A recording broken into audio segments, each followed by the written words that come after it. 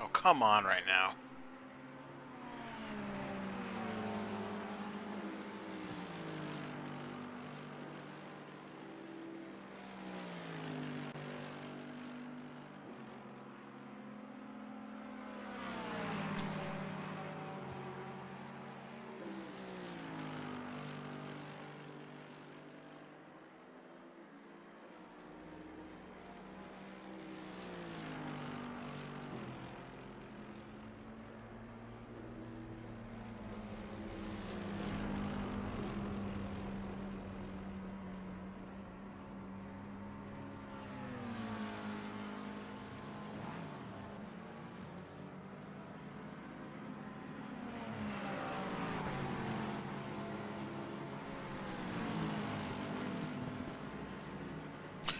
Just a heads up, I probably won't be talking much, so just enjoy the show.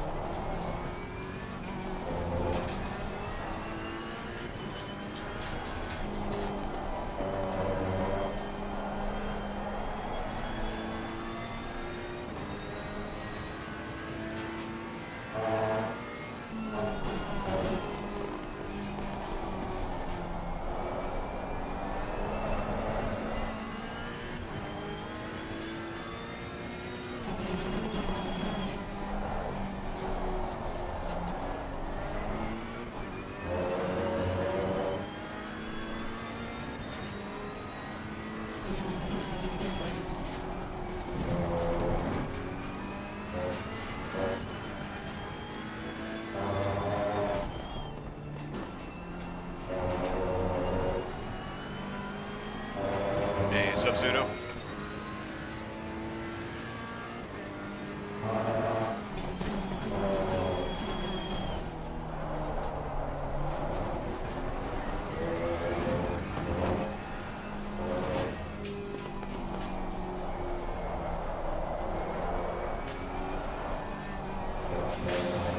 Yellow flag ahead, charging front.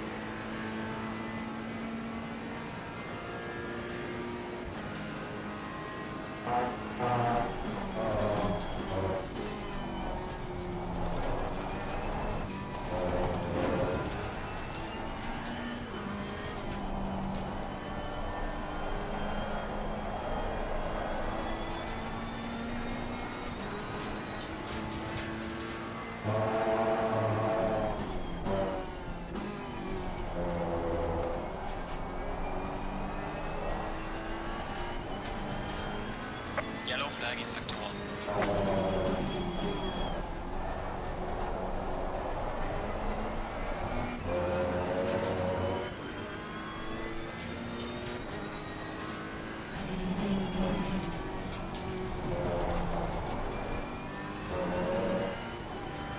Got it?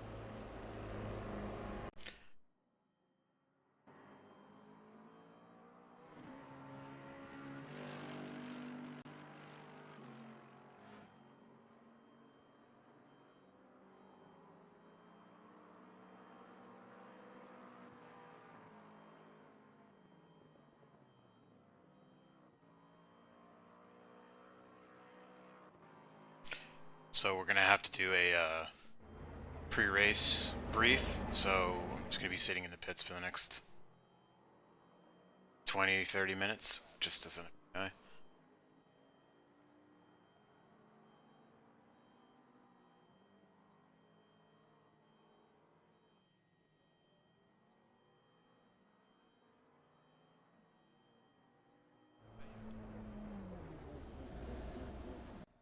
Did you?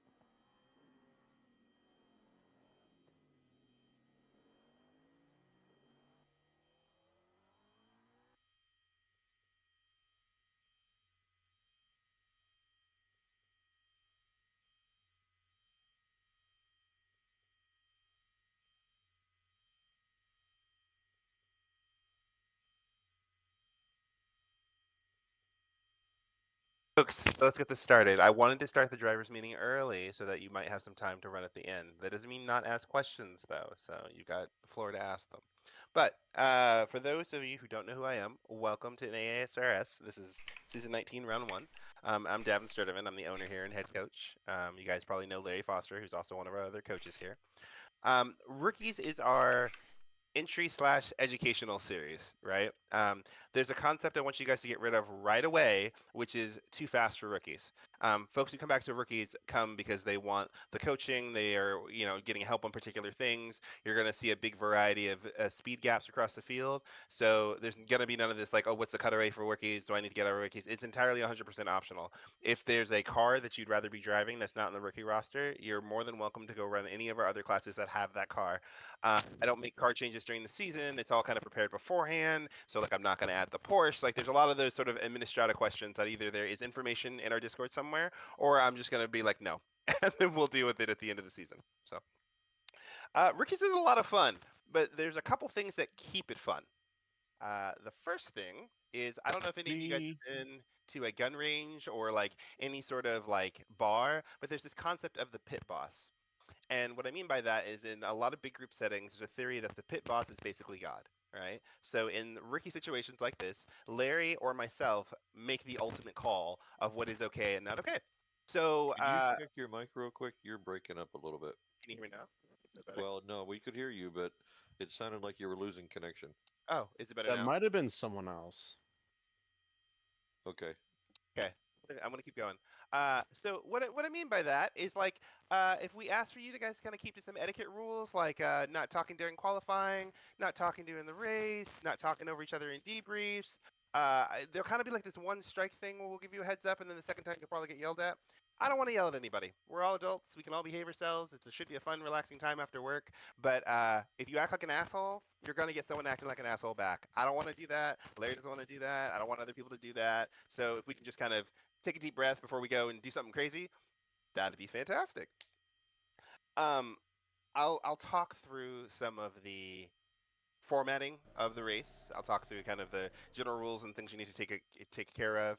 I'll take a pause kind of between big sections because it's a lot of talking for the first one. See if anyone has any questions. Um, there's no dumb question. I don't know if other of you have racing background, but I've been racing for the last 20 years in real life, go-karts, race cars, sim racing. So there's not any sort of bad driving I really haven't seen. So if you're slow and want help, that's what this series is for. Like that's what this whole community is for. Ask questions, right? The leaderboard tells me if you're slow and struggling. And if you're fine with that and are having a good time, I'm happy to leave you alone. But if you're trying to get better, leverage the resources around. Talk to me, talk to Larry, talk to folks in coaching discussion, talk to any of the open drivers that are around here. We have tons of drivers who will be here willing to help you. But being stubborn is the slowest way to develop. And I've seen a lot of stubbornness. So that'll be your experience if you want it to be that way. All right, so let's talk about the race format for a bit. So typically there's not so much talking. The first one is always a lot, and then the drivers' meetings get subsequently a little bit shorter. Our free practice section should be treated like a morning warm-up. We have a server called the House of Practice that is set for the upcoming track a week in advance. So if you've taken a look at the event schedule, which is over in Discord, you will see that there is a Monday through Friday schedule of what races are going on and when the track switches.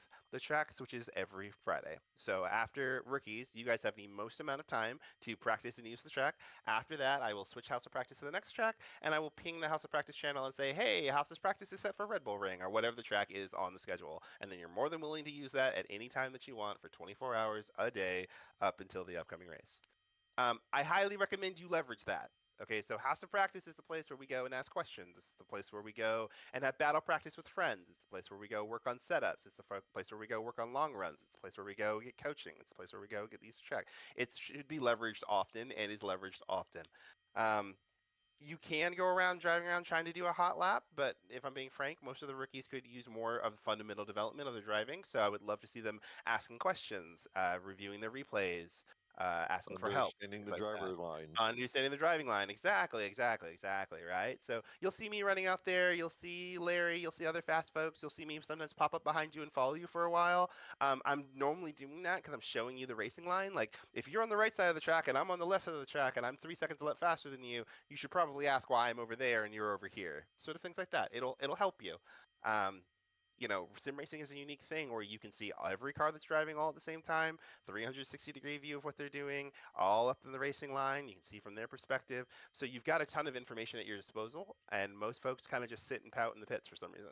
So those guys that you will see near the front of rookies will have done all their homework. Most of the folks who are kind of not up there kind of have just been struggling in a cycle, right? So everybody learns differently, all that other stuff, but still. The other thing I want to bring up is just how critiques work around here. So we are only trying to help you be better drivers. So don't be upset if we are slightly critical about something we see. I'm not saying you're a bad person. I'm just saying you could be driving better. So getting wound up and defensive isn't going to help you. Trying to talk over me super fast when I'm trying to help you is not going to help you. Doesn't mean don't ask questions. I mean, I love asking questions. I love having discussion. I love engaging. But if you ask me a question and then subsequently yell at me, then I'm not going to help you with other things because that's not a fun way to do it, right? Very rarely do we have that sort of behavior, but when we do, it sucks. Don't be that person, right? We'll review things in our post-race debriefs. You'll see folks reviewing things in the afternoon after races. You'll see people on the weekends reviewing stuff. That is there to help you. Primarily, if you really, really want help, go lean on our coaching rooms. So we have 3 coaching rooms for folks to just go in there, and those are places where you're saying, hey, I want to talk about driving and just driving, right? The social channel is our bullshit channel. That's where you just go in and just talk about whatever, right? And that is designed for people to go there if they just want to hang out. And I highly encourage you guys hang out there. It's a fun place. But if you are trying to focus on driving and you still want to be social, go to a coaching room. It is your way of basically saying, hey, either A, I need help, or B, don't really want to talk about all the random bullshit I heard today. Good to see you, but I'm going to be over here, right? Totally etiquette way of how we do it. I will say, though, just out of respect, if you see a coach working with somebody in a coaching room, you're more than welcome to join. You're more than welcome to kind of respectfully interject in the conversation and be involved. But if they are working on something, don't fuck with it. Just wait your turn, right? It's a simple thing. Just be polite. And coaching rooms are a wonderful thing, right? Highly use them. Typically we'll have a drivers meeting. Typically there will be a little bit shorter, so normally there'll be like 15 minutes towards the end. I'll run through some etiquette things that you'll need to pay attention to, or like trends of things I've seen during the week of like people cutting people off out of the pits and other dumb stuff like that. But they're normally not going to be this long, and I promise I won't be talking this much. It's just the first one, and there are a lot of new people, which is great, but that means I have to go through the whole thing because I don't know what you know and what you don't know. So, all right, I'm going to pause before I move on to qualifying stuffs. Any questions so far? Apart from not being a dick, is there any other real etiquette we should follow? Oh yes, there's a plenty of those, but they do all kind of fall under the same category of not being a dick. One big one is like when you are leaving the pit lane, like leaving the pit and going onto the hot track, pay attention to traffic that is on a hot lap. A lot of times I see people just kind of like blindly driving forward with blinders on and cutting off cars that are on a hot lap. In the race, that's fine. Like the race, you're just supposed to do that. It's a competitive situation. You're trying to jump in front of other people. You're trying to beat them out of the pits. That's 100% supposed to be acceptable. But in practice and in qualifying, kind of being a dick, right? That doesn't mean like come to a complete stop coming out of the pits or just like park it in the middle of a moving track, right? But just go slowly, like let traffic move its way by. Typically, if I see someone rolling slowly out of the pits, you'll look at traffic and see if there are cars coming. But don't just like park there, right?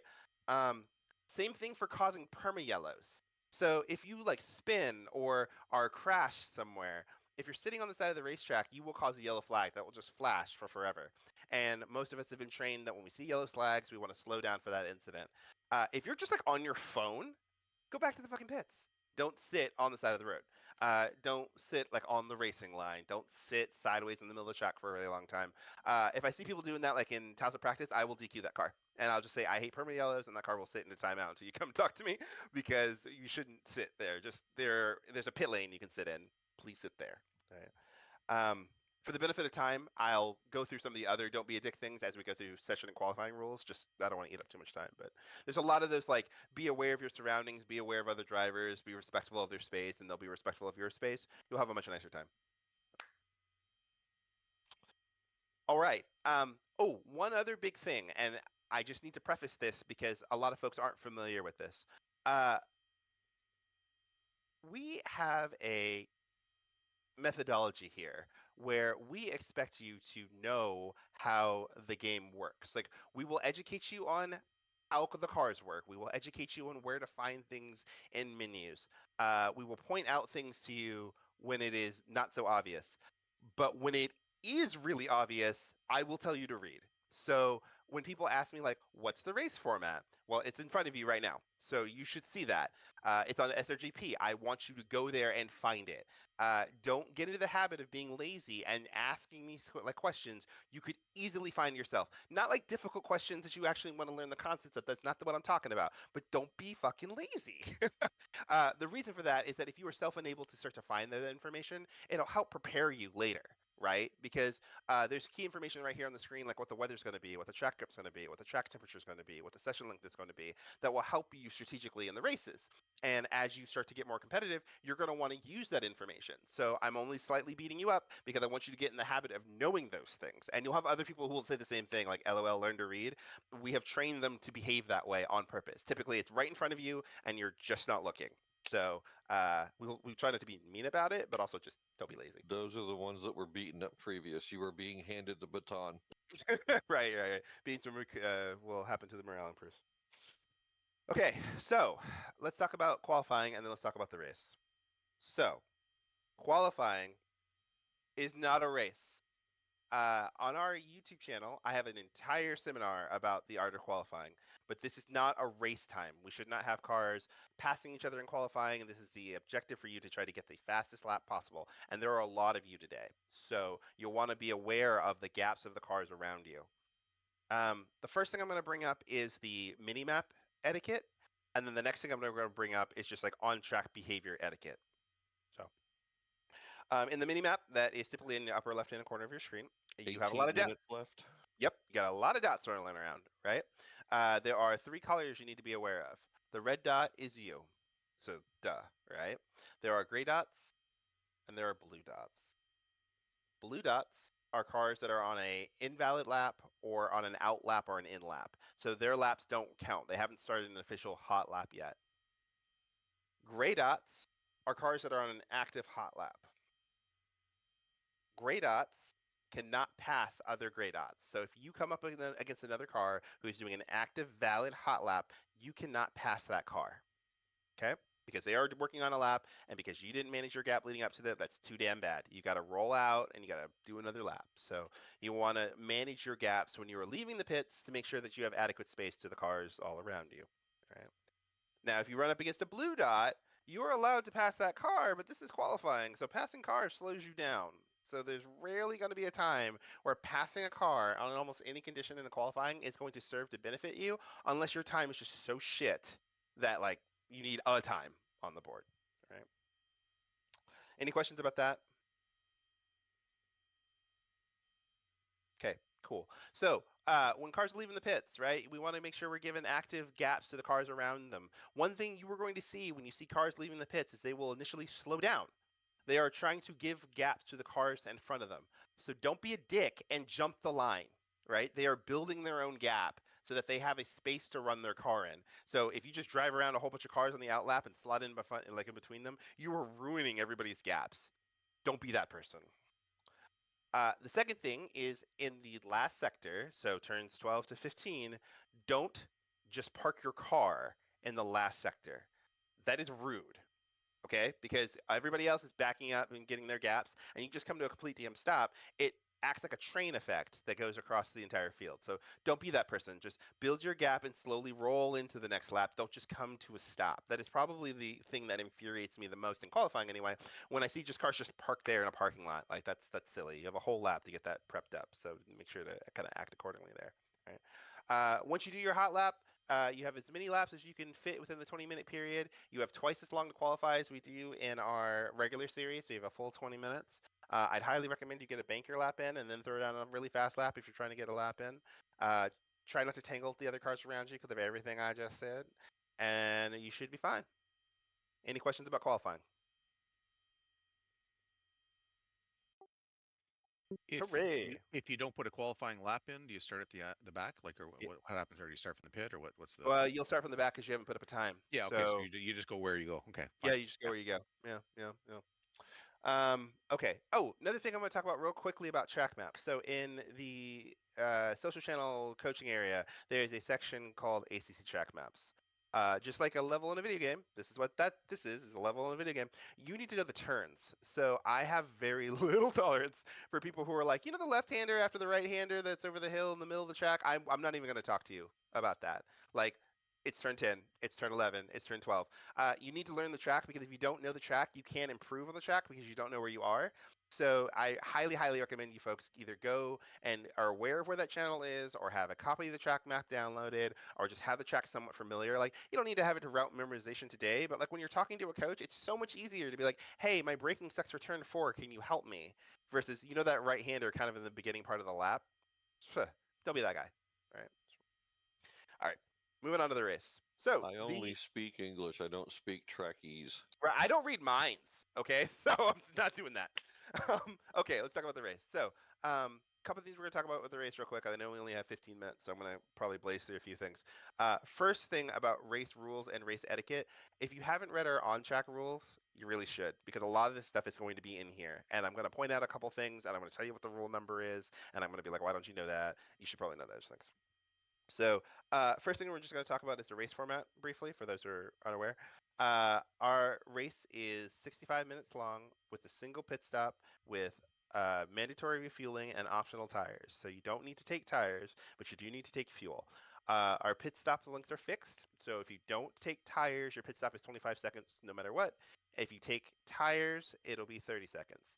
This is not the time to ask me whether you take tires or not. You had a whole week to do that beforehand. I'm not going to talk through what the strategy is on taking tires at the last minute. It's not fair to those who prepped to ruin the answer. So I'm not trying to be an asshole, but last minute sort of big things like, can you fix my car in 10 minutes on setup? I'm just not going to do, right? We'll happily do it throughout the week though. When we start the race, we're going to have a warm-up lap. So one big thing we ask is do not ghost through the cars in front of you.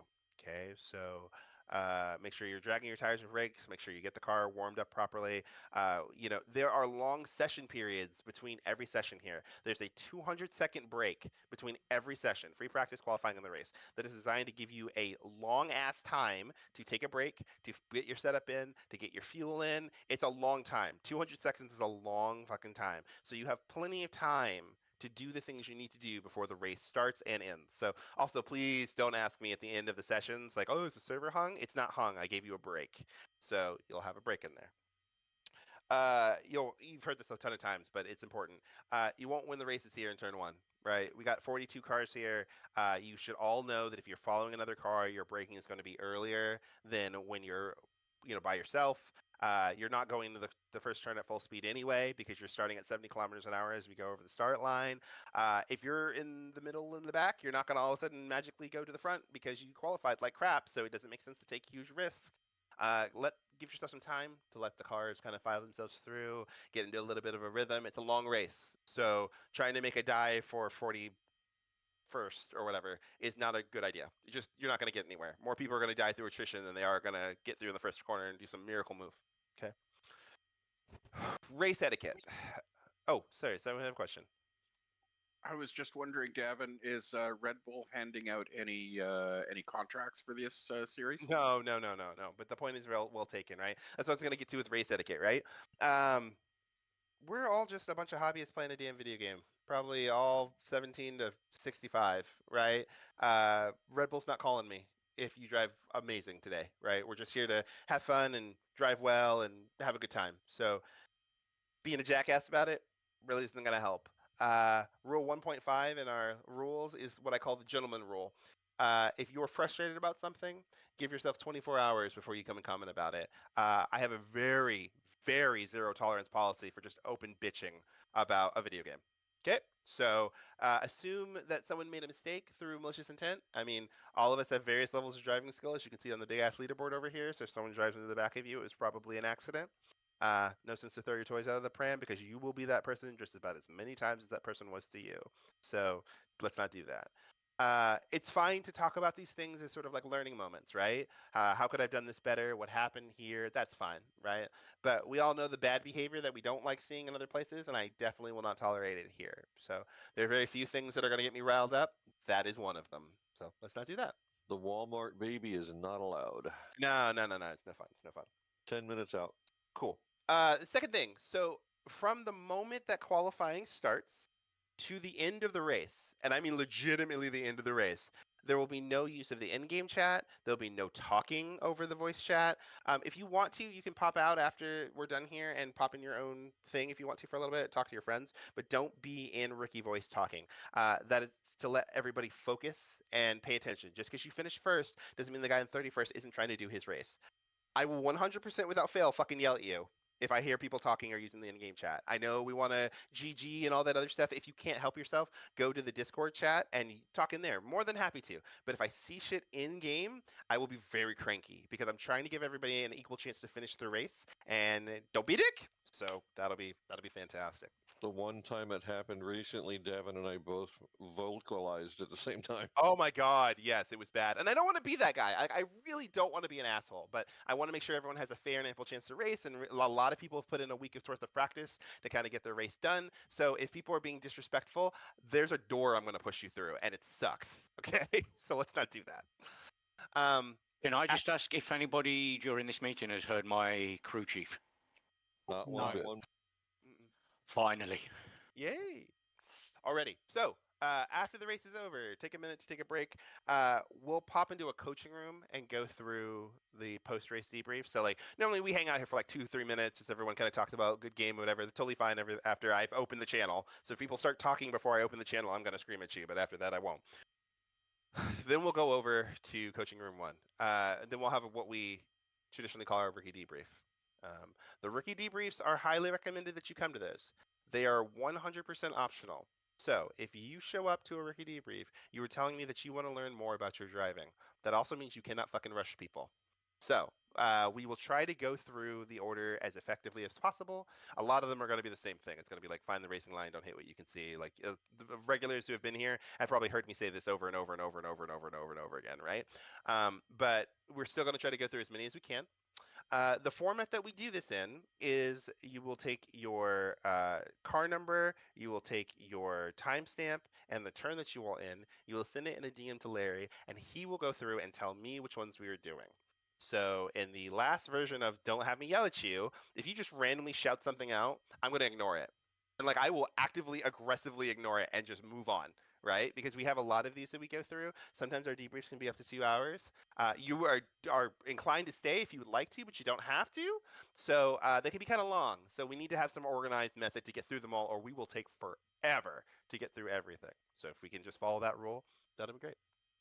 I would highly suggest that you guys participate in these, mainly because when you send me a replay or something of that nature, like Davin said, you want to learn from the situation, Right. whether it be good, bad, or indifferent. Remember, we're going to look at everything if we can. Now, the other thing too is I'm going to ask you what you were thinking. What was your version? What was your sighting of this type of thing? So I will call on you when your turn comes around, and you're going to have to kind of interact with them. Yep.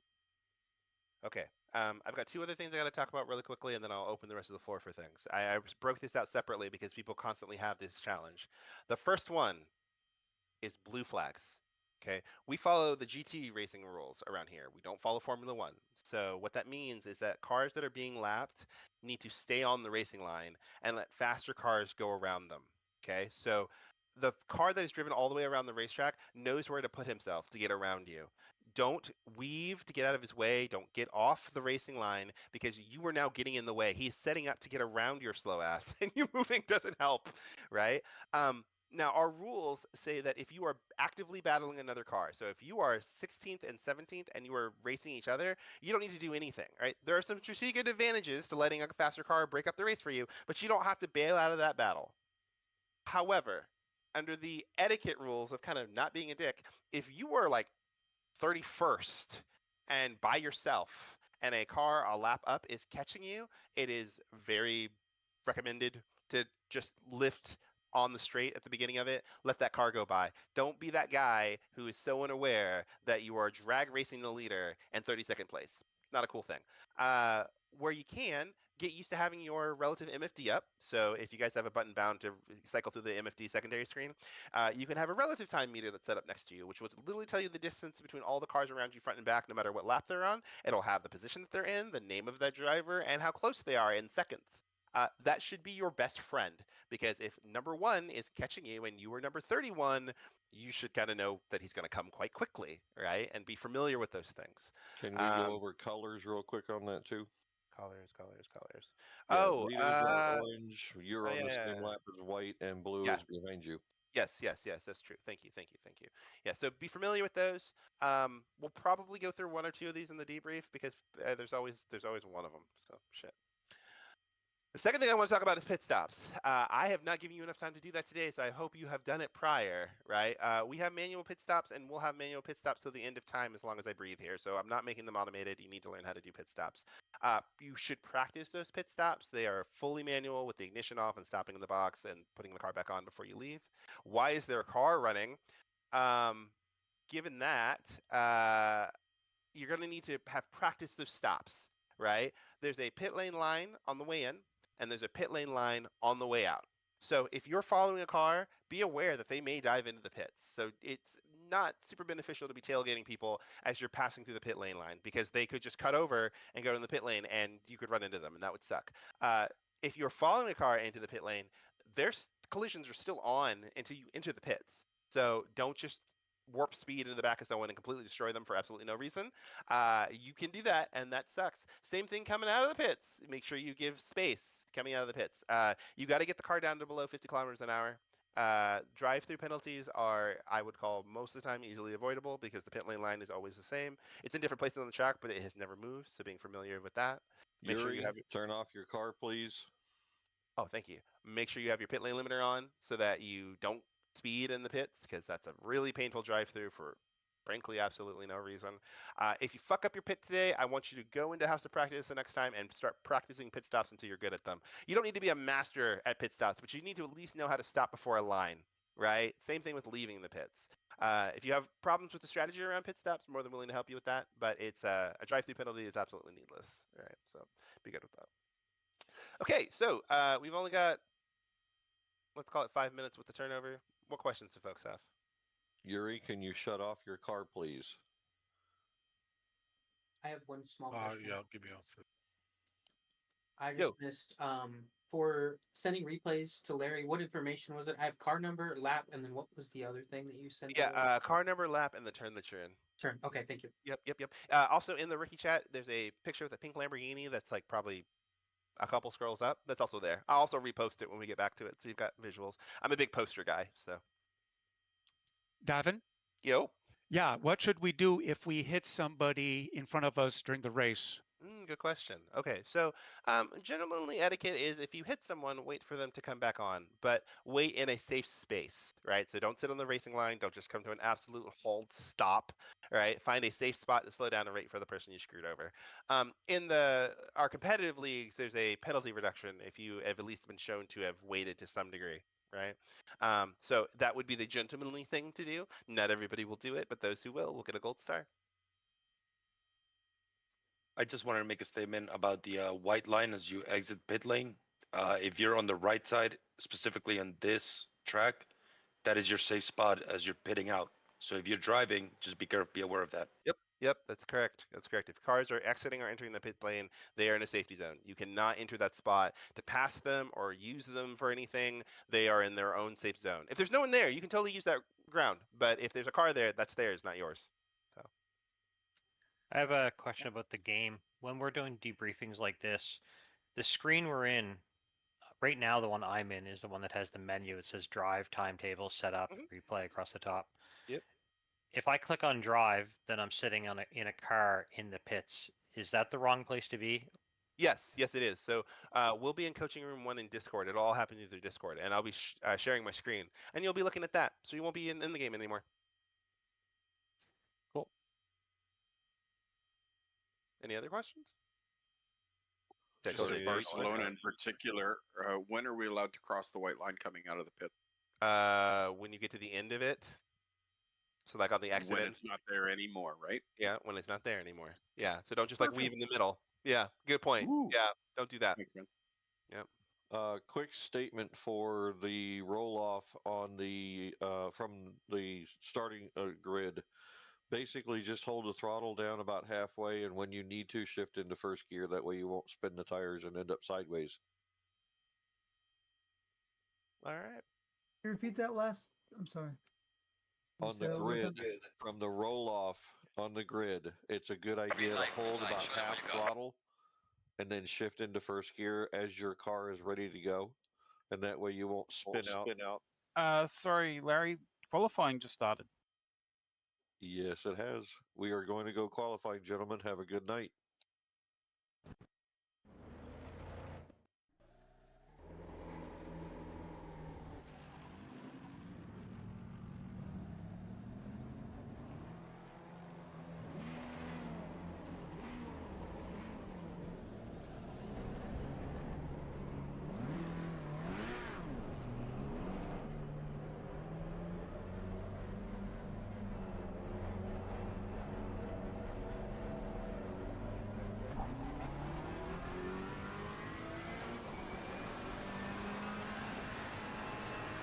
Slow car ahead.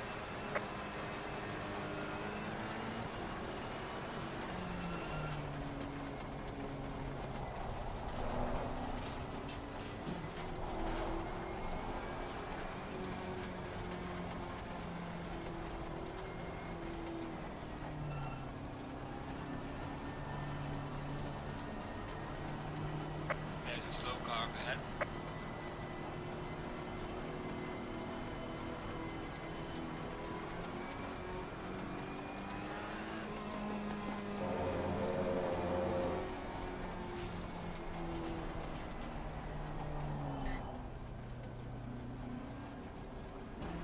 There's a slow car up ahead. Yellow flag in sector 1.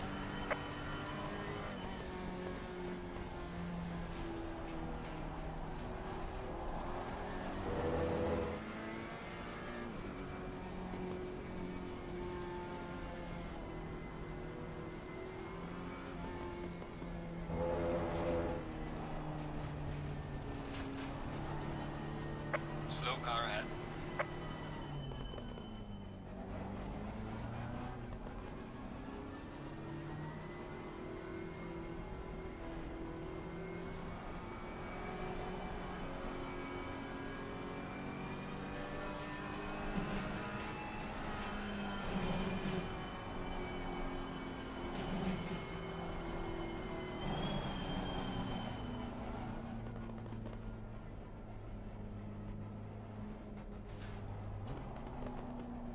There's a slow car up ahead.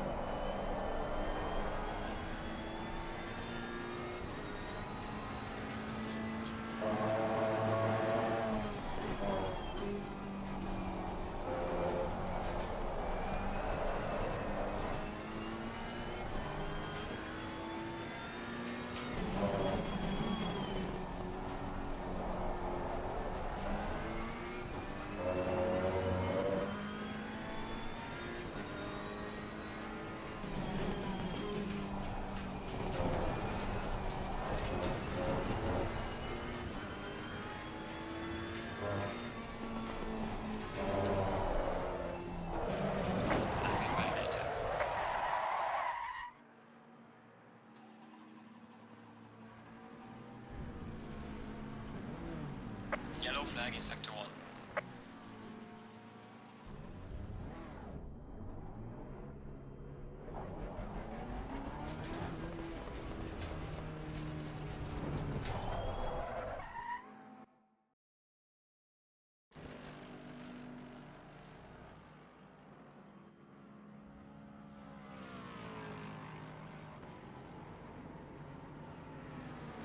Yeah, that wasn't great, not gonna lie.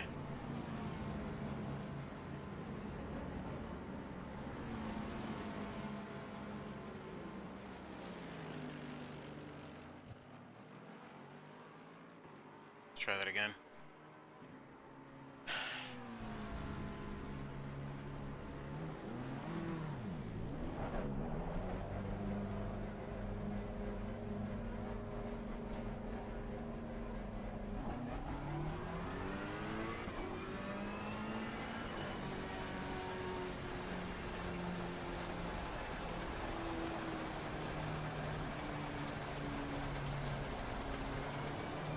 Car on the left. Oh!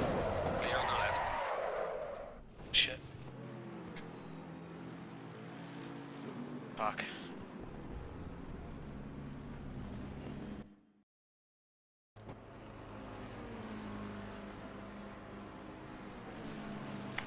That sucks.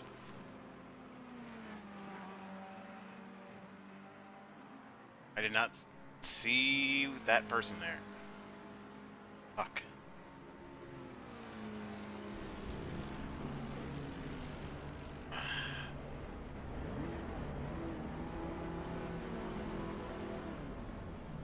Alright.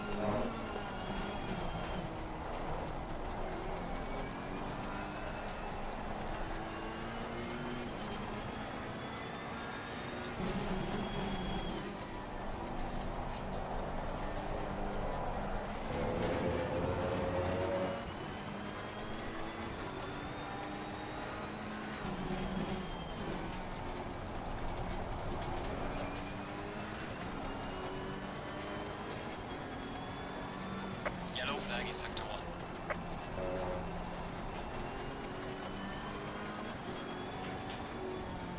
Car on the left. Clear on the left.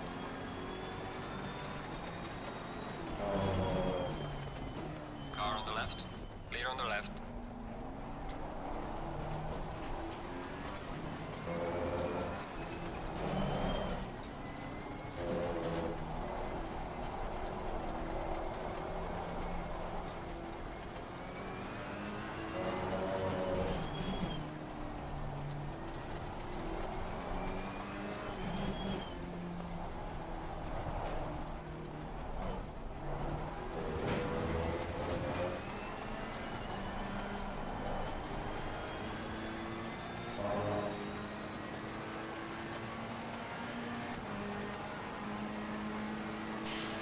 Nice and easy.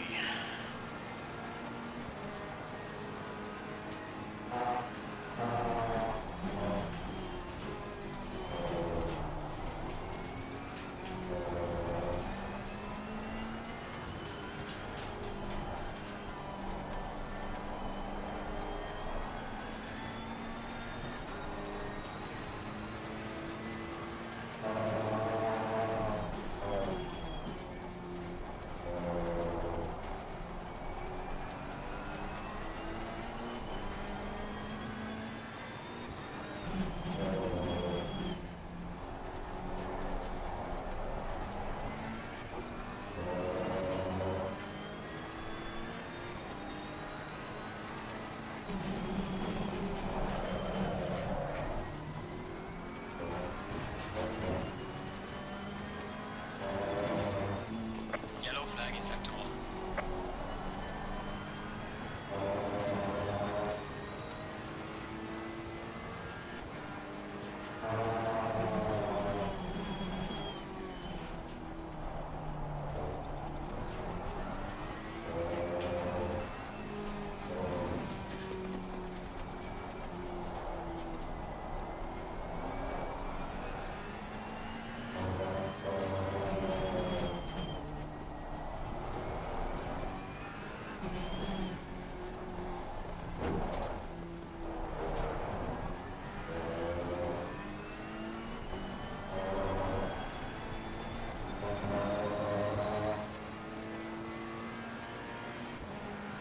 Well done, mate. The fastest lap so far.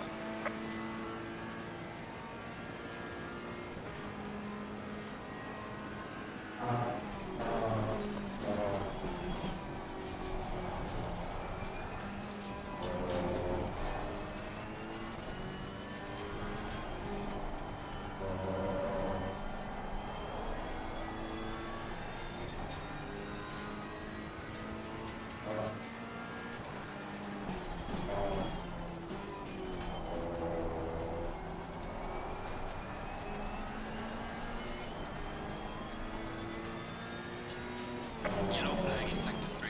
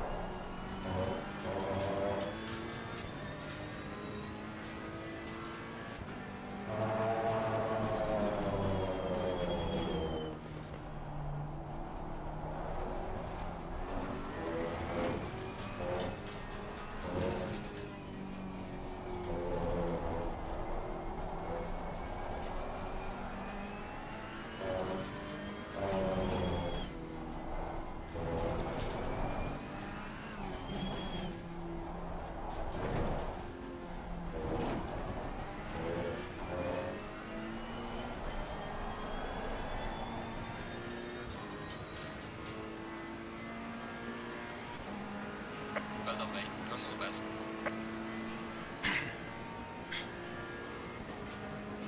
Slow car ahead.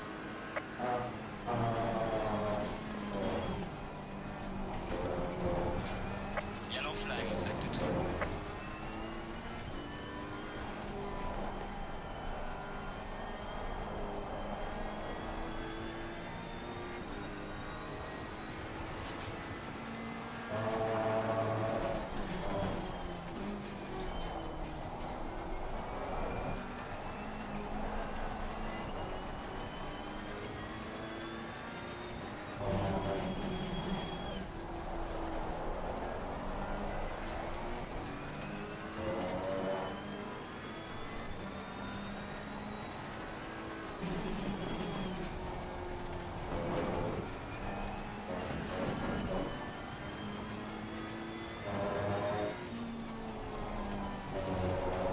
Yellow flag ahead. Be careful.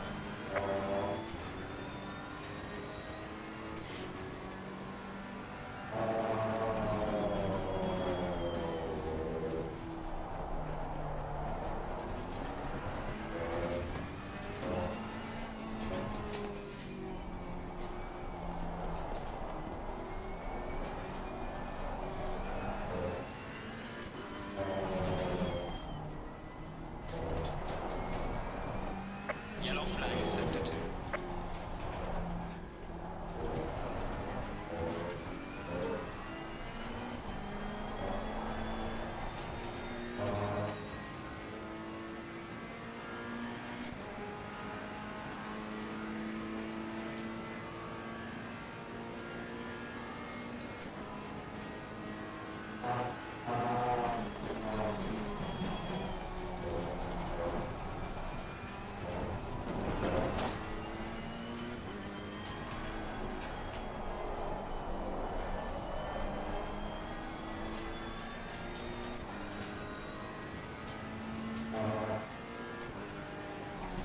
Yellow flag ahead. Watch out.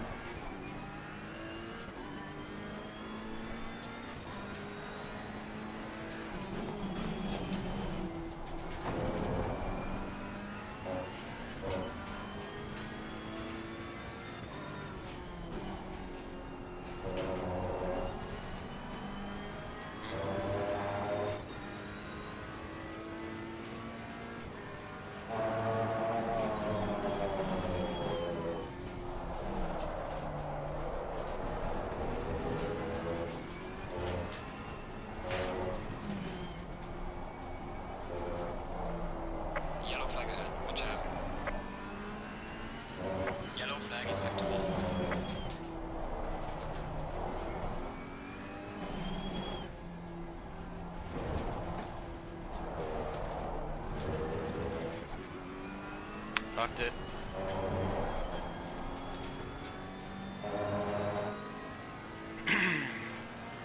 Losing time in sector 3.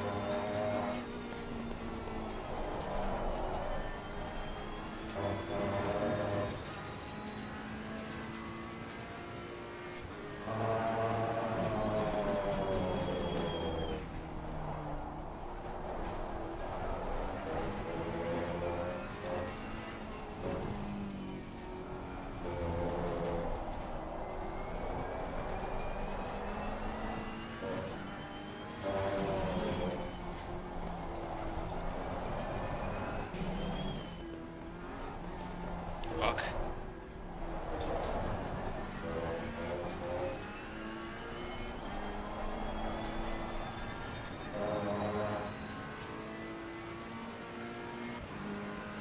Well done, mate. Yes. Not too All right. bad. Yellow flag in sector 2.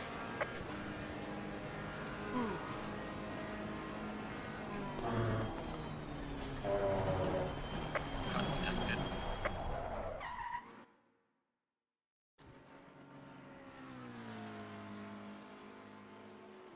Okay. Whew. That one felt really good. I apologize to whomever I bumped or got in the way of, but I panicked.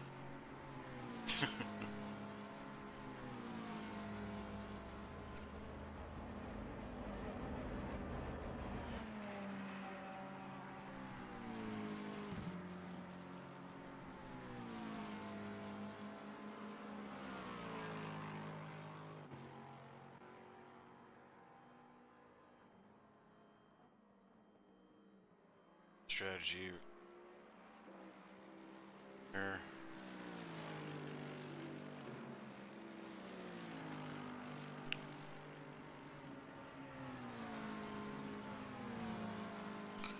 About all I got.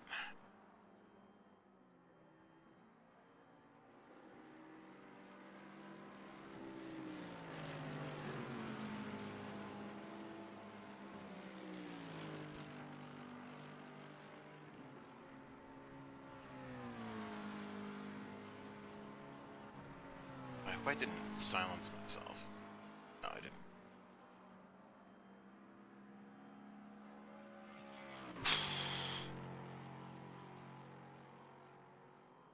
It's not half bad, you know? I'm not at the bottom. And I thought I was going to be much further down, I'll be honest.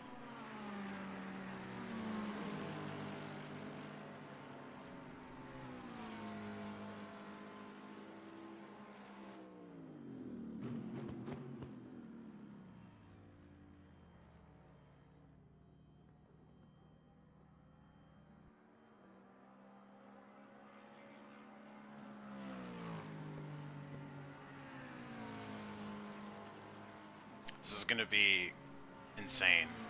I don't know.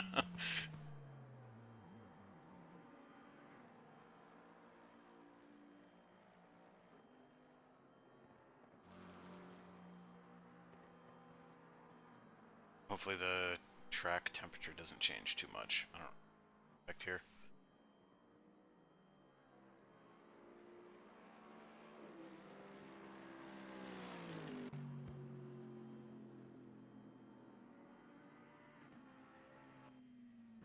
And I can't even grasp like how I would find 3 full seconds.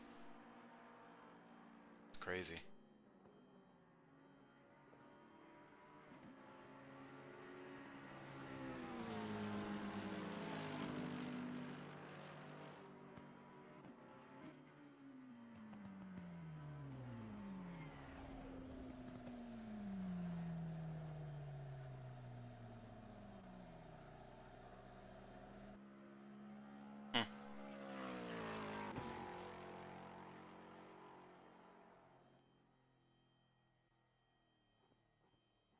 Alrighty, gentlemen. One thing to go over before we get into the race tonight. Remember, going down the track after the race and slamming into another car is another big no-no. Not only because somebody may not be paying attention, but a lot of us are using the direct drive wheels, and they only do what they're told. It's one of those things where if you hit another car and somebody's not paying attention, you can get somebody hurt. Mr. Laflamme, look at your signal, sir. Your ping is quite Yes, high I right know. this Ken, second. I was just about to interject and ask if I could get out and get back in again. I don't know why it's going crazy. Davin, maybe? He is muted and deafened. I don't know that it would work, sir. I would stay and see if it changes. Thanks, Larry. So, Mr. Quant, I had gotten a message that you are glitching, but let's just pay attention to the pings, everybody. Just pay attention to the cars around you. Mark, your number is normally where it is, about 230, so you should be settled in. Yeah, it's been running quite stable. I'm watching it. Yeah, it's very unusual to see someone else. Owen Churchill, yours is rising while we're sitting here. I don't know what's going on. It might be the server. So let's just pay attention. Give yourselves a little extra room early on. Practice too. Yeah, I saw a couple of people glitch, and I thought it was me when I was practicing qualifying, but it doesn't look like it. Yeah, I got hit by a glitch car too. Yeah, Laflamme, your numbers are coming back down again, but actually I got a message from outside where somebody was spectating and it was causing an issue. Either way, good job for you guys. I'm looking at some lap times that are absolutely ridiculous. Greg, the Lexus is your car, sir. Yeah. That is dumb time right there. Strong, strong, strong field. Excellent times, guys. Just to remind everybody, I will be starting from the pits. Dun dun dun. Yeah, there's a I think a lot of people did well finding space as well. Yeah, kind of. Yeah. Yeah, I was gonna say I saw that happen, Davin. Yeah. All of the Ferrari drivers have a little extra pep in their step today. Well, whoever it pepped the wrong way. I could have done better. I'll admit it. That's my shocked face. Really, when it comes down to it, like I said before, and Davin mentioned also, we're here to have fun, guys. Don't take it too super serious. Yep. If you're in a battle with somebody, concentrate as best you can. Don't get any tunnel vision. That'll hurt you. Just let's have a good inaugural race when it comes down to it. Oh, hopefully folks have checked the weather, have checked your fuel loads, have done a fuel and strategy check, have checked for fuel, and have had a great day.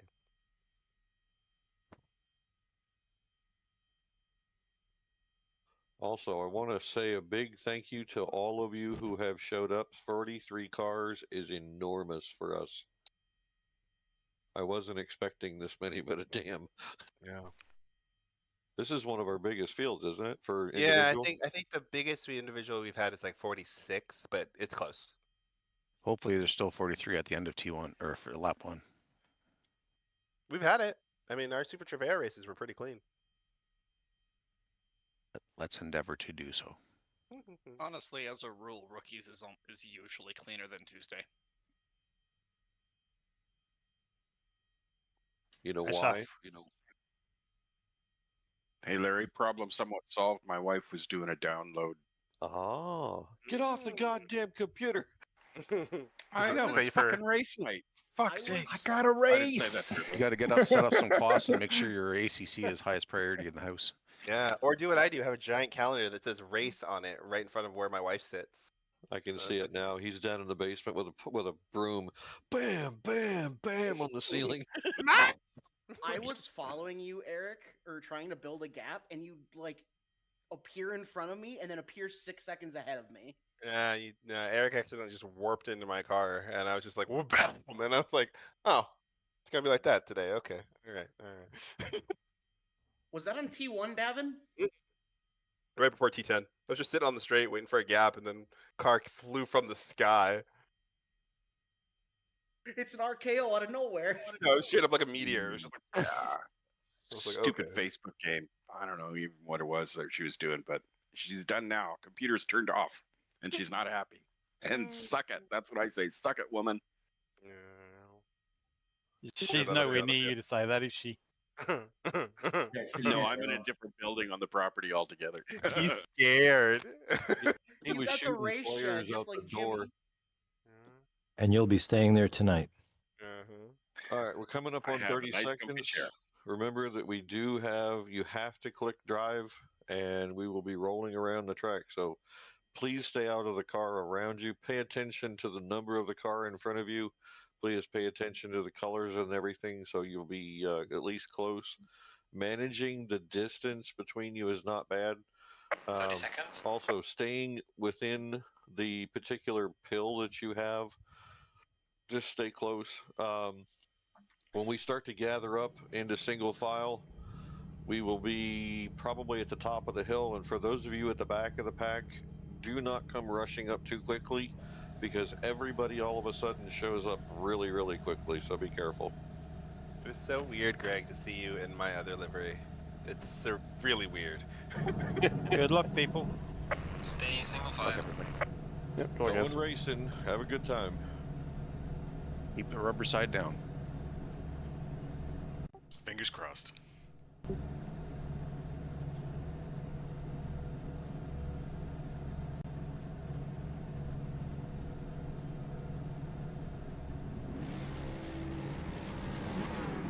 That's weird. In the 22 says you're allowed to pit.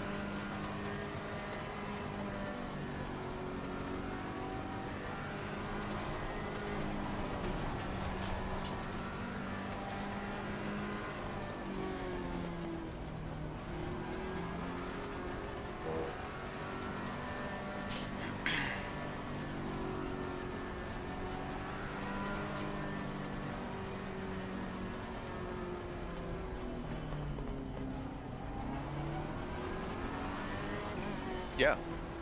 Stay in double file.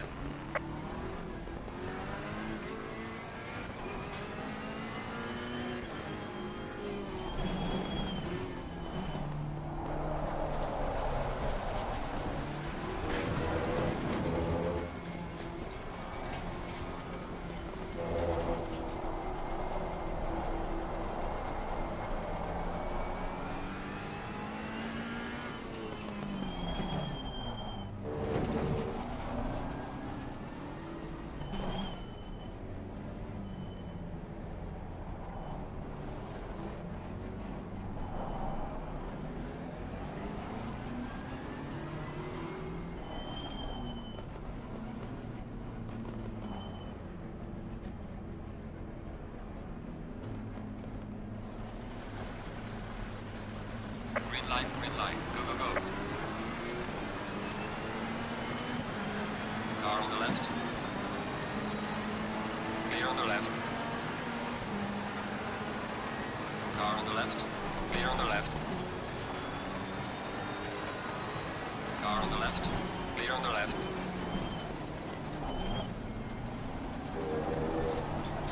Car on the left.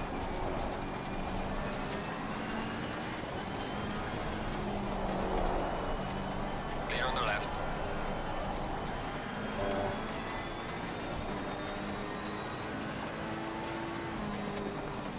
Car on the left. Clear on the left. Car on the left. Clear on the left. Car on the left. Clear on the left. Got some light down. Jesus. The pit is now open. Slow car ahead.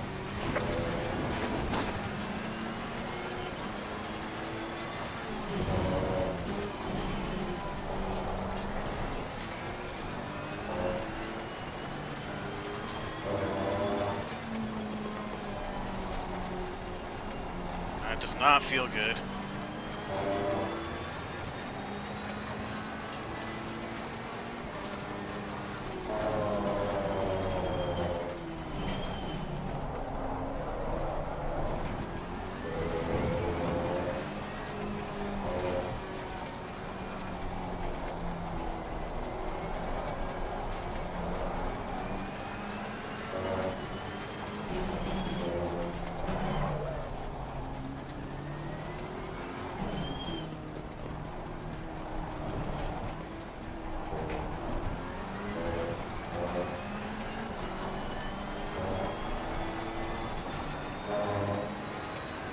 I already got punted. It's alright.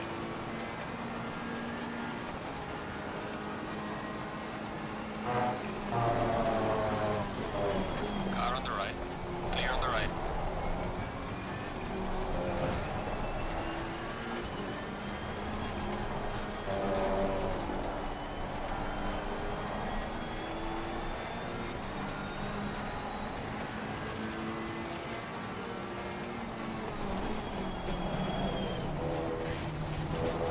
You gonna give me space, Car on bro? the left. Clear on the left.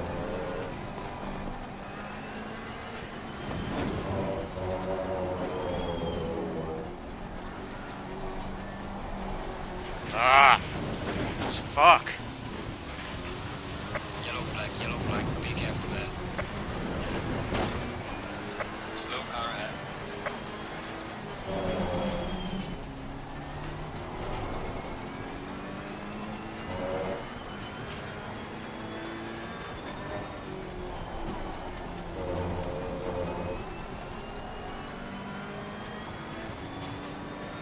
Car on the right. Clear on the right. Guy's stopping like right there. Yellow flag in sector 2.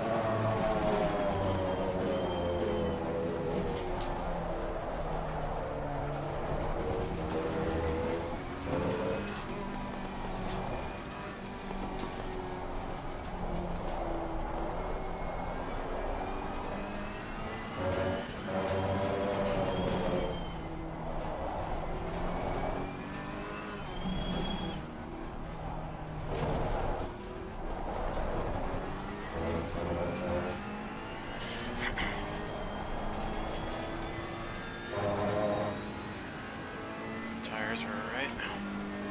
It's alright. Personal best.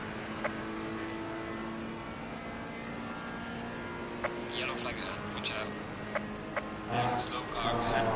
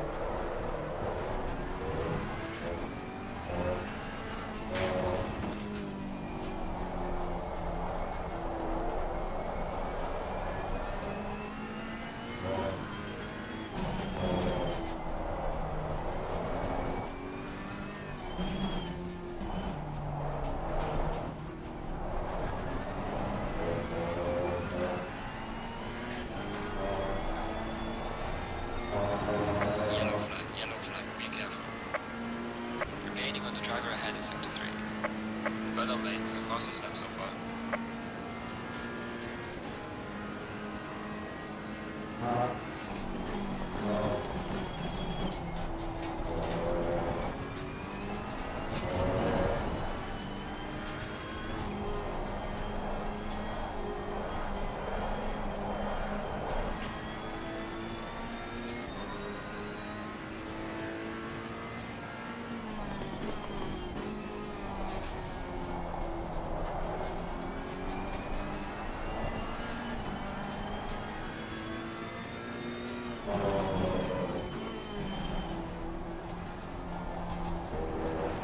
Yellow flag in sector 1.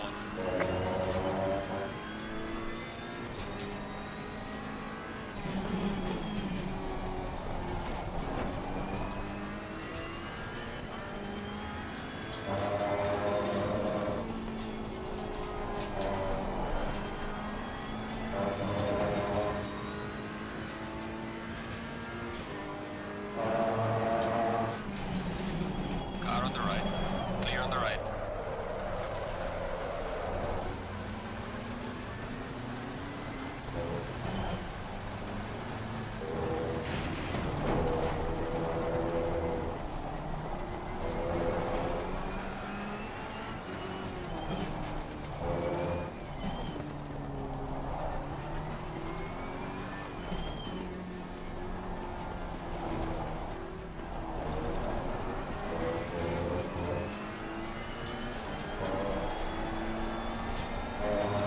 Yellow flag ahead, watch out in front.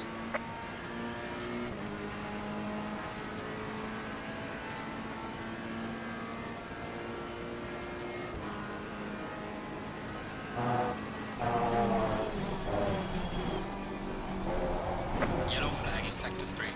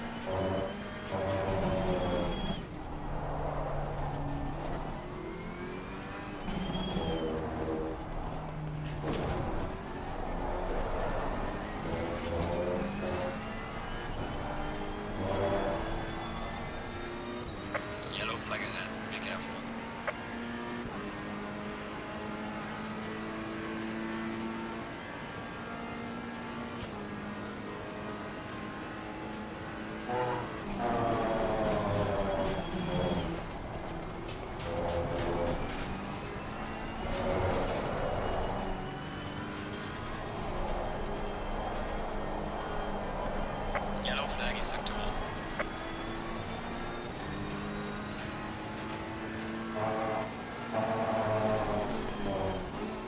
Yellow flag ahead, be careful. Slow car ahead.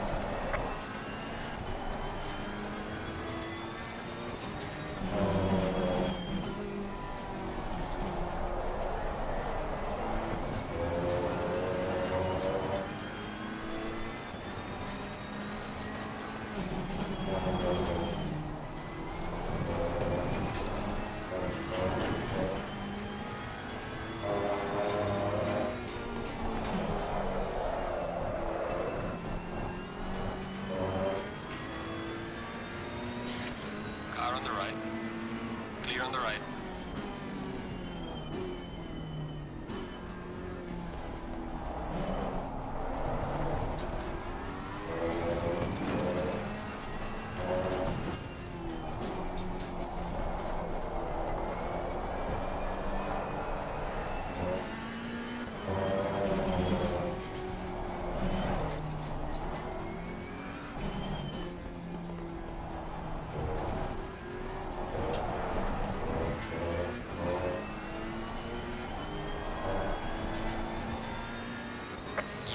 Yellow flag, be careful.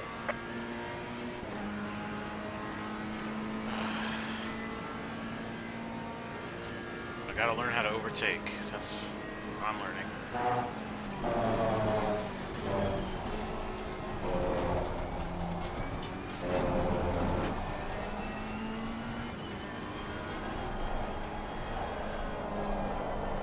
Yellow flag in sector 1.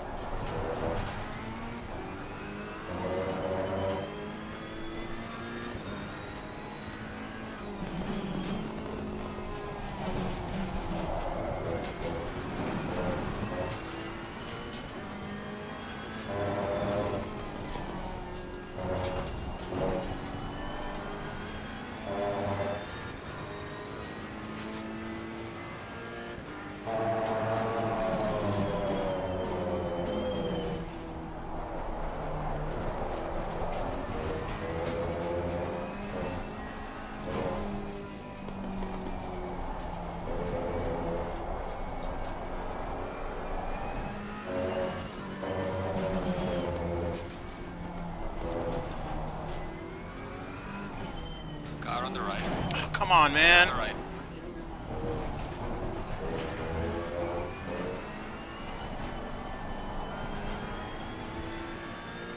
Yellow flag, be careful there. I'm gonna dub this car the Battle Toad.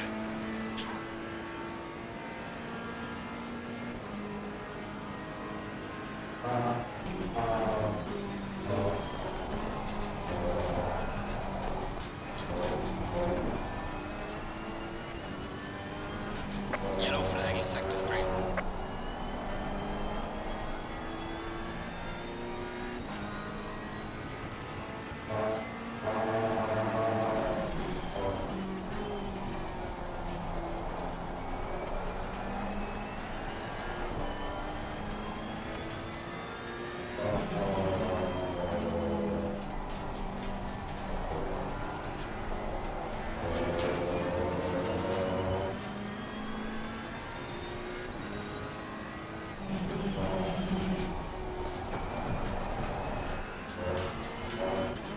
Slow car ahead.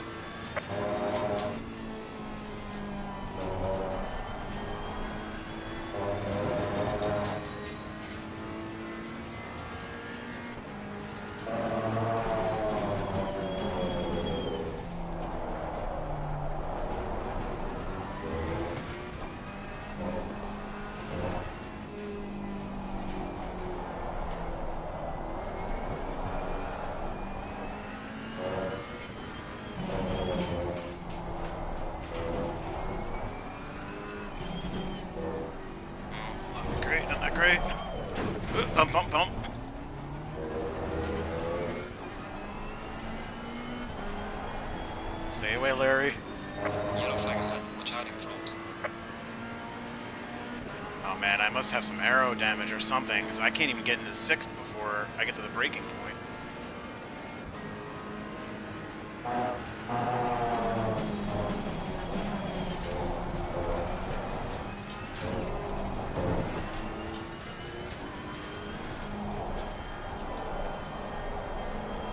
Yellow flag in sector 1.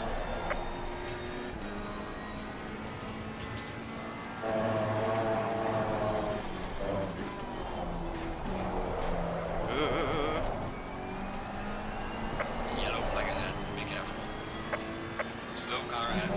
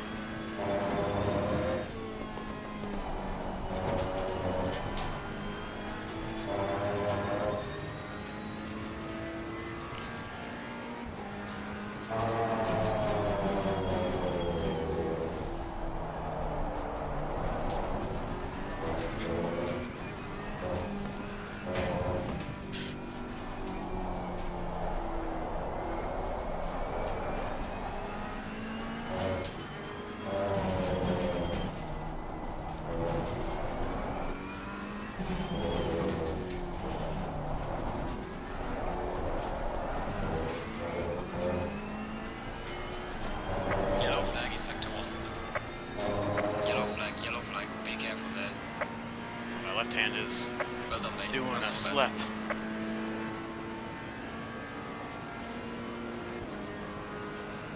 Yellow flag. Be careful there. There's a slow car up ahead.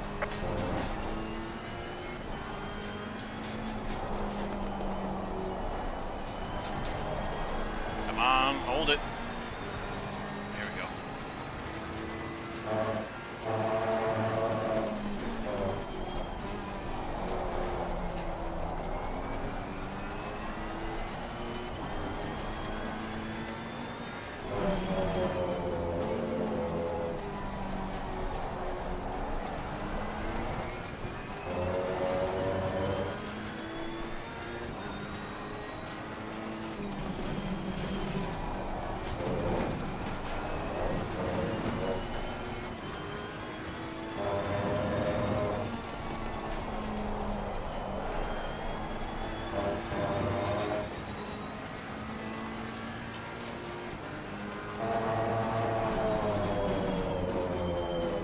Yellow flag in sector 1.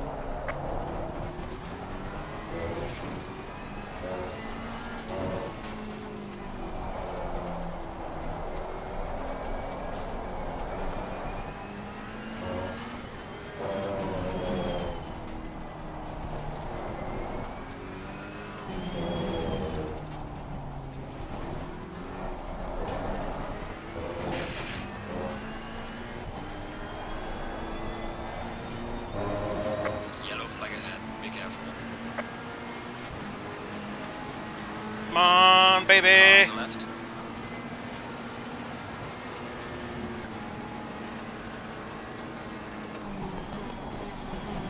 Clear on the left.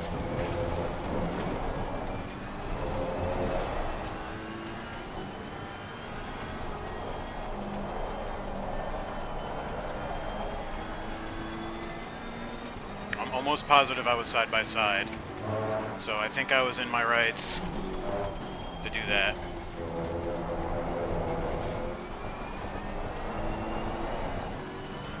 Lap 11.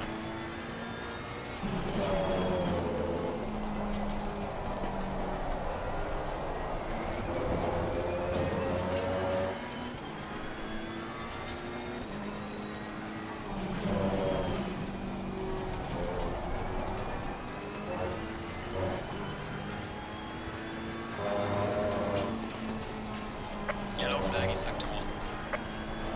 Ooh, squirrely.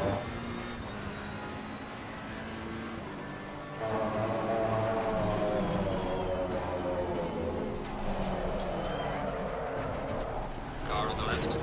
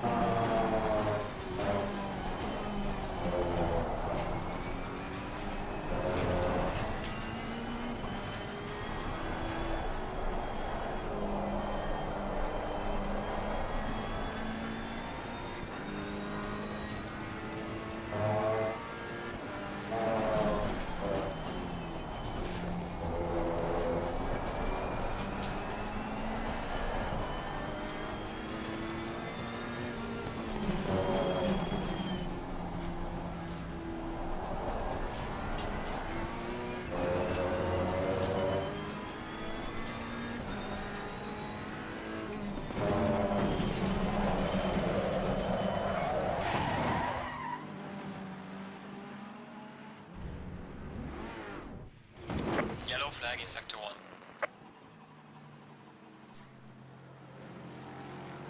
Oh, what the fuck? Oh. My car won't turn on.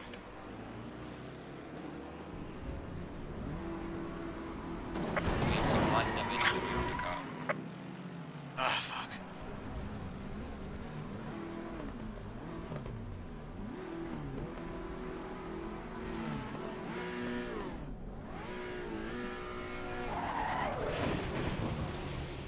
Faster car coming up behind you.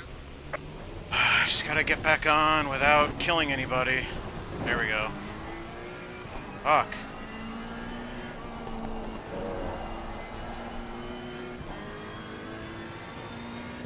God damn it.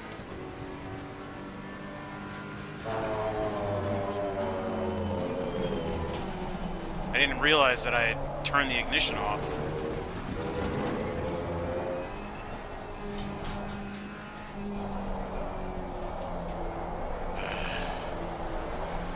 Oh my god. My tires are bugged.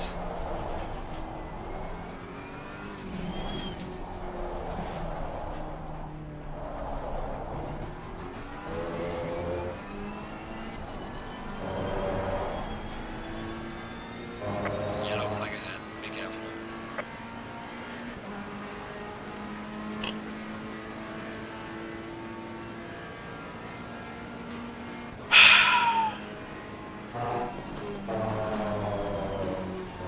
There's a slow car up ahead.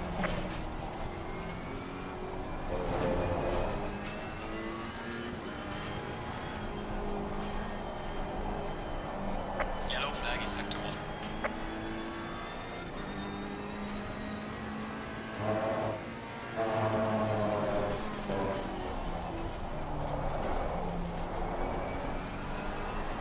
I mean, I was going pretty good there for a while. Now I think I'm last.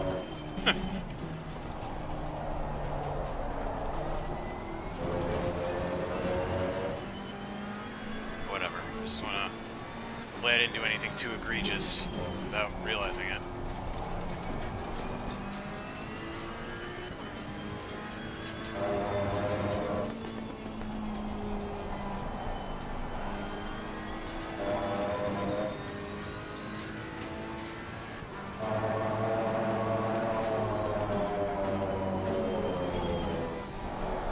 Oh my god, these tires are just...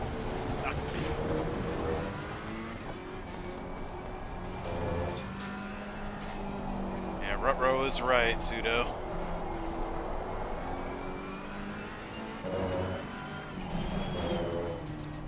Faster car coming up behind. Watch out.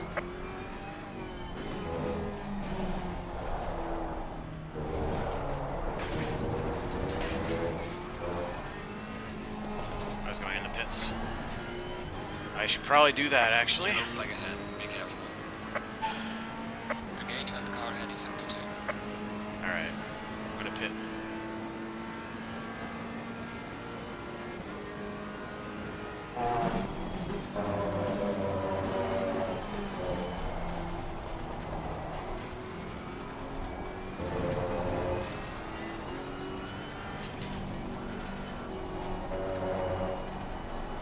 Yellow flag in sector 1.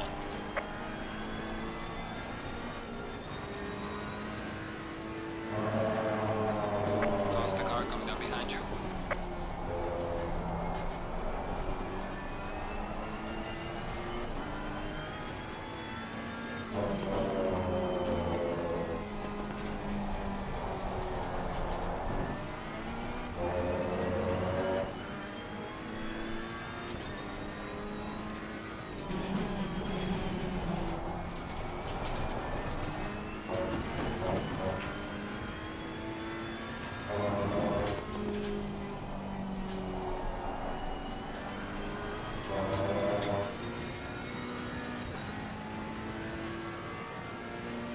Car on the left. Clear on the left.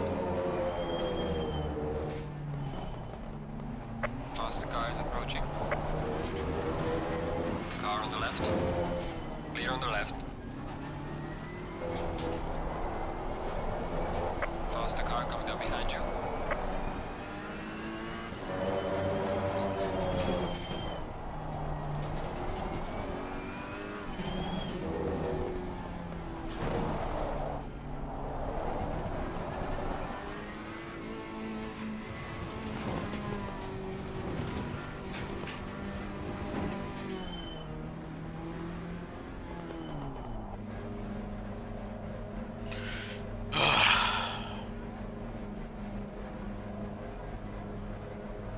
Man, that is brutal.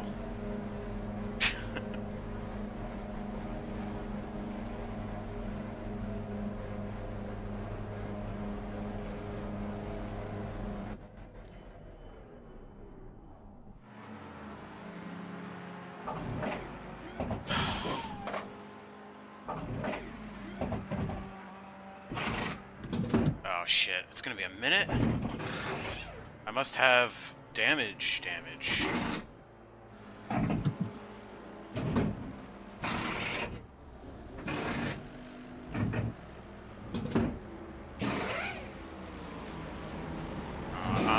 I'm gonna be dead last now, shit.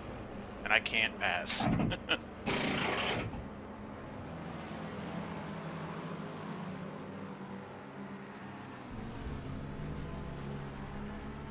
Fuck.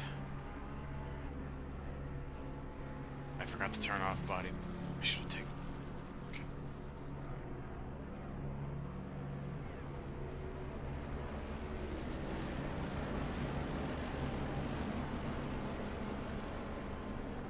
I might get out of some space. Come on.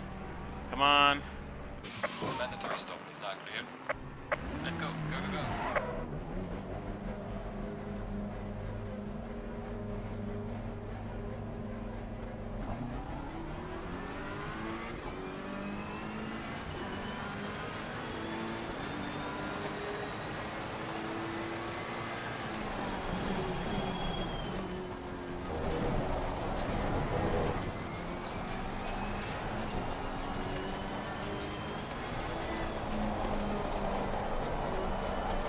Yellow flag in sector 1.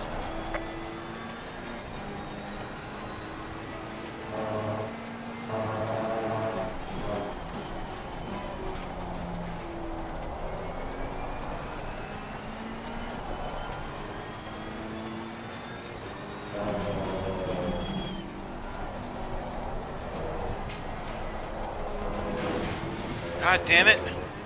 Alright.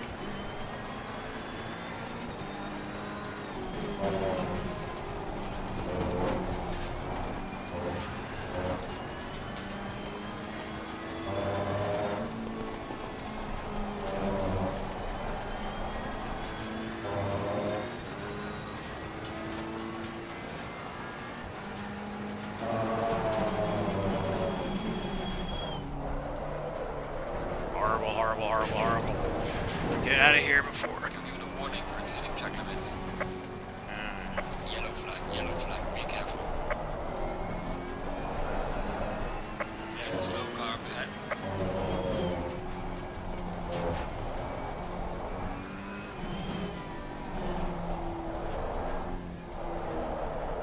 Get through the chicane.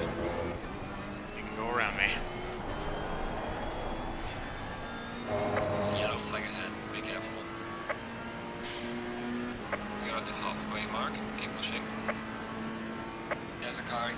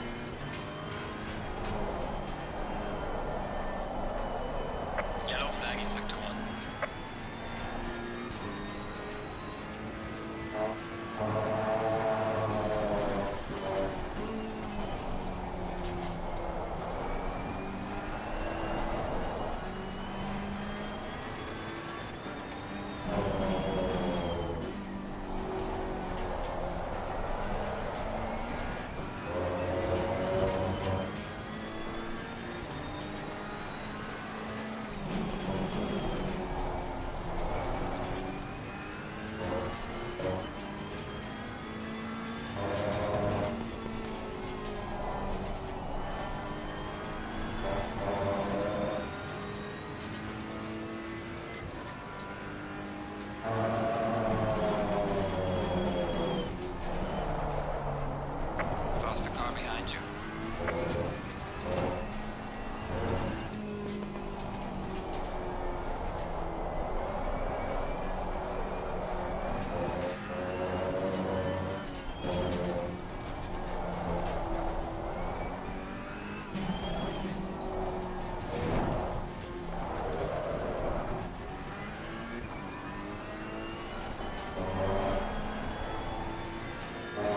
Yellow flag ahead, watch out.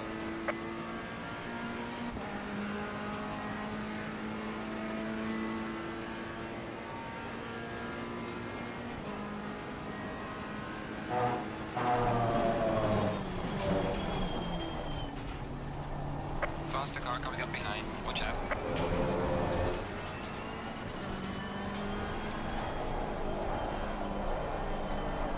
Yellow flag in sector 1.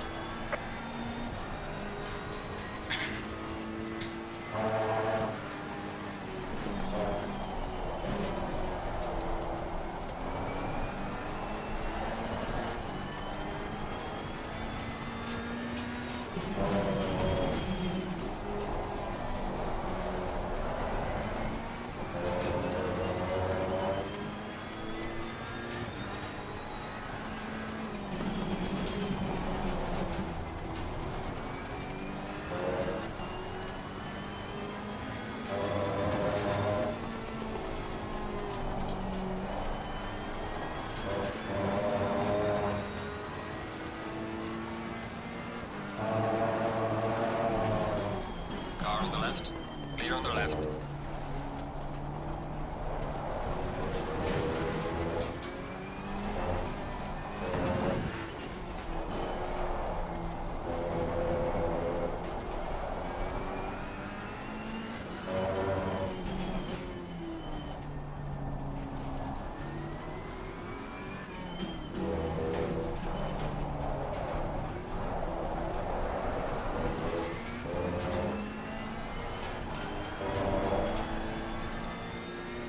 Yellow flag ahead, watch out.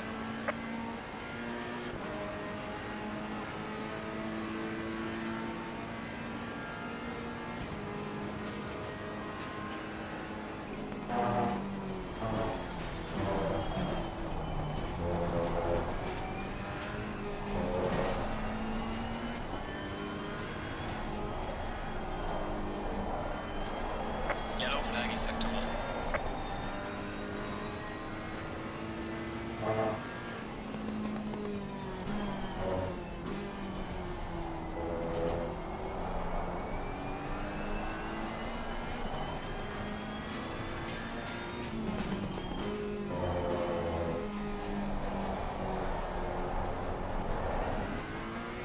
Faster car coming up behind, watch out.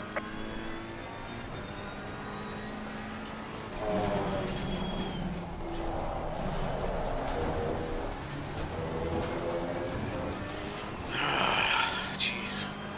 Whew. This guy ahead of me, I should be able to get around him.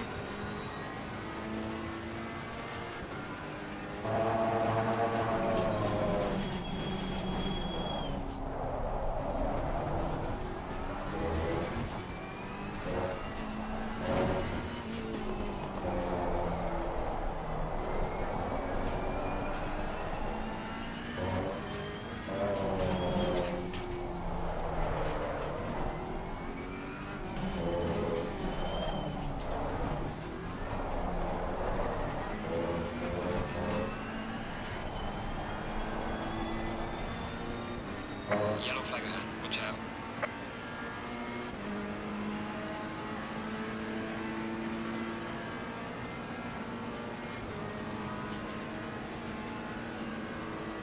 Car on the left, clear on the left.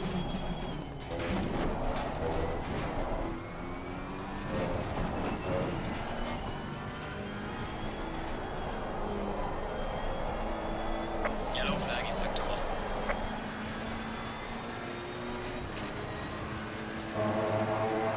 There's a slow car up ahead.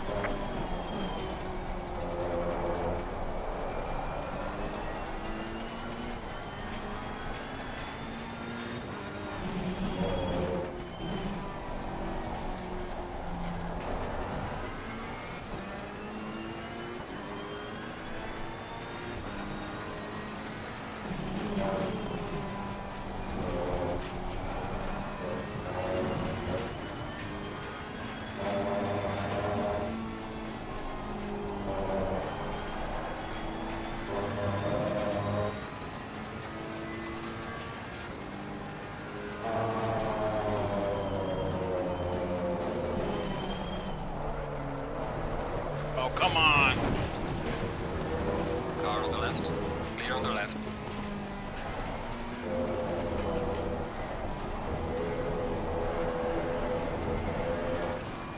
This is on me. Driving like an idiot. Just gonna settle. Stop driving like a douche. I think. I don't know.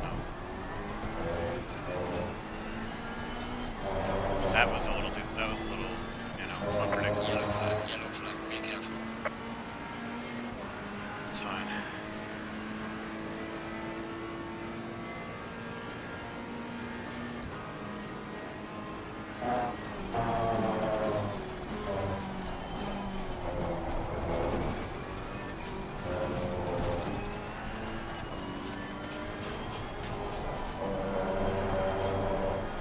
Yellow flag in sector 1.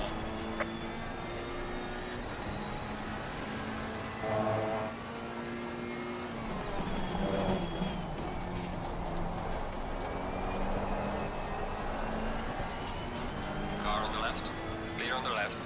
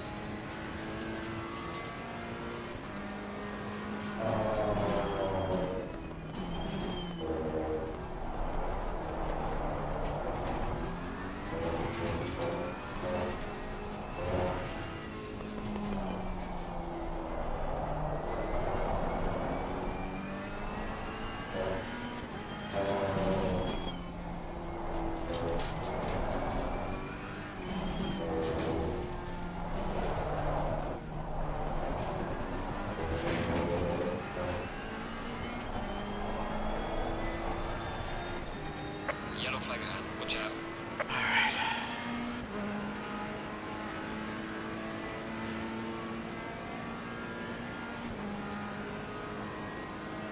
Yellow flag in sector 3.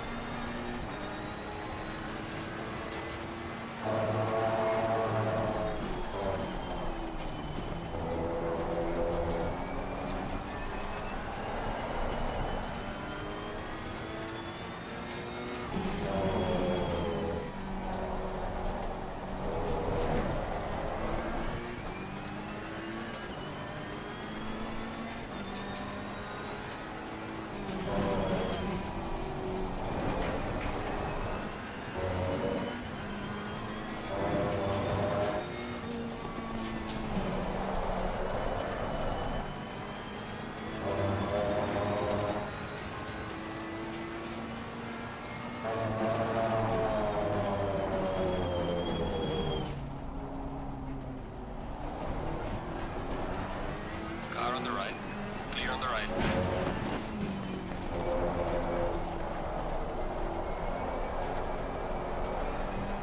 Yellow flag in sector 1.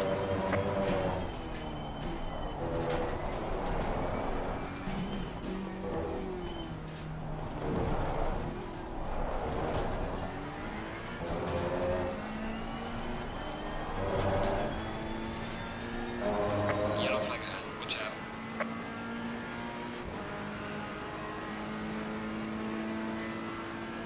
Why is he pulling out? Oh, yeah.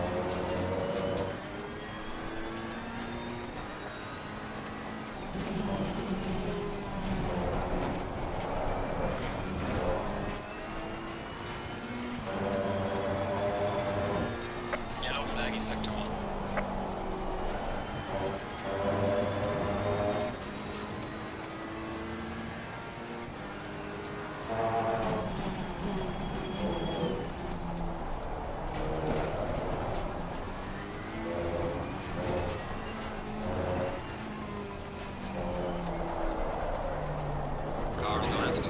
Clear on the left.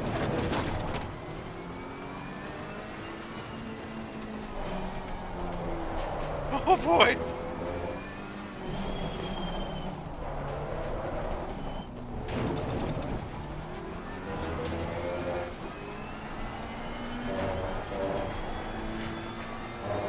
Yellow flag ahead. Watch out.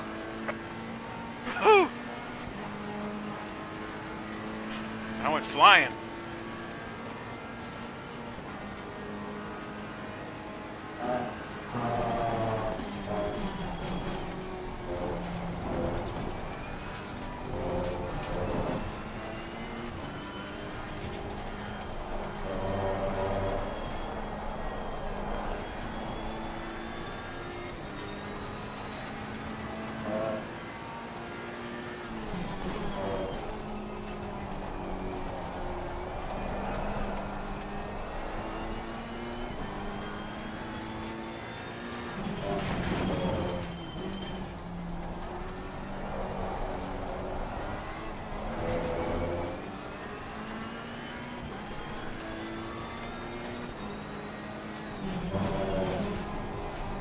Just gotta keep it together.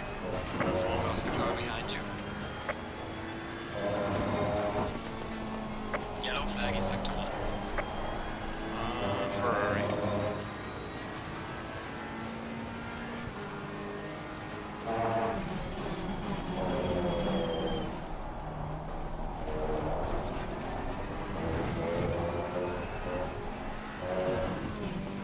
Faster car behind you. What is it? Oh, okay.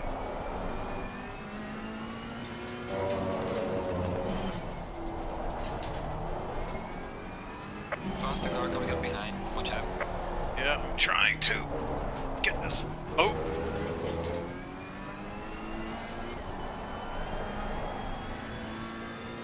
Yellow flag ahead. Watch out in front.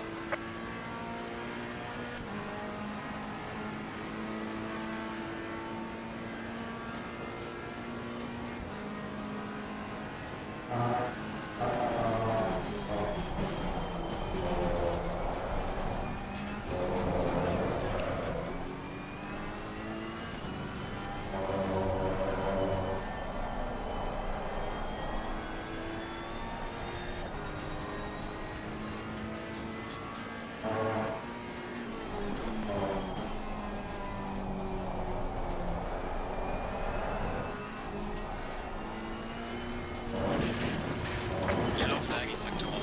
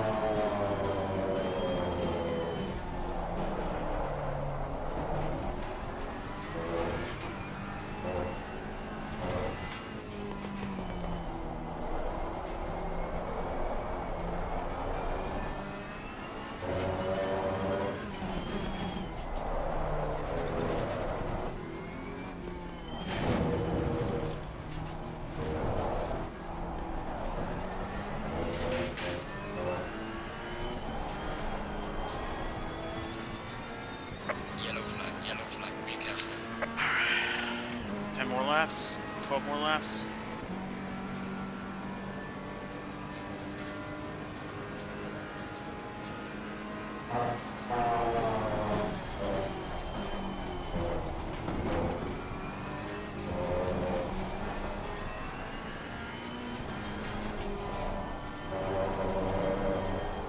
Yellow flag in sector 1.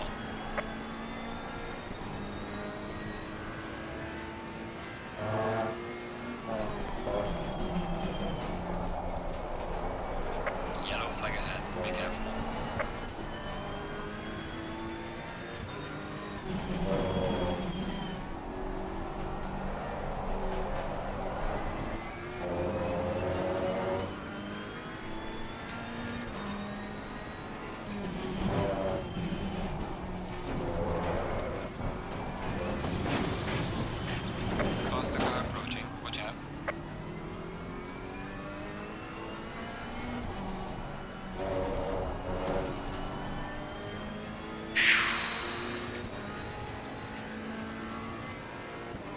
There's a slow car up ahead. Man, am I glad I got up at 5 a.m. this morning.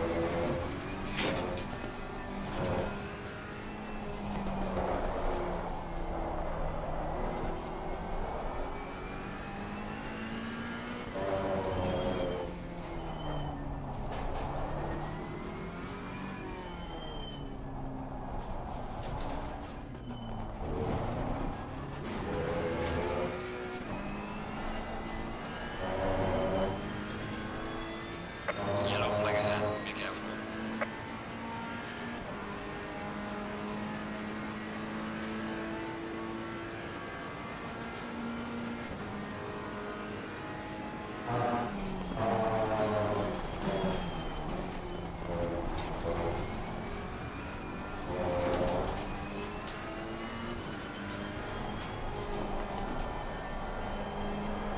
Yellow flag in sector 1.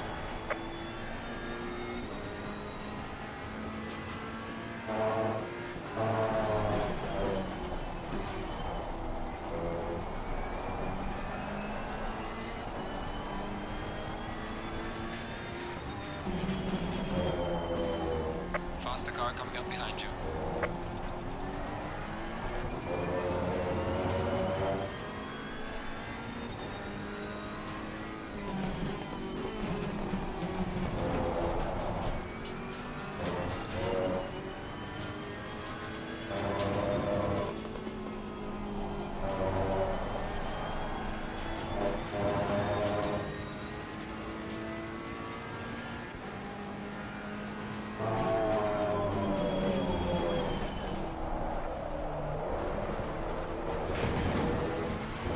You're given a warning for exceeding track limits.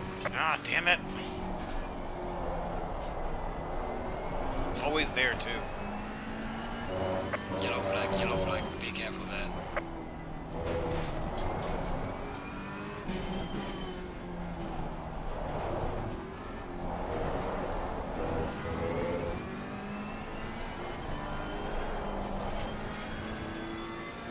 Yellow flag ahead, watch out.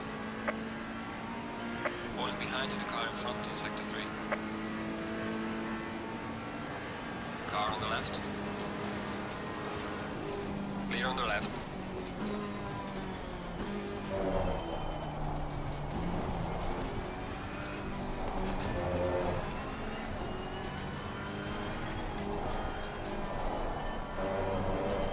Yellow flag in sector 1.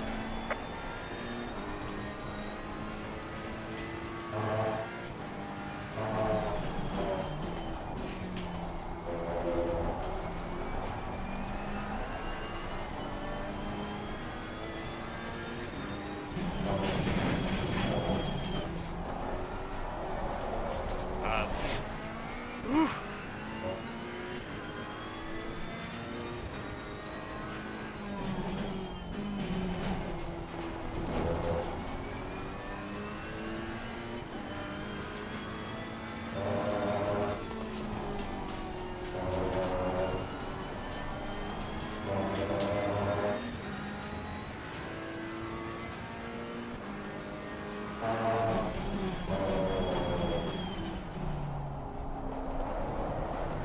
Actually, not bad. I think.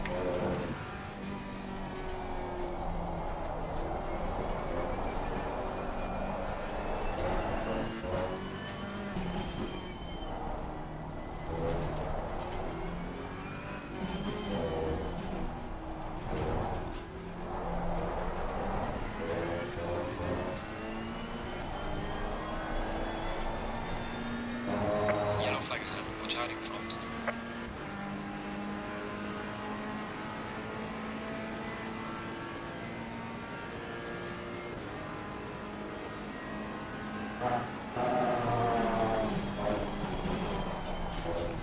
You're driving in the race. Yeah. You may feel like the cream of the crop, yeah.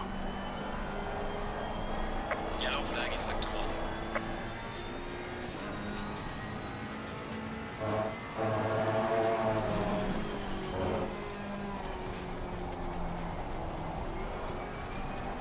Slow car ahead.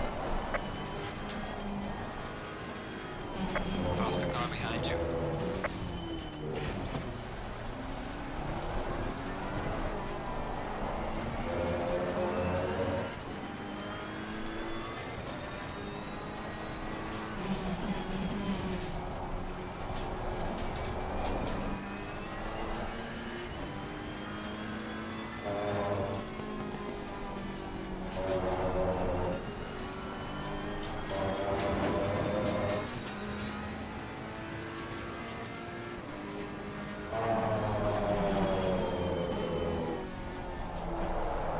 Oh, tires not feeling great.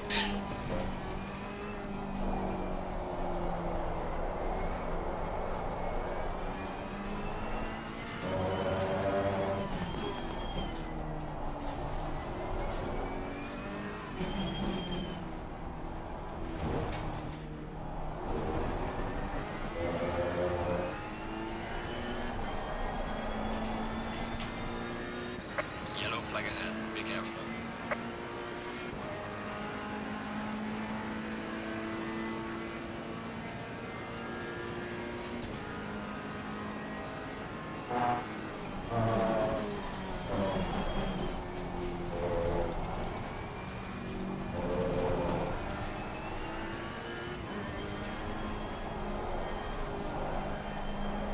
Yellow flag in sector 1.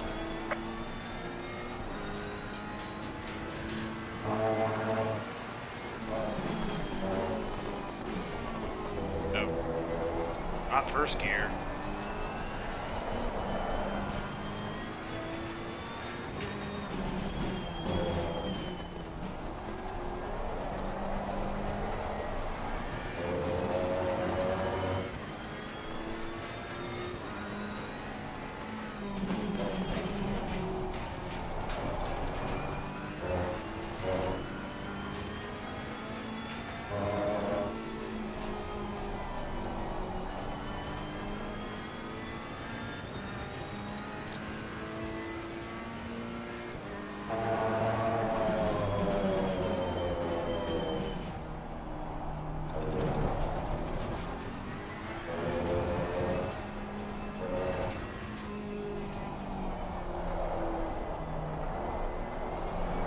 They're just barely touching the brakes, so it's just kind of squirrely.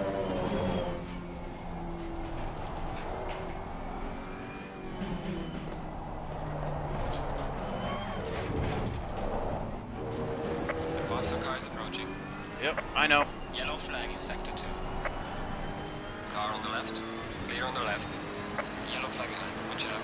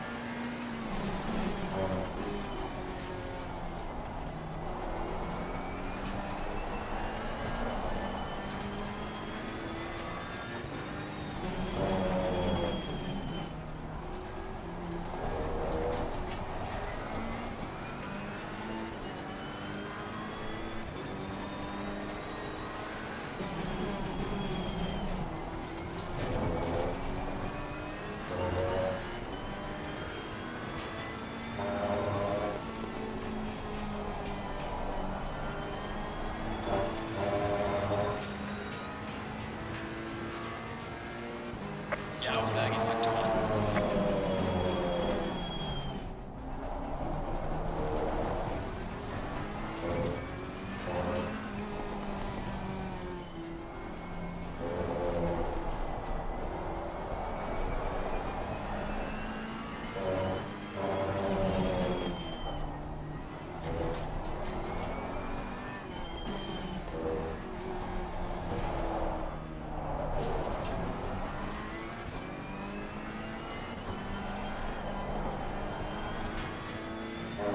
Yellow flag ahead. Be careful. Losing to the car ahead in sector 1. I know, I know. God, I hope I have enough fuel.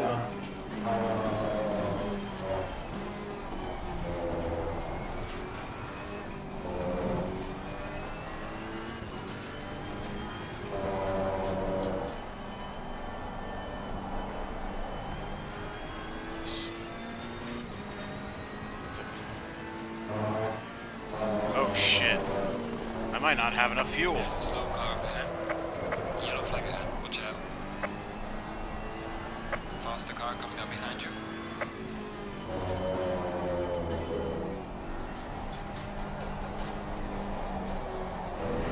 Yellow flag ahead. Watch out.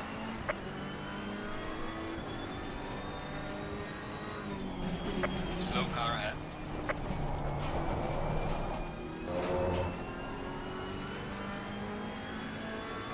Yellow flag in sector 1. Wait, I thought he was behind me.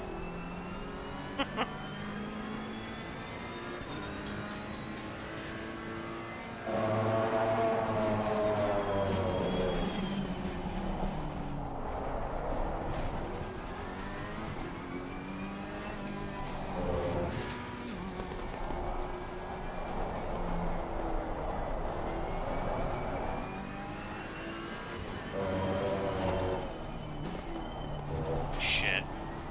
Should I pit next lap and just top up fuel?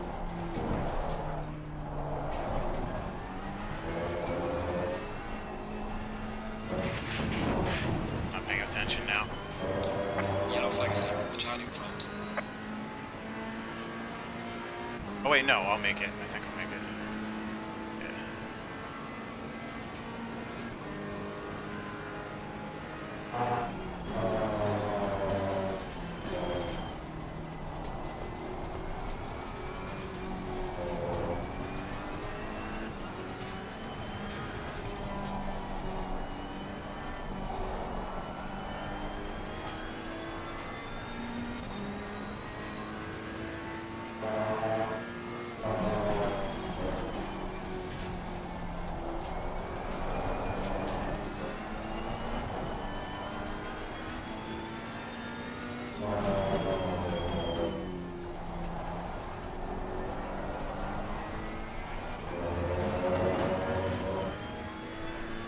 Yeah, I was starting to freak out for a second. Because I know I calculated it to be a little safer. Faster car coming up behind. Watch out. Yellow flag in sector 1.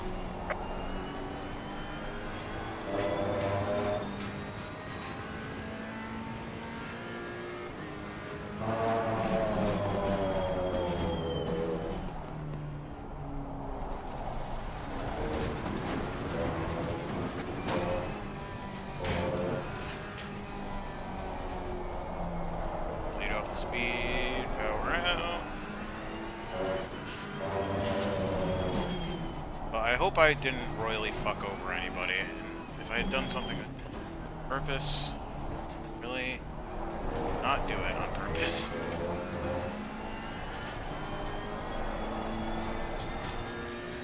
Yellow flag ahead. Watch out in front. Leaders on final lap now. The pit window is closing now.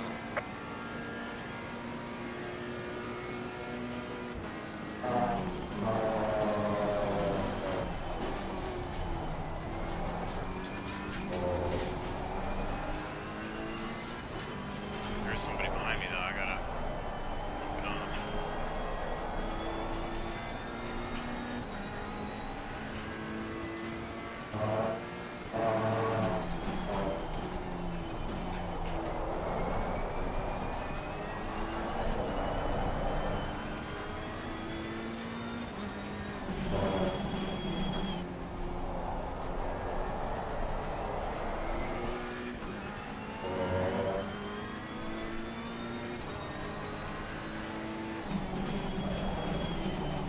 Don't fuck it up now, Dave.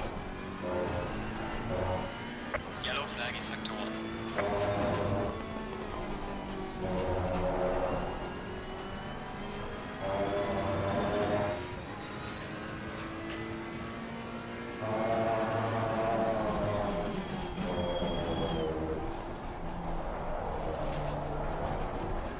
Oh shit, he's gonna catch me, isn't he?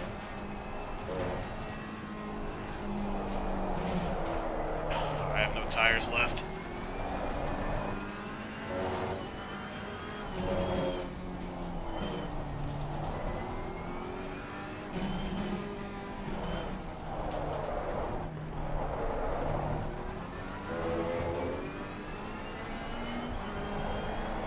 Leader has finished the race.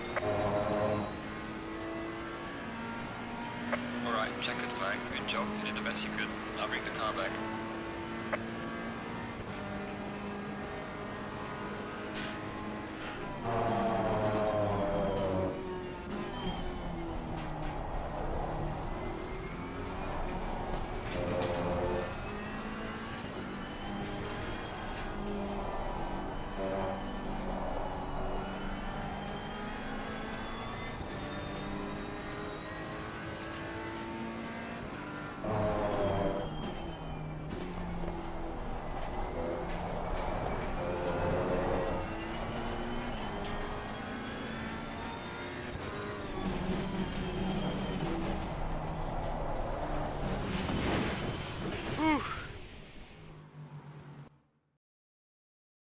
Hope the damage wasn't too bad.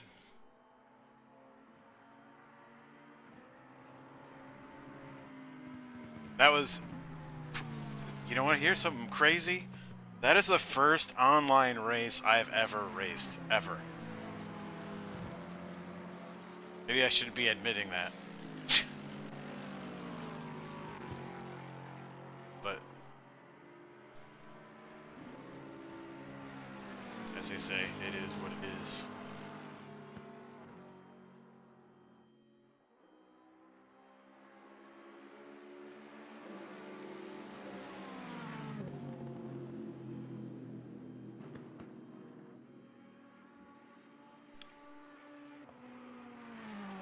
Thank you, thank you.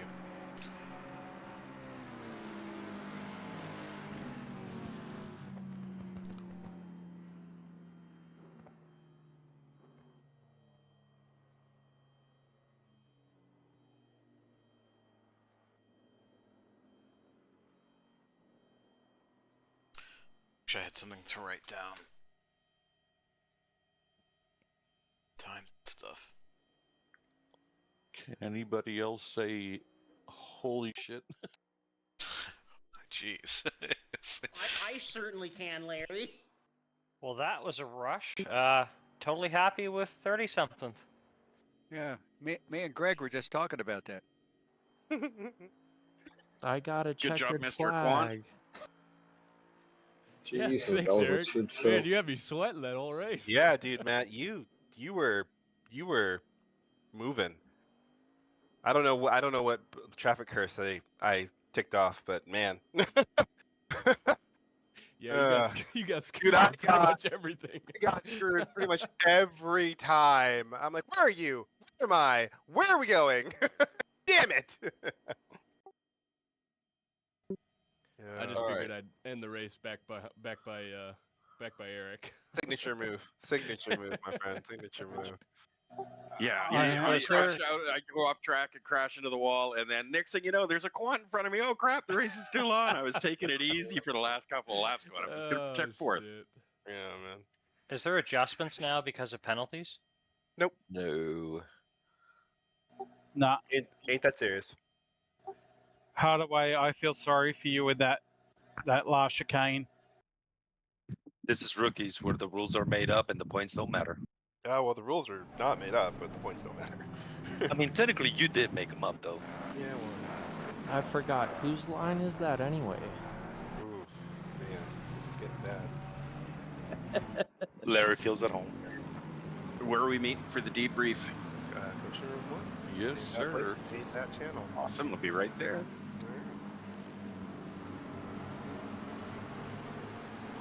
Do we have an award for who passed the most cars in lap 1?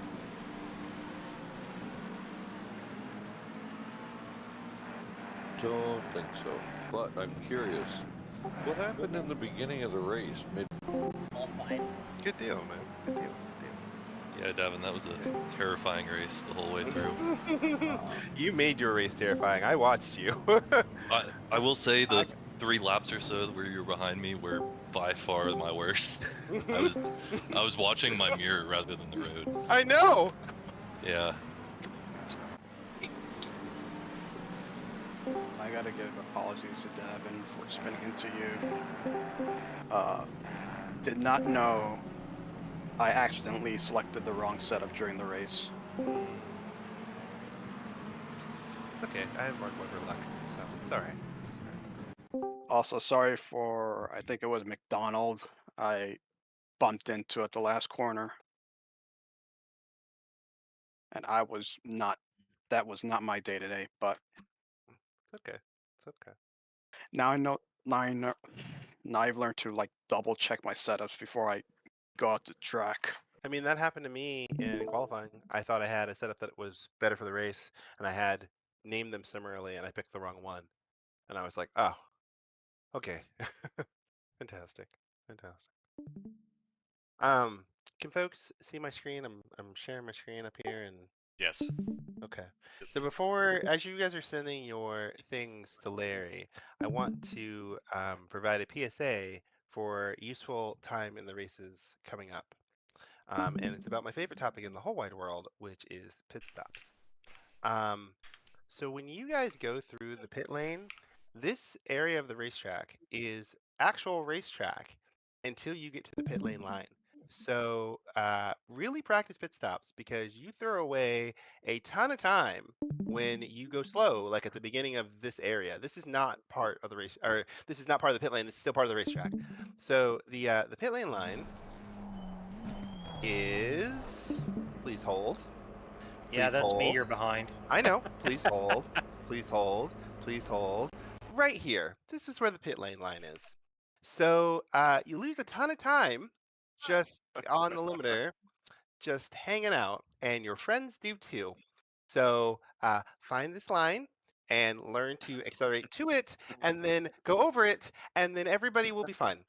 So I that had would be the same thing appreciated. happen to me, Devin. Yeah. I can't remember who it was that I bumped on the way in, but I bumped somebody pretty hard and gave myself 4 seconds worth of damage coming in. Yeah, yeah. Matt's brother destroyed me once at Imola because I was coming up to the line and he just boom right in the back of me, right?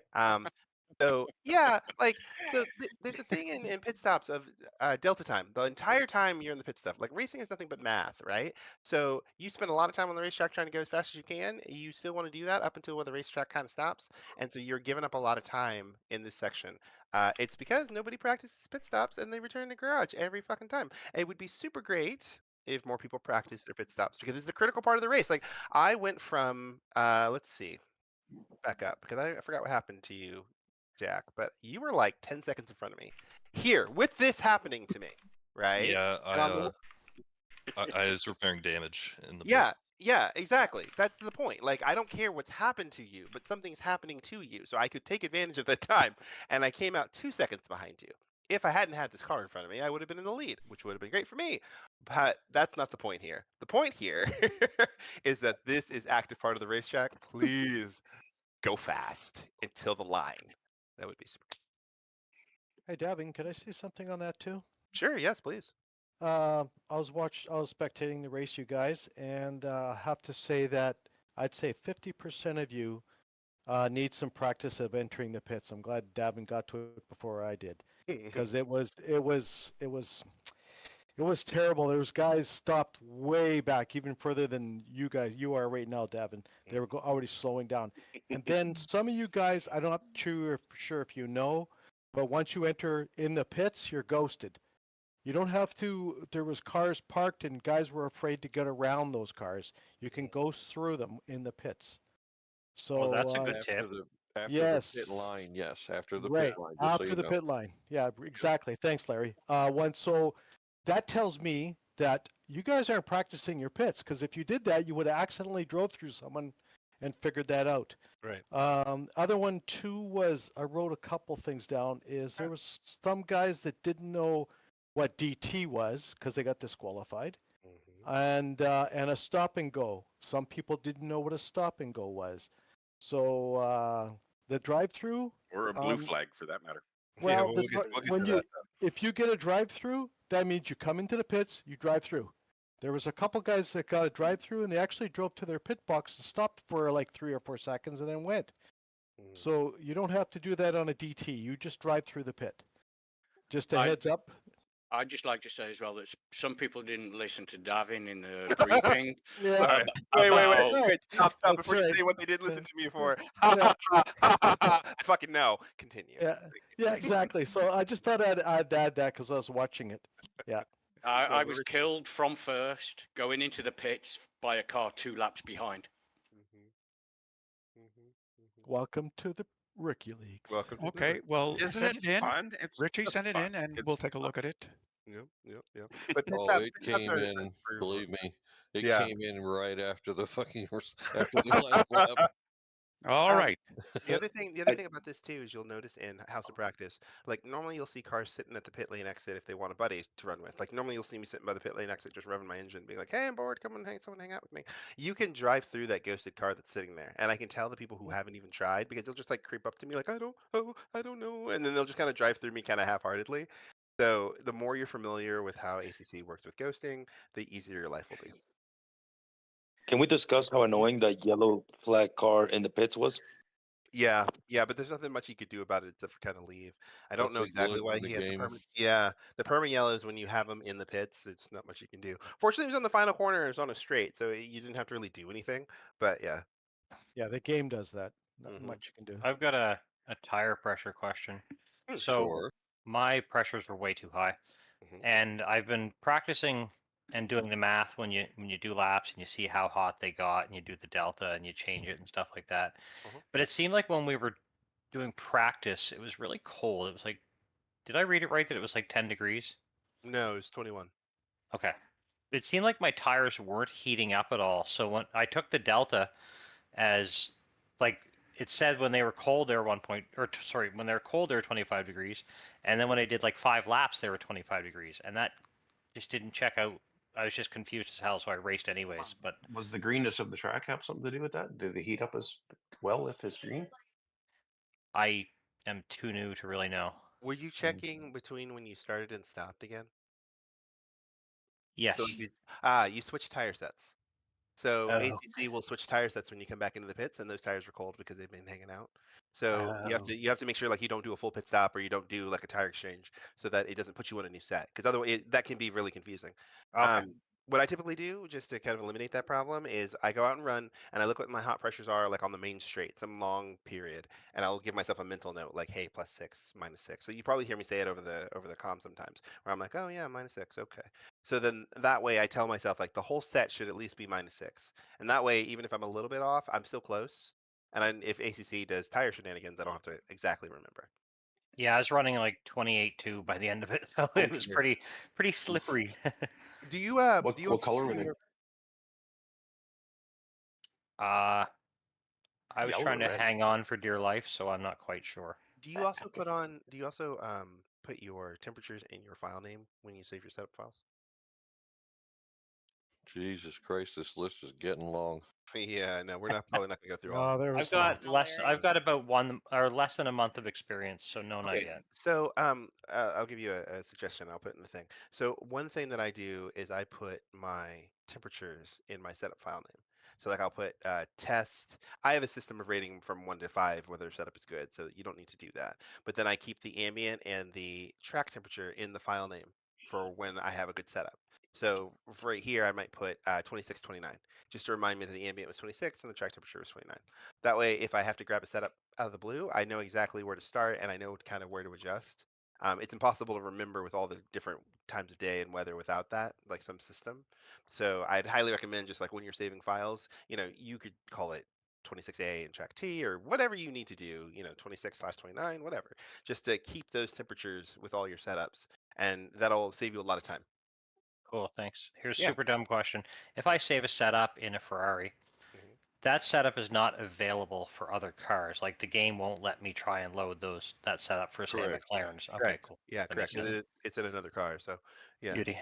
It's also locked. Leave it safe, locked to track, yep. It's What, also what? track specific, yeah. Yeah. Yep.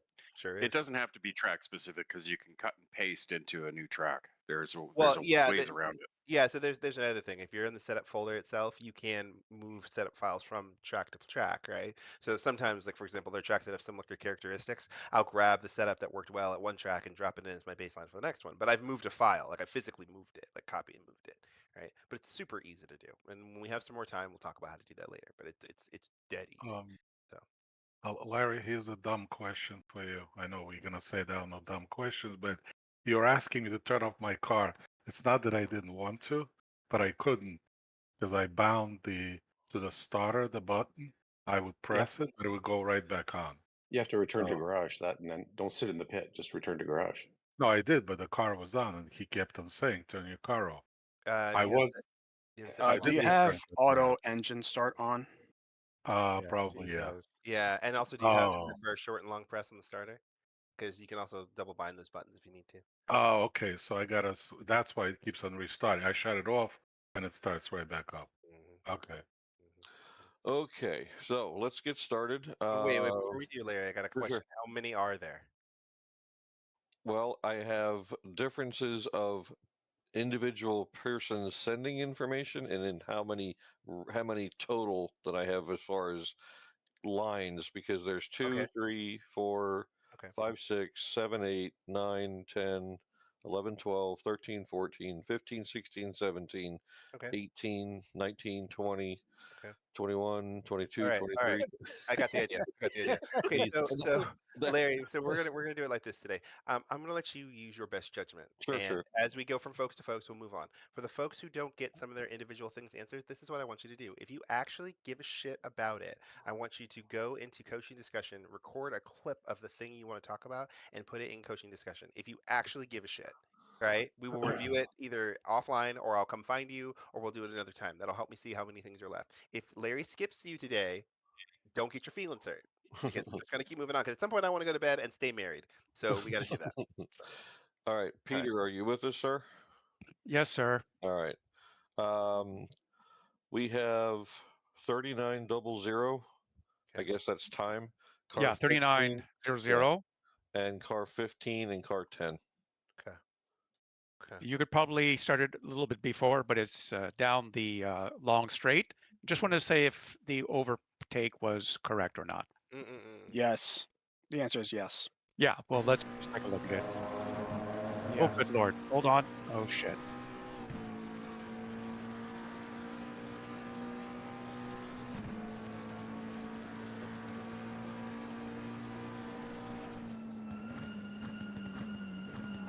Oof. That was from a mile back. Yeah. So It was a gamble, you see, and I was saying, "Ooh, Peter, you're going to be called out for that, maybe." Yeah. No, good point. Okay, so did you make a pass? Yes. Would this work 10 out of 10 times? Definitely not. No. Why is that? It's because we haven't really entered any rules of engagement where the other driver can actually see you, right?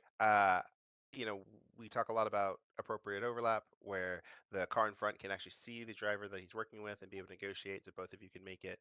And by this point, Henry's already turned in. So you're really lucky that either Yeah. you didn't turn or you were just careening in at some warp speed and made it down there. It's pretty far back, man. Okay, good. Thank you.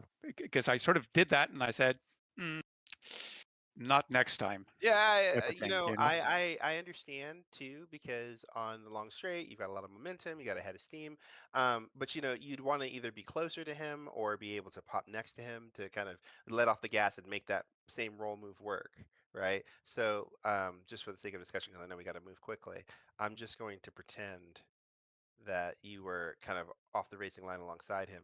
If you guys were going down a straightaway and you were alongside him like this, you could lift and roll up next to him, right? And that would be a totally valid thing to do because he can Yeah. negotiate for you. But back here, you're so far back that he could have had a right to turn in and just gotten hit. So Okay. Well, the next one then could be sort of a confirmation of maybe it's better what I did the next time. okay, I'm gonna let Larry. If Larry wants to do it. That'll be 4500, car 15, and car 12. Okay. Oh, hey, look, more stuff. Oh, hey, look, more stuff. Is this what the McLaren really sounds like from there? Wow.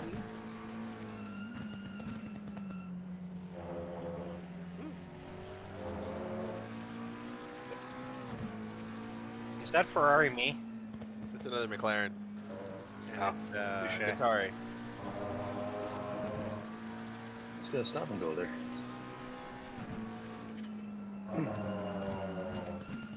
Did you end up passing this car? Yes, yeah. Oh, okay, okay. It's going to come up in 10 seconds. We were Oh, okay. battling back and forth, getting close and then back. It's going to come up in the next 3 turns. Okay. It's going to come up now. Ooh, good traction. Good traction. Yeah, good. So that example is what we were just talking about, right? Here, you're enough alongside. You don't have overlap, so you're still back, right? If we go to the Yeah, I free was gonna cam say above these two above. Yeah. cars, yeah, you're still far back, right? If you drew a line from where the driver's head is Yeah. across the car, he can't. If he looked left or right, he can't see you. Doesn't mean there's not an overtaking opportunity there, right? And what you did was appropriate, right? Let me slow this down. What you effectively do is you just lift. You could have just lifted too if you wanted to. You didn't have to brake. You just needed to roll up to him before he was able to get to the middle of the track.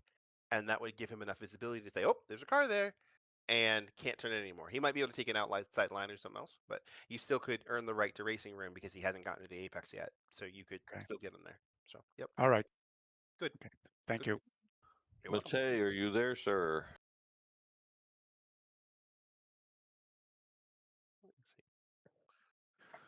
He's here. Okay. No, Matei. We're talking turn 4, car 22. The timestamp is 28:50. He wants to know if he could do anything different. Okay. 28:50. So we'll try 28:35 to start. How did you guys make these notes so fast? Like, were you making the notes during the race? No. No. What you do is you take a general look and see what lap you're on. Yeah. Yeah. So like A in the mental corner, note. yeah, it'll say like 14. You're like, oh, I'll remember that. 12. I'll remember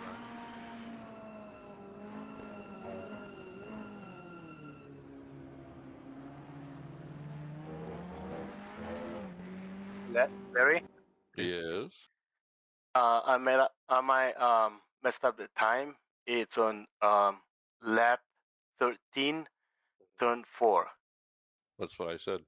At Yeah, least I but think the that's what I time, said. Yeah. But the that's timing was probably that's here.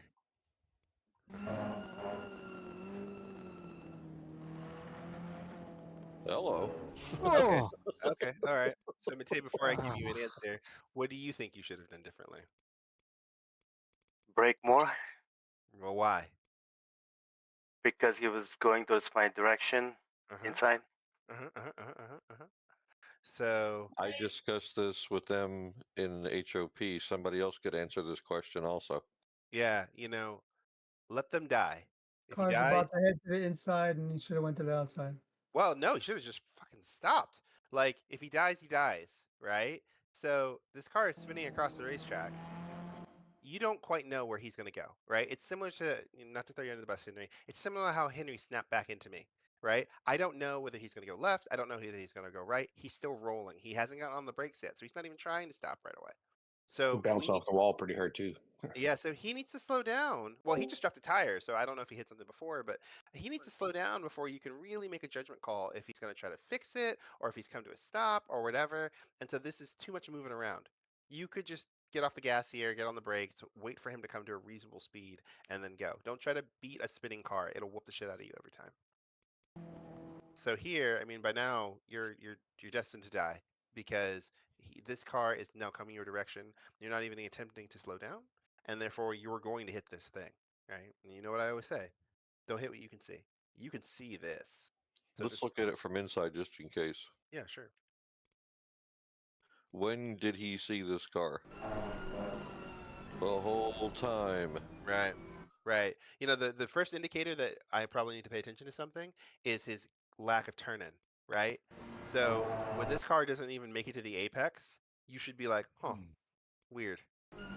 And then when it goes straight, Something's not right here. yeah, double weird. Weird. And then the moment it does that, you should be like, oh, no, no, no, no, no, no. And I would be bailing out right here because it's the earliest time you can see it with the maximum amount of distance and lets him do whatever the fuck he's going to do. and then you can safely get around him. Who even cares if you get past, right? Because now it's a safety issue. You need to make sure you just don't get broken. So don't try to beat him because he's not going to be able to fix it. And even if he does, he'll just be slow and in the fucking way. So don't beat Well, Spectre. can we also talk about him not holding the brakes when he's out of control? Yes, Exactly. yes, Yeah. yes. All right. Well, hello, This Ilpo. time, at this time, I was still trying to figure out what he's gonna do. If he's gonna like unwind and go straight, or go in. That's why I didn't stop. And then when I saw him But coming that's when in, you need. If you don't know where they are going, that's exactly when you need to stop. Yeah, I If was you gonna know where echo they are that. going, then you just go like, okay, I'll go around the other side. Yeah. it's true. But now I also know that not at that time I also got rear-ended, so I would have probably get rear-ended either way, even if I would stop. But that's not an excuse, Yeah, well, and because now I know that. You don't know Rear-ended, that, right? rear-ended by whom? The next car behind you is Yeah. 17.9 seconds away. Yeah. No, Like, no, no. there's- I got hit. Like, Yeah, but even I mean, then, like, those guys are far enough to react, yeah, these guys they Okay. have a responsibility to see what's fucking happening. and it's So, their problem anyway. Like, Yeah. if you need to slow for an accident, you need to slow for an accident. It's their problem if they run you over. But can we look at this guy not holding brakes? Yeah, I agree. Mm-hmm. So, in this Rack, case, are you here with us? Yep, Oh. I'm watching it. I'm so sorry. the moment you lose I control, I was wrong. So you can try to recover the car by counter steering, but as soon as you feel like it's not gonna happen, just hold the brakes. Yeah, and I'm wrong. I'm taking that back. I didn't get rear-ended. Obviously, he hit me like doing the right thing. Right. But he just didn't see me coming. But yeah, so Well, it was. I mean, I would probably change a lot of that vocabulary because how could he? He's recovering a crash. There's nothing for him to see you coming. Like you should have seen him coming. He's trying not to die, right? And you're driving through a busy intersection while there's a car accident. So, honestly, I think that the ownership is more on you to not drive into accidents, and also on him to not keep having the accident. Yeah, Right? it's true, and that's why I'm saying like that. It's my fault at the end. Yeah. And also, So- Matei, don't think you held your brakes after you hit him too. I don't know. Let's see. Because you came right out in the track. Boom. Yeah, that's right. Yeah, you didn't. Yeah, so when you got hit here, full brakes. Shouldn't let off. Shouldn't You let know? off at all. Yeah. Yeah, and exactly, you shouldn't have bounced back on the track, right? You want to go full brakes and just put it in the wall a little bit, stop, right? And then get back on the track after that, because now you're just as bad of a hazard as the car that you just got hit by, because you're both sitting on the track. So you could have at least stayed to one side and not been perpendicular across the track. He poached somebody else coming by. Mm-hmm. Yep. Oh, yeah, Yep. then he gets, I think he gets. Oh yeah, that's Yep, right. there And he then, gets and then, killed. then he gets killed right there. Yeah. Yeah. Not nice. So again, I think that we need to echo that, right? When you get spun, come to a stop and figure out where you are. Like this is not a time for recovery for position. You need to make sure you get back on safe because you could have just gone parallel to the track and been fine. The goal at this Yeah. point is finish the race. Yeah, I think at this point, then my frustration kicked in, and I just let it go. Yeah, that but was that's the stuff wrong. that you got to get the better discipline to not do, and that's a group comment. That's not just for you, right? Like, just the racer in me. That's a bullshit fucking excuse. When you know you're gonna have an incident, you guys need to get to the discipline to be able to know what to do appropriately, right? Like in emergencies, you don't rise to the occasion. You fall to your training. So if your training's crap, you do lazy things and you roll across the track, you get hit, and like I get it, we're all human, but like eventually you've got to have the programming to be like, I've been hit, what should I do? I should stop, right? And then a lot of these secondary crashes just won't happen. Yeah, like I'm just thinking out loud. I know my thought process here, and I take blame for it. I didn't do my homework. Matei's trying So- his best to stay quiet in the house, and he wakes everybody up because he's so late in the time. So this is also one of the things you need to do also on the practice server. Every time you spin, which you're probably gonna do when you are practicing, just force yourself to hold the brakes, because when in the race things go to hell, you're gonna do exactly what you normally do when things go to hell. And if you haven't built the habit of getting on the brakes and getting the car back on control, you're not gonna do it in the race either. It's the same thing that Davin was talking about earlier for the pit entry, where you have to practice it so that you can do it correctly in the race. It's the same thing. Practice, you need practice to as practice you it. play. Practice Yes. as you play. Don't just be in practice like, well, oh, it's only practice. I don't need to, because that's how you build bad habits. Right, Develop right, good right. habits. Exactly. Right. It works in race situations too. Like I'll give you a quick example, and then we'll move on. So like, you probably all noticed that there's a lot of like tire wear, and the car balance got really bad over the course of the race. And so, sometimes when I first got started racing, I used to get really frustrated when car balance would go to shit because I spent all this time working on my car, and now it won't turn, no, and I would get frustrated. And because I would get frustrated, I would throw inputs into the car, and I would brake later for some stupid reason, and I'd abuse the car, and then more likely either crash or just lose a ton of time just being angry. So I had to start doing long runs in practice where I would just let the car kind of go to shit and be like, you know what? This is just the natural degradation of my car. That's just what happens. I need to be able to like brake earlier and notice these things early on. Don't just get mad because for some reason the natural thing that happens to cars happens to cars. And then I didn't make as many mistakes in the race when everything would go to hell. I got better at not dying like the last 5, 6 laps when the car was a pile of shit, right? Because I knew like, okay, brake early, take a break, turn in, and also everyone else is going through that same crap. So it gave me mental training so that I was ready for longer races. You guys need to do that for all of your things. Like a lot of these little things, I'm going to be like, that's bullshit, that's bullshit, that's bullshit. Because like the mistake is fine, but don't make the same mistake twice. And a lot of these we're going to see 1,000 times. All right, Larry, let's do the next one. Lap 3, 13:03, car 45 and 42 in turn 2. Okay, 43, 14. I'm so used to not having this car number because we can't set them ahead of time. Yeah. You said at 43, right? 43 and 42. 45 and 42. Lap 3 at 13:03, turn 2. Okay. 13:03. Okay, what happened here?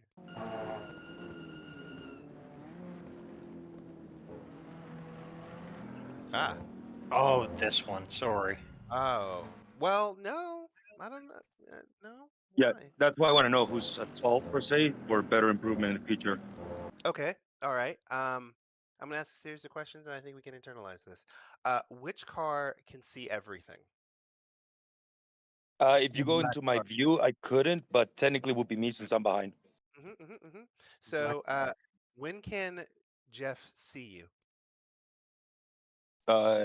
Rear view mirror a little bit, but it depends on the view. Which way is the race going? To the right right now. No. I mean, it's going forward. So he should Correct. be looking. He should be looking this way. Okay. So, all right. Can't see you. Can't see you. Can't see you. He's going this way. Feel you. Yeah, he can feel you, and he's going this way. Right. On the other hand, over you can see him.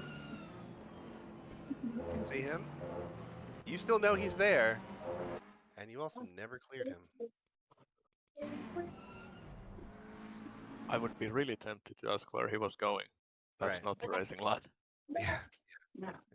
So, I'll just say this: if you're not certain, if you have like questions, where was the actual racing line? Don't be afraid to ask before the race. Yeah, I can say where I was watching. going I was there. watching for like half of the race, and I saw a lot of kind of really weird lines when there was no reason to do it, and it's just like not helpful. Yeah. I think the other thing is too that's important is that it's important to be able to identify attack spots when you're attacking the car so they can see you. And in this particular case, you're in his blind spot the entire time, so you're taking a lot of faith that he's not going to change direction while the road is changing direction. If you had been like next to him, like alongside where he could see you, you would deserve right to racing room because he could see you, you could see him, you both have to survive. But you're behind him the entire time, and then he's turning. Even though he's turning in a weird slow spot, he still has the right to turn there. Like I mean, there are an infinite number of lines, and he has a choice to take any crappy one he wants to. But that also means that you need to accommodate for that and not attack him while he's taking a bad line. He's gonna be slow the whole time, so I need to drop by him. Okay, thank you. You're welcome. Alrighty. Let's see. Ro, are you here? Car 44. Oh, there he is. 69:45. 44 is Connor. You did say 44. I was Correct. listening to you. Okay, and then 69:45. Why? What happened? Why is there a long pause here? I do like the livery though. Yeah. He was sitting in the middle of the road, I think. Yeah, I spun out and froze, and then I tried to get out of the way and forgot my car was in neutral, and then I lost my chance. And then looking back, I realized I should have backed up, and I just didn't. So my bad. There we go. Oh, okay. Did most people finish the race? I didn't notice. Yeah, I think we had 36. 39. Well, 36, I think. I guess you guys got disqualified. So. We lost about 10. Yeah, something in there. You probably Can you heard guys me, hear me? Connor. Connor, I was yelling at you, back up, back up, back up, back up. And then and I was then finally someone creams him. Oh, like he's sitting. I mean, yeah. Hey, Larry, can you hear me? I was so tilted I to got finish my race. I remember seeing this car sitting here. Yeah, okay. Anyway, moving on. All right. Wait, how did did someone run into him when he was completely Yes, stationary there? yes. So how did that happen? How do you do that? Like I he's don't know. clearly visible when you come through the corner. There's no reason. Like yes, Someone was it would be trying to nice make if a he would pass. back up. Keep going, keep going. It's Here in it the comes. next group of cars. That was when I tried to.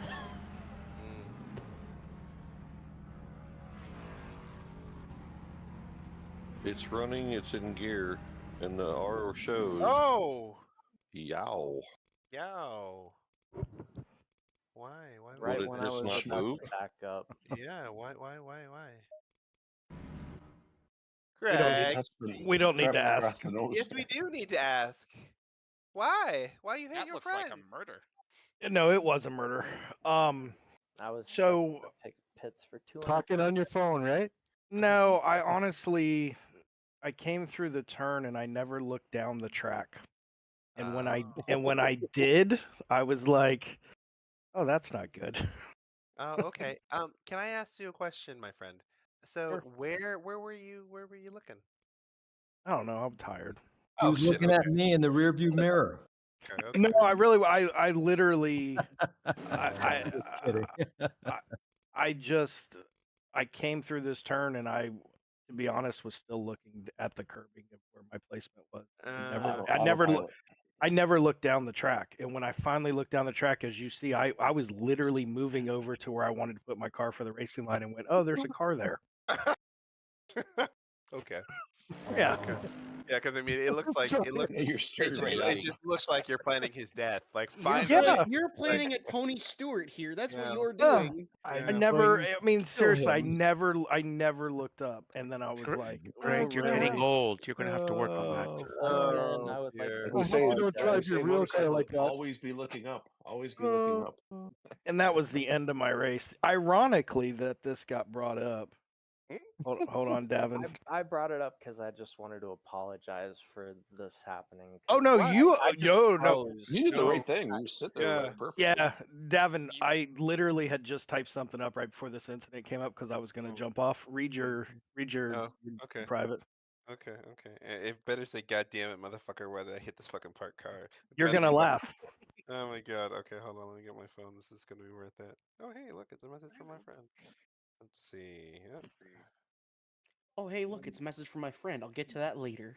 Yeah, no, and delete it. Oh, I don't see it. And Discord doesn't love me. What did it say?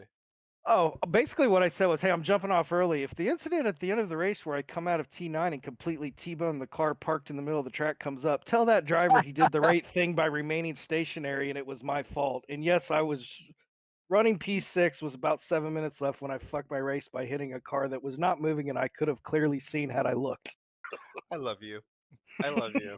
Thanks for being my friend. That's adorable. Honesty is the first step. P6. I know. Oh man. Oh shit. It wasn't again. I literally. I mean, I know what I did. I was in autopilot. I was staring at the curbing, and when I looked up, I was like, "Oh, that's not good." Thanks for that though, because I got a top 10 because of it. Woohoo. Yeah. So thanks for doing community service, I guess. Shit. Yeah, like sometimes long races are pretty hard when you're a little bit older, and I find that, oh boy, concentrate. Well, it is. I mean, I'm 92 years old, so I mean, this is tough for me. Wow. Maybe I'm in 76. 76 over here. That's fantastic. Look at that. All right, bud. Let's do Quick another one. question, Ro. Why wouldn't the car move?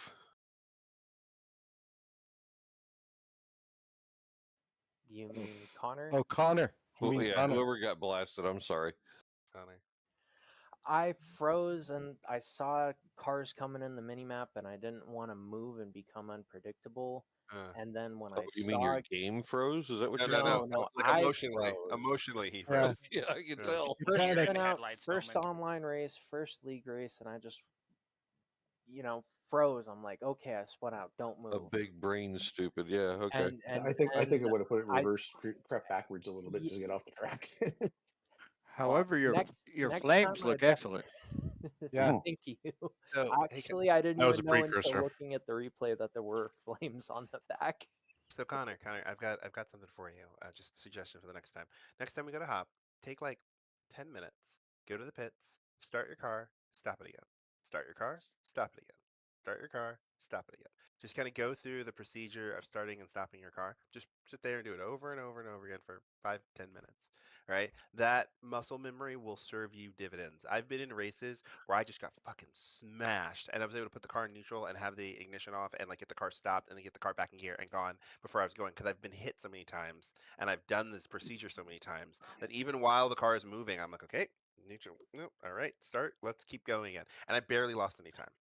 It'll just help you not be so overwhelmed, because like you just didn't have a file in your brain folder that said, what do I fucking do if I spin down the straight? Like that's not a thing you would think to reference, right? So then you went, oh no, and then just kind of 404 error in your brain went boop. Yeah. Yeah, You got it. I need to get some better equipment because I'm in VR and I have a steering wheel with no buttons. Yeah, I'm yeah. looking to remedy that. But even then, right, this is a good opportunity for you to come up with like some quick binds or something. Like even if it's just a bash on the steering on the space bar to just pull up something, right? Just to give yourself that control of Space some degree. is my Right? pit limiter. Yeah, I don't care what you use. Find something, right? So that way it'll help you in these sort of situations, because when you have a bad incident, it's the brain's first reaction is to want to throw it away, right? I bet you what you really want to do is just never talk about this again and just go on and move on with your life. That is not what you need to do right now, right? You need to take a minute and say like, what happened? Like, go watch the replay. Say, what did I do? What could I have done? Well, I And do I have was control? about to back up and then I got clobbered. Sure.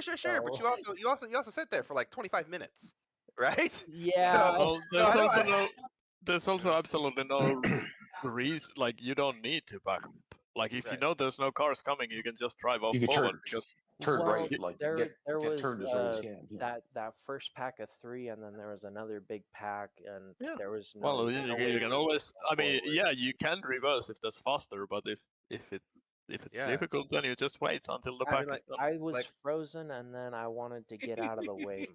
Yeah, but Yeah, I mean, see, When me technically, going forward didn't work, I wanted to So- back up. And So I'm going to go back to everything I just said before, right? You need to come up with a procedure for these sort of emergencies. Right? You can rationalize it as much as you want. It's totally fine. But at the end of the day, this could happen again. And unless you want to just sit there for 25 minutes as the entire world blows by you, right? We need to figure out a way for you to have some program in your brain to say, okay, I spun, no problem. Keep my foot on the brake, push the button, start the car, drive away, right? And the more you get used to doing it in non-stressful situations, like in hop, then when it becomes a stressful situation, you've got some training to lean on, right? Otherwise, you're going to do this every single time. You're going to spend, and then we're going to spend 10 minutes talking about why you shouldn't have spun and why you were sitting there. Like, let's not do that. Yeah, I did taking off notice your in my VR headset is not a good idea, Connor. Yeah. I did notice in the read of the track guide today that it talked about, well, if you get in an incident and you're off track, how to rejoin, but it did talk about what you should do if you're on the track when you stop. So I didn't notice any paragraphs about that. So maybe Oh that's yeah, useful. I guess we might want to Yeah. add that. So and I'm just saying, like, yeah, because it was talking about, okay, you're off track. How do you get back on? But well, it doesn't what if really you're on the track? It doesn't really change anything. You still I understand that, but it you wasn't still don't spelled move out correctly. if you cannot Yeah. safely move, you don't move. If you can safely move, you do whatever to rejoin as safely as possible. The goal is to rejoin in such a way that you don't like rejoin in the path of an oncoming car. Right. This is a raw Sure. Ricky race, so you want a raw Ricky Yeah, race. I mean, it's just Clean that there's everything nothing up. mentioned about being on track. That's all. I just Sure, noticed sure. it. Like, if you're a newbie and you're going, well, what if I'm on track? Sure. It's the same rule, but there's just will nothing explicit.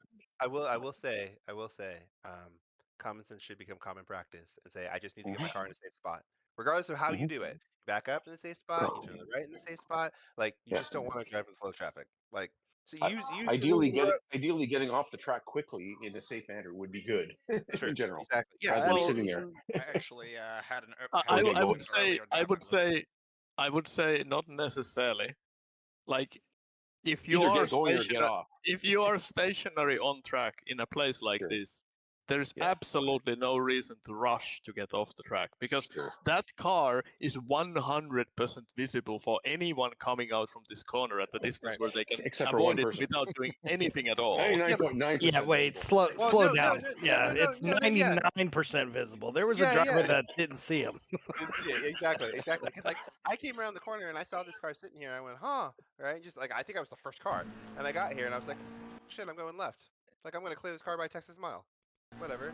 And then I moved over because he's blue, right? I was like, that's weird. Just moved over. If he was green, you would have died.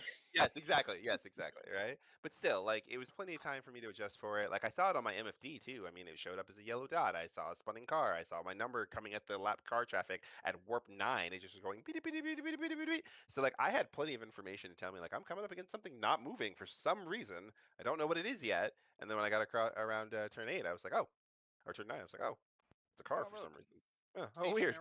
Yeah, even down here, like there's a bunch of data telling me before I even see the fucking car that something's not moving. So I'm like, okay, cool. And as soon as I clear the hill, because I'm looking down at the bottom of the straightaway, I'm like, weird. That's blue and not moving. Literally that entire race, like when a moment of yellow came up in my sector, I was like, okay, and lift and heads up. Where's the dead car? Yep. All right, we're gonna move on. It cost me like a Move spot. on. Yeah, move on. We're gonna move on. We're gonna move on. We're gonna move on. It was entertaining. David, are you with us still? All right. Car number 37. Okay. 730 on the timestamp. Turn 7. Okay. He got punted, but he wants to know what was going on all together. All right.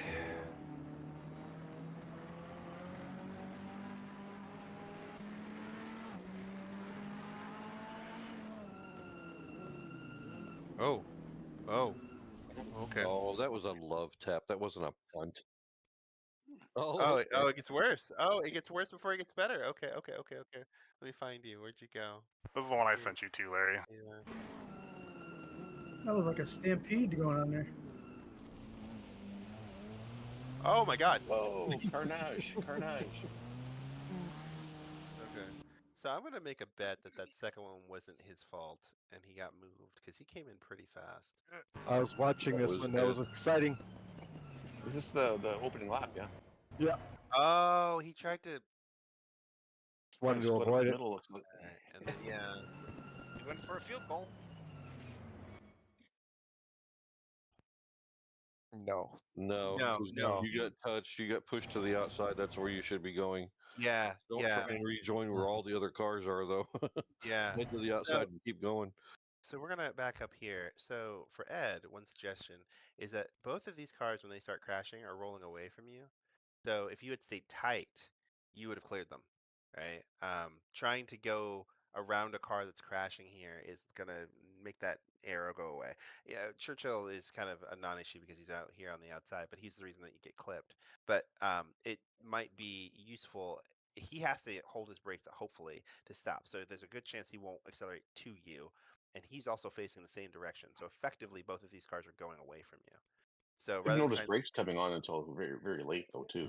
Yeah. Well, I think part of it was that's the first time I think the brakes came on. Yeah, I think he was trying to get around and then tried to like see if he could get here, I think, and then realized he couldn't, and then it was like, oh well, shit, I'm fucked already. If you had braked a little bit, you might have been able to go left to the left of the yellow car instead. Yeah, exactly. So here when there are a bunch of cars dying, I don't want to be anywhere near this, right? Yeah, don't let off. Just keep braking. And then here, just brake more so they can finish dying because no one's gonna pass you here. Like as soon as you get to where you are on the inside, no one's gonna pass you. Like they're just either gonna crash or die. So you don't need to. There's a yellow flag. That's exactly what I did, Davin.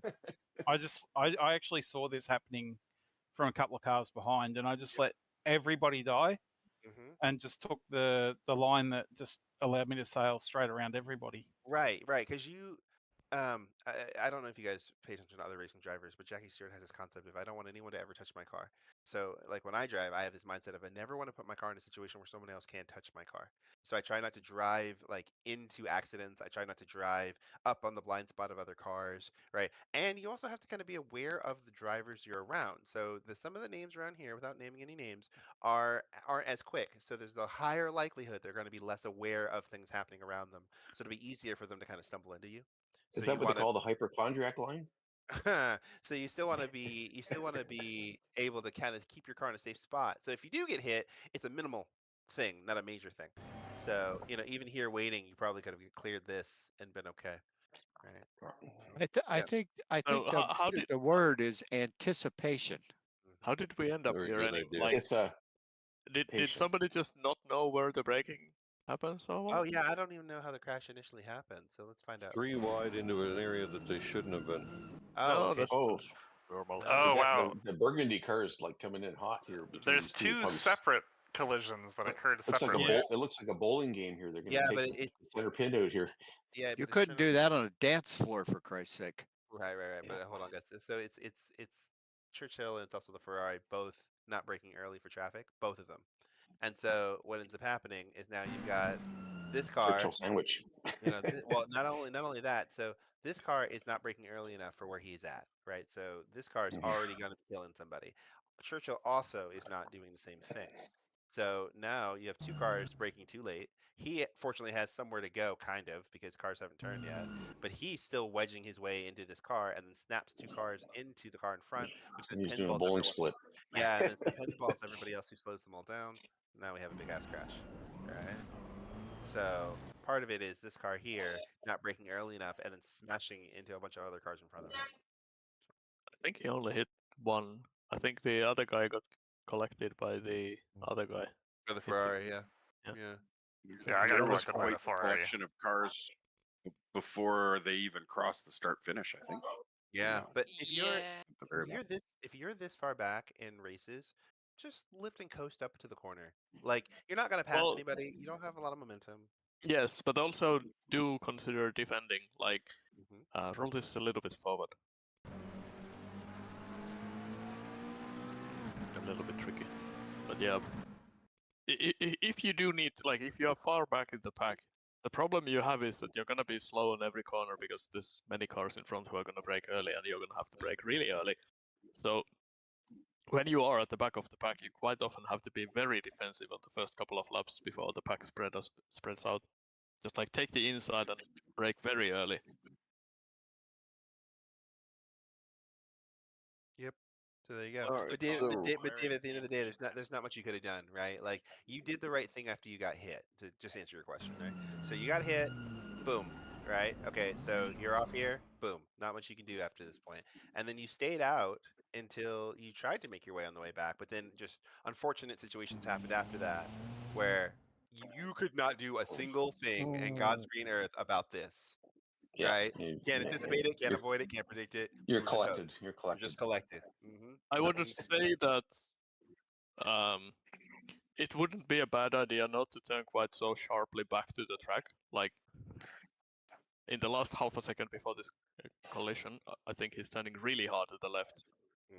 The thing is, there's even if this didn't happen, there's a non-zero possibility that somebody is trying to roll between you and the accident that's happening on your left here on track. So if you turn really tight, obviously you can't see that much, like the left is your blind spot. But also the other guy, if there is someone trying to go just like barely on the outside of the track there, they don't have anywhere to go. I'm having a hard time understanding seeing who was just talking. I'm looking at my interface and I can't see anybody lighting up. I'm trying to put the name to the voice. Who was just talking? Ilpo. Sorry? Okay, I'm just not seeing them on the list for some reason. I'm not seeing Discord, them lighting up. Okay. Discord can get broken sometimes, where it Yeah, doesn't really 'cause show. I'm trying to look at it. I'm going like, who the hell's talking? Okay, thank you. It's Ilpo. Thank you. It's the disembodied voice from Race Control. Yeah, that's sort of what it is, like from my perspective. Well, Yeah. you just don't know him yet, so it's okay. We know Yeah, him. that's fine. That's why I'm trying to understand who he is, so that I do get to know him. So he is. Yep. That was the whole point. Yep. All right, Larry, let's move on to the next one. To answer your question, I think it's yes. But the next one is 4112, lap 19, car 5. Okay, 4112, lap Car 19. 5. Is that me? No, that's not me. Okay, good. I don't even know what my car number is. Oh, 30. Okay. I think he said 41, not 14. Oh, did he? Yeah, 4110 or 12. 41. Yeah. Okay, 4112. Thank you.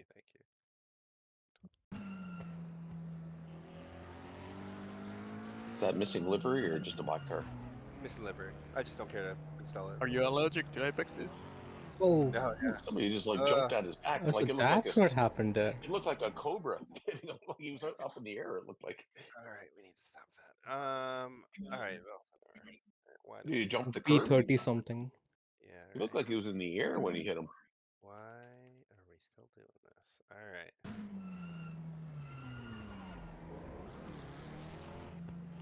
Brian hasn't been around with us recently.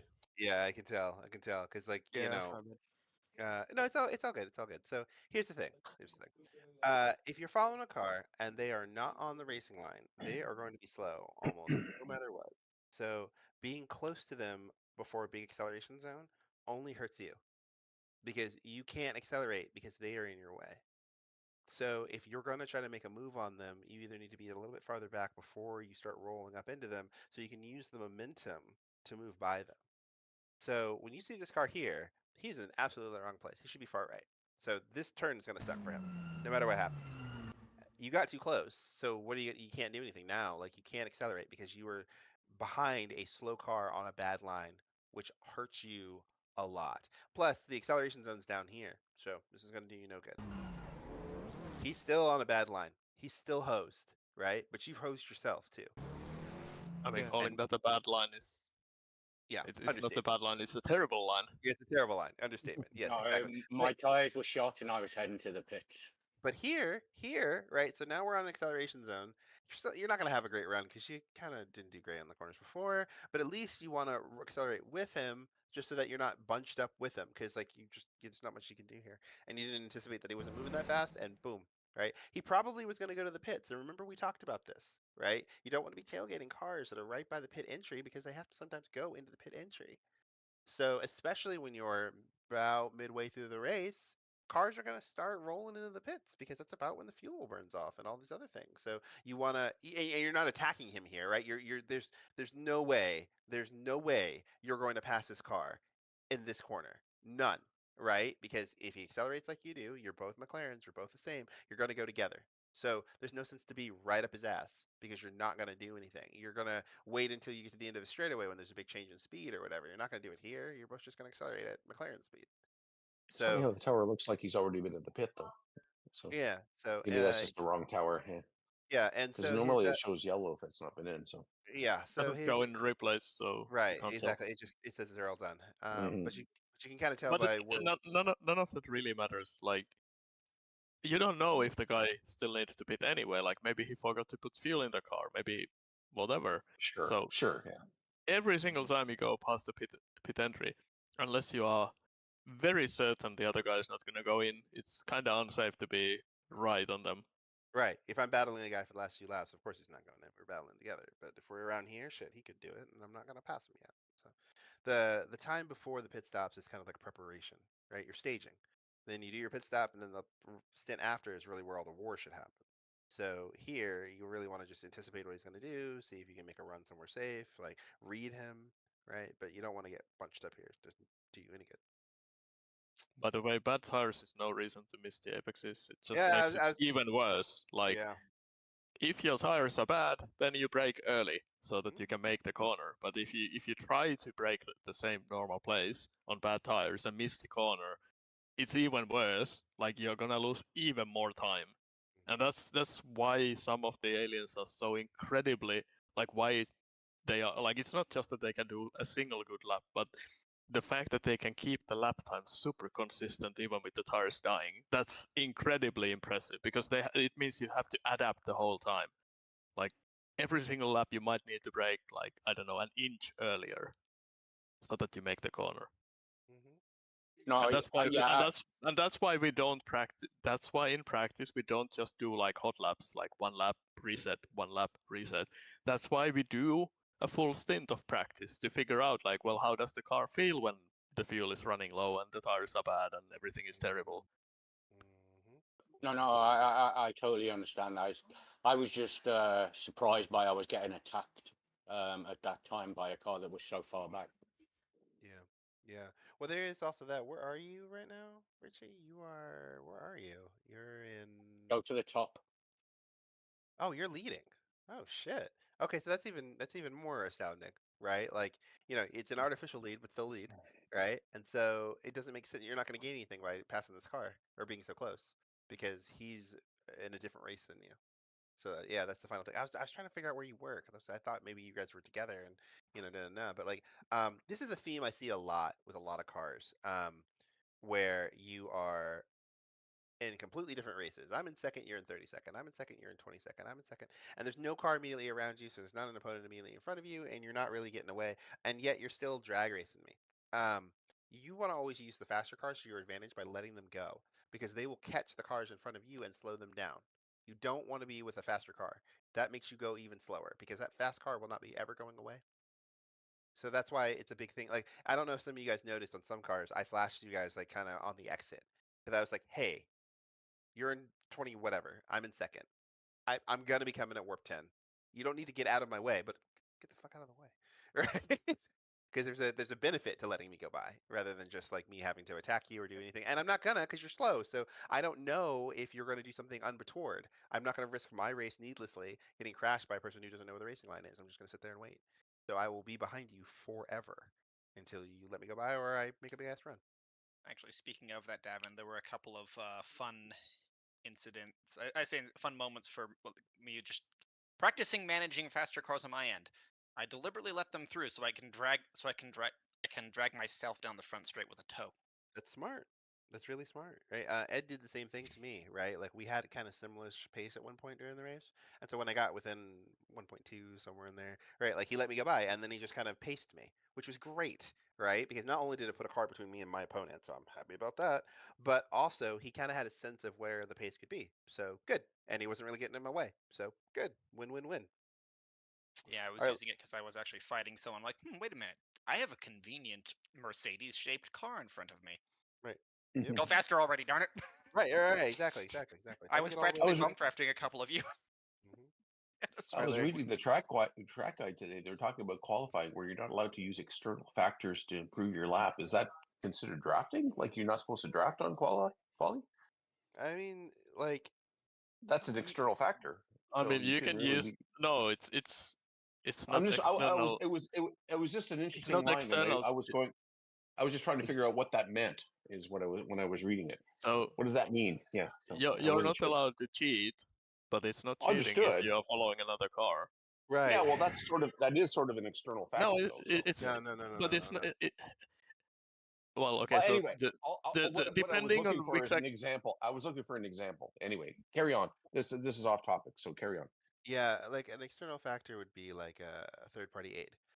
External factor would be like okay, so don't cheat. Yeah, right, or right. okay, like an yeah. external factor would be like skipping the final chicane to get a run in the next corner. External factor, Yeah, so right? yeah, that's like, sort of weird. I was trying to look at concretely what does that mean. Like anyway, off topic, but it was just funny when you were mentioning that I was going drafting. I remember that. You can basically never really draft anyway because you would need that car to be doing almost exactly the same lap times. Exactly. Yeah. Unless you're just gonna bail on the next lap. Yep.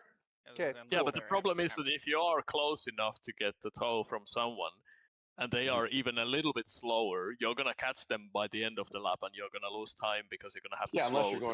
Unless you're going right across the start finish line, and then you're but the places where you can get any real tow benefit on the start finish line before the line are extremely limited. Hey, gentlemen, it was just one of those things I read today, and I went, "Where's an example of that?" Anyway, but it's okay. Gentlemen, I want to put a pause on this because this has nothing to do with that's why I said carry on. This is off topic. Yeah. So please stop. Larry. 16 Turn 13, car 5, or excuse me, car 7. All right, car 7. What was the time step again? 1600. Lugo. I'm happy every time it's not my car that gets mentioned. Problem is, I didn't even know what my car number is until I started hearing numbers. I went, "Oh, maybe I'm involved in here and I don't know." So.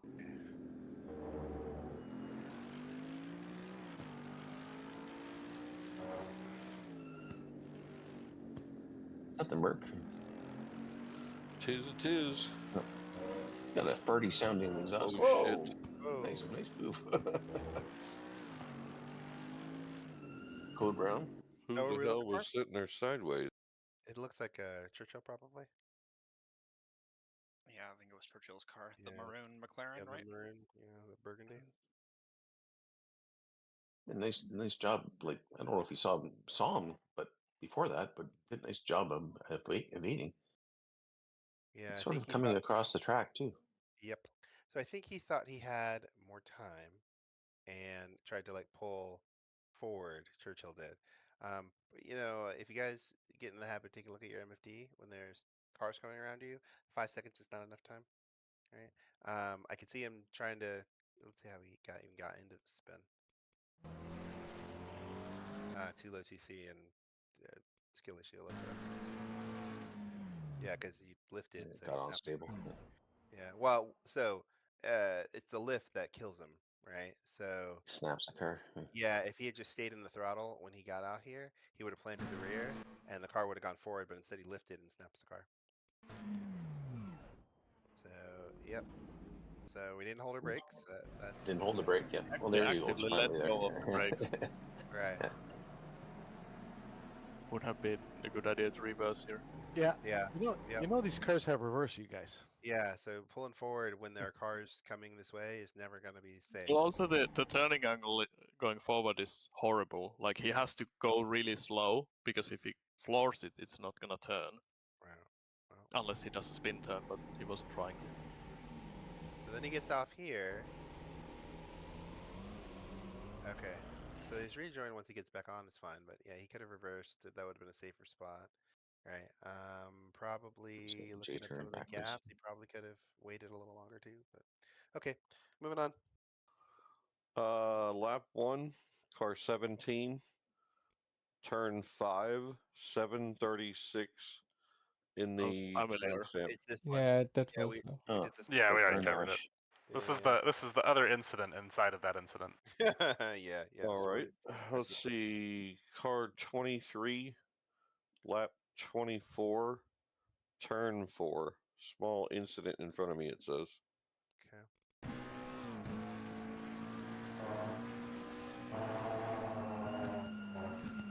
Okay. Come together Small? right now. Just some love. That's a hip check in a hockey game for sure. But I will say, Well, you did the right thing. Just dive in the inside and get by. Yeah, that was me.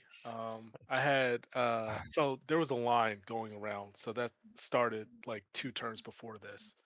Yeah. I initially was side by side with him, and I couldn't get over. I could have hugged him more on the left side, but I stayed on the right, which messed up the entire line. So I should have braked earlier to allow myself to turn, but I didn't. So it Well, you just also was should. pure. You Oh, should go ahead, like. Ilton. You should use all the track you're given. Like, yes, you are too wide, but it doesn't mean you have to be on the opposite side of the track. You can still Right. be as close as you can to the racing line. Yep. Also, the farther you are apart from cars, the bigger the impact's going to be. Right. So as we're coming around here, one of you needs to be closer. Being too Yeah, far away. Yeah. Yeah, that was me. I Yeah. should have been closer left. You So damn I should have. know Yeah, the you damn mistake should have been there. closer. Yeah, because if you come out, you can keep them out, right? And then if you do touch, it's just a little whomp. But being here makes this like if these cars don't exist and you're here, you're on the trashiest line. Like that sucks. So nothing's gonna come of this. And then when we get down here, we're too late. Let's see, where are you, Fagan? Too late on the brakes. And you're never gonna make the turn. You're never gonna make that. And so, if you're gonna do a move like this, I mean, if you're gonna just lift and roll up next to them. right? Because at least lifting is a form of deceleration. It gives you a little bit of control. And then you can kind of manage, but you're so far away that it gives him all of these options to do things to you. You want to do things to him, right? So coming out of here, come out with him, squeeze him, get your door up to his door, right? Then he can't turn. This is a collision waiting to happen. Right? And then also you'll manage your braking better because all you need to do is keep that car to your left. You don't need to worry about making the turn. So, all right, but for Parenti, thank you both. But for Parenti, also good heads up driving for notice that both of these cars are in a disaster zone, right? And I don't know whether he meant to do it or not, or was just happened to be slow enough that he wasn't close enough. But either way, right? It was a nice So move. if you're this car here, you know that something bad is going to happen soon, because one of these cars is not on the racing line, and that's not good. Your So, spidey senses wrong. should I can tingle. feel it. right, and so when you get here, you now know both cars are kind of fucked, right? So you let them die because he's in the bad line going this way, he's on a bad line going this way. Neither of them are going to be able to stop. You're about to take up 2 spots. So that's good. Now you guys aren't fighting for position, but you just don't want to get caught up in their mess, right? And then That was a nice move. bye. Actually, Parenti and I had a pretty solid fight the entire time, and he was pretty heads up on not killing me because I was sitting on apexes to try and pull him out, basically. Yeah, you did a good job. I couldn't get any runs, so you were playing really well. Oh, I know how the Mercedes works. Its whole thing is grunt, and if I can just make you wait, that was the goal, right? So thanks for not killing me while I was doing that. Yeah, of course, brother. I got you. All right, Larry, next. Car number 1. Okay. 1740 on the timestamp. Well, hey. It's a teaching moment. What did Oh he do? dear. What did he do? It's not a coaching car. Yeah, but I gave him He's permission. the coaching livery. Yeah, I gave him permission. He's helping. Does he hit what he can see? Yeah. He got hit. Yeah. You should have seen that big paint card. Because it wasn't me. Yeah. I was trying to be extra patient tonight. I was more no, that was it. trying to join. Yeah, that's fair. Yeah, it's funny too because I saw this happening a few times. I followed a lot of cars myself that had the same problem. So, you outbrake yourself, you miss the apex now. Now, Go wide, here, off track. So here, it's your responsibility as the car coming back on to make sure you are 100% clear of anything and everything around you. So this is where your head needs to be on a swivel, right? You're not trying to get back on the racing line right away. You're not trying to really do anything except for safely get back on. So you want your rejoin to be gradual. This is not that, right? Your MFD should tell you there are cars around you, especially a car that is fighting you for position. So you'll want to be aware of that, right? Here, I mean, I designed this thing. This fucking ear's pink for a reason, right? So you should be You able to can't see that. If you can't see that, right? So you should see him here, right? Like, I'm not driving a pink car by choice, y'all. Right. But that's the reason why all the cars are pink and have livery. I mean, my McLaren has this one. This Lexus has this one. Like we put overlap on all the cars. You can't say you didn't see it. You can't say you didn't see it. Right. So I'll also say, I mean, you can see I saw him going off, so I gave him plenty of room to get back on. There's more than a car's width there, and he still managed to hit me. Sure did. And Yeah, also came over too far. Also here strategically, we want to think about like what we're trying to accomplish, right? So let's forget the fact that Greg is fast and is going to blow by you anyway. You're all fighting for the same spot. So you're going to go, I'm not in an attack spot. I can't get momentum. I can't really defend from the car because I already messed up the corner before. I need to reestablish my positioning, right? So I don't need to be trying to jump ahead of a moving car because they're going to just punt me out of the way. I need to make sure I'm in a clear position so that I can reestablish an attack coming up soon. Because you could just follow Greg and try to like apply pressure or him get caught up by Felton or do whatever thing. There's a whole bunch of other attack opportunities that are coming up immediately right here. So driving into him, never going to serve you any good. Just damages your car and you still get nothing. So don't do it. All right. I would say it's kind of a scenario where if you're not like if you do this mistake and you go off and you're not quite certain if the cars behind you got alongside because of your mistake, just leave the space. Like if you are uncertain, you're like, I don't know, there might be a car there. Leave the space. This corner can be made too wide. You have to be a little bit like you have to slow extra, you have to be careful, but it can be done too wide. So there is a very high probability that if you mess up the previous one, someone is gonna try to go on the inside, like 9 times out of 10. Yep. Yep. Yeah, so to that point, what you could do, once you've gone off and you've pointed the right direction, you can just stay off in that painted surface and just keep moving and then use that time to regain your bearings, like check your radar app, check your relative, your mirrors. If no one's behind you, then you can go. If you're, basically you're getting back up to speed, point the right direction, still off the track, rather than just coming back on. Unfortunately, did that a few times because my tires are going off, and I was just sort of like trying to stay on that green, like the green stripe, and just sneak you back in gently. Not. Okay, Larry, next. I'm trying to find it. Just a moment. Sorry. Where's secretary? Oh, I got it. 6340 on the timestamp. Okay. Car 22. Car 22. How far through are we, by the way? 2/3. Okay. You're doing well. Pretty good time.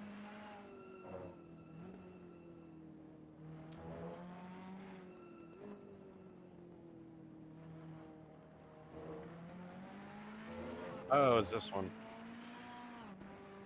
You may or may not see a pink hood pop into view at the last moment. Oh, I hear it. Yeah. I hear Alexis. So you hear that thing long before you see it. Trust me. Yeah, go back to go to my view to see what almost nearly happened and how I actually almost shat myself. Oh, nice. Trying to set up the move. I think he's a lap car at this point. So I'm just trying to get a good exit. And then Oh man. Yeah. That's the lift And- that couldn't happen. yeah, and so when you go to his inputs, I don't know if he's even still on. I'm not trying to bully him. Unless he's gone, then I am trying to bully him. But Oh, that's a giga lift. yeah, so if he was on, I was gonna ask what the goal was. Because he's made the corner. He should be full throttle. I had thought maybe he was trying to lift to let me go, but not knowing that I'm already on his bumper. Yes, he would have been because of a little bit of lift that we talk about to let you guys by. Yeah. Although he did it too Right, but late. not too early. Too like early, not on yeah. the corner exit. Do it when once they're you're- beside, not behind. Well, so it's you can do it when someone is behind if you do a little lift, like lift 5%, so that they can see they are catching you. But you cannot do it on the corner exit because right here, Greg cannot tighten his line. He cannot get to the inside yet because he's coming full commit through the corner and he's fully on the edge of the tire. It won't turn anymore. So if you lift here, his only option is to slam on the brakes if he realizes he's gonna hit you, and now you Right. both are screwed. Yep. Wow. And some of this, honestly, is not practicing on hop with faster cars passing you. Like I see this all the time. Faster cars coming, and instead of like using the time to properly get used to being passed, you just either dive out of the way offline, which is not a thing you should do, or you don't try to make the pass smoothly. You just kind of run off the road or give up too early or jump on the brakes or like any of those things that aren't going to help you in the actual race.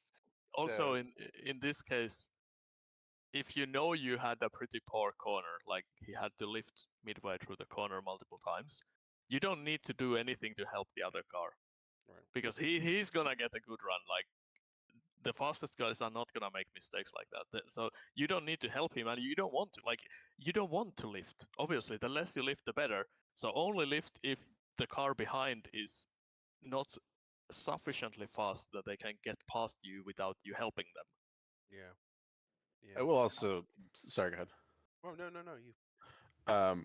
No, I was also going to say, just kind of in general. I mean, y'all saw me qualify, and then you saw me start from the pits. The goal wasn't for me to try to win; it was to try to be a fast car in the group and give y'all some practice defending. Very few people actually tried to defend against me. The standout is Cabrera. He absolutely made me work for it. It was great racing. But a lot of other people, like I'd get beside them, and I would see and hear them lift, and like we're racing for position. So plenty of people, you know, I had my car trimmed out, so coming down the straight into turn one, I would get beside people, and a handful of people did, you know, stick it too wide and brake what they normally did, trying to not just give me the position, but plenty more people than not just kind of let me go, which was not the reason for me being here. So Right. feel free to. I'm not going to be in every race, but next time you see a bright ass pink Lexus, yeah, feel free to try to race me. Yeah. He is Yeah. in fact why I'm here. not a blue shell. He is there to be raced. But it also I- will. It also. Oh, go ahead. Someone else. I was going to say I actually ran with him for a while and I thought it was great. He fucking guy could drive his ass off. Yeah. I don't think I ever saw it, Greg, at all. Well, I mean, that's one of the reasons why, like, I'm here and a few of the other folks are here that are either coaches or other folks. It's like to give you guys a reference, but also to push you to see how you're driving, right? I do it in house of practice all the time. I will lean on you all the time because you need that sort of practice. I will tailgate you. I will sit there. I will just watch you drive. And like, if you don't pick up the muscle memory and the practice of doing it, then when the race comes, you literally have no reference. You just are like, I don't know what's happening. I'm leaving. And so you don't get any better. Plus, it's no fun if you don't have somebody pushing you. Right. Yeah. I remember Suzuka. Davin did that to me. I did. Multiple one He thing- does it multiple races in a row. I remember I getting boxed do. in by like 5 GT3s while I'm driving a fucking M2 at Monza. Well, let's use Matt. Like, let's use Matt Quant, right? Remember when Matt first got here? Like, Yep. frickin' in the middle of nowhere. Him and I have been training for 6 months, right? Just battle after battle after battle after battle after battle after battle after battle after battle, right? Kid's fast now because he's got that training, right? Now, when I throw things at him, it doesn't freak him out as much, right? He knows how to adapt to those things. He can be aggressive, right? There's still areas of development there, but he's applying things, so he gets really fast. Greg's been here for fucking forever. That's why he knows how to do it. Eric, same thing. That's why he knows how to do it. Raphael's probably had one of the best races I've seen in a long, long time, right? Because he's been here for a while, right? But if you don't practice it, you will never get better at it. You will show up to these races and be 35th, and I mean, it would be great to see you, but I'll just see you for like 10 minutes. I was to say the only time I saw Greg tonight was after the turn one chaos, and I was just waiting for people to get out of my way so I could turn my car around. And I saw him come out of the pits. I went, "Oh, Oh yeah. hi." No, I was laughing my ass off because I couldn't see anything until I came out of the pit over the crest and just saw like 10 cars just eating shit. Yeah, all that. I do have one question about this. What's up? So as the back marker, I guess in this situation, or this is a common situation as a back marker. You're going down the front straight or a long straight, and you're going to get past. Yeah. Is lifting closer to your actual braking zone if you're like drag racing them? I was side by side with a lot of times getting lapped, and I wasn't 100% sure where to lift Don't at. drag So race. just curious where I should lift Well, at so- in the straight. So there's a couple of simple rules here. First of all, never lift on the corner exit. Wait at least until both cars are like actually on the full straightaway. You want to lift as little as possible, but you also want to lift enough that the car gets fully past you and back to the normal racing line before the braking zone. Because if you force it too wide, or if you force them to take a different line, they're gonna be slow, and you can't go any faster than they are going. So, Okay, that helps. So my goal is to not lift more than I have to, but to give them that like main racing line before yes, we you get to the absolutely turn. want. Okay. You absolutely never want to force it too wide, because anytime you can't go faster than the other car when you're side by side, or even if you are like following behind someone, the This is physics one are blocking you. This is the one I Okay, was looking that makes for. sense. Thank you. Yeah, this is the one I was looking for. So same car, similar situation, did it a little bit better, right? So in this particular case, we both come out of the corner together. So I'm straight and fully committed, so I'm fine now. And partially, I'm already kind of peeking over to the right already, but I'm on the exit now, so I have full width to do that. So it's not like he's catching me in Greg's situation. They were a good 25 feet earlier, where you're still applying power to get out of the corner. We're out now. A little bit of a lift, and now I can just whoop, right? And I can just move by. And like I also know I'm not going to stay close behind this car because I don't feel comfortable or need to draft him all the way down, right? Other drivers that I'm lapping that I know better, I might take a little bit of a tow and we'll just take our time. But for some car like this, I want to get out of the way as soon as possible. So pop over, and then we're all good, and I can just Okay. keep going the way I need to go. Yeah, that's helpful. I am a back marker often, so I just want to make sure I'm doing things correctly. Well, We'll so make a note. here's the thing here though for that. So there are strategic benefits to knowing how to be an effective back marker, right? The back markers who struggle the most are the ones who are worried about getting in the way. They're not really so much worried about how to effectively use fast cars as tools to help them move farther forward. So if you're in 30th and first place comes around, that's a godsend for you because some fast fucking car is going to race up to the guy you can't catch and hopefully slow him down so you can pass him. So you want to get good at being able to anticipate when fast cars are coming and let them go by in efficient places so that you're Mhm. able to maximize their damage to your opponent, right? Right. Yeah, and I did actively think about that a little bit this race, as well as there was a moment where I couldn't get by someone, Yeah. and I was about to try a move, and then I kind of like heard all the things I've been told, and I was like, I'm just gonna be patient, and so I just chilled Yeah, out a little bit, and that exactly. helped a lot. So Exactly. Wait, hold on. I gotta keep going, Austin. So like, especially like in a multi-car situation. So I see this happen a lot, where four lead cars are coming around in a pack, and some guy in 30th is all by himself, and I'm like, and he lets the leader go by, and then he boxes in the other three cars, and I'm like, if you would let all four of those cars go in a group, if you could, then that is four attempts of cars that are going to try to attack your opponent. That's a great opportunity. So let boom, boom, boom, boom, boom, wherever you can, tuck in behind fourth place, race that guy all the way to 30th. They will all have to deal with your guy, and you will get closer to yeah, him. there's no negative repercussions There's to let no them by negative quickly. repercussions. That makes sense. Exactly, Thank you. exactly. But if you box him in, I'm going to sit there. I'm probably going to move you, right? Because I'm just moving more quicker than you. Right. So. Yep. Actually, I think you sent a couple back of lead cars after me, Preston, and I was I like, did. Yeah, that's the it's thing. like, I was ooh, actively thank thinking you. about it. It's like, oh, thank you for the tow, Preston. I know it wasn't working. I did that to Preston. I did that to you as well. I sent the lead car after you. Yeah.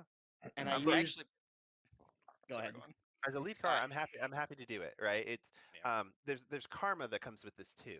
So I did a Racecraft 101 clinic a while back. You can look it up on the YouTube if you want to. But we talk about racing karma, especially with back markers. If you treat me well, I will help you out later.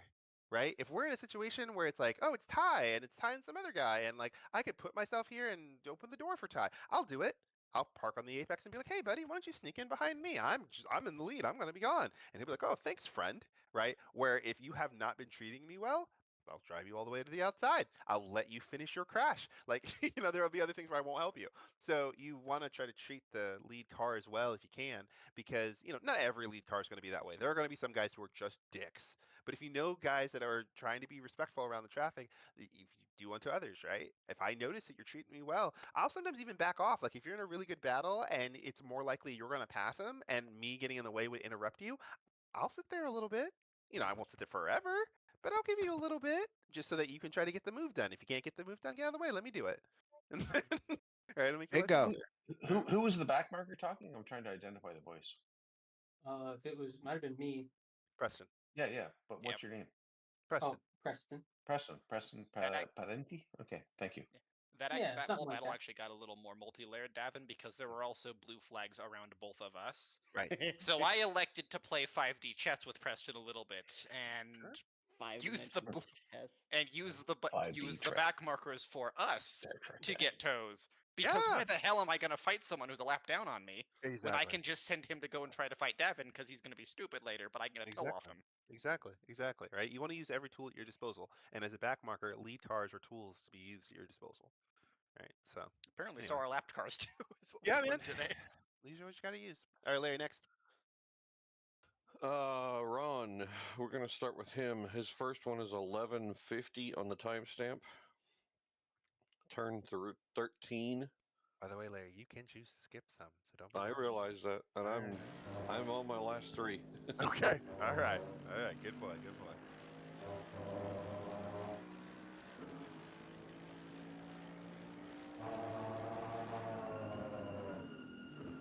That's a Snow White car.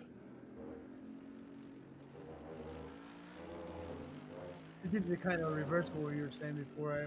I was a lap down, but I was traveling with a car that was a lap up on me. But then if I got ahead of him or he went off, if he got back behind me, I would let him by to fight the guy in front of me. So I think is Ron here? Mr. Tanamura. Paging Ron. No, he's not. Okay. Run to So the OR. Run to so the OR. the question he's probably asking here is like, did he have the right to room? Exactly. Well, I'm gonna put in my quiz of when can the lead car ever see you, and he can't really see you until he's got his hands turned. So he's going into a turn. You were not. Actually, the question was whose corner was it? Yeah, it was his, and then you mugged him. Right? He's already turning. Like he's turning, and he's a physical object in the virtual world. So like Well, I you mean, can't. if you want the steering perspective, can you find where he initially starts to crank the wheel and Oh, pause sure. it there? Yep. Yeah. I was just gonna say we had a few incidents like that on Tuesday.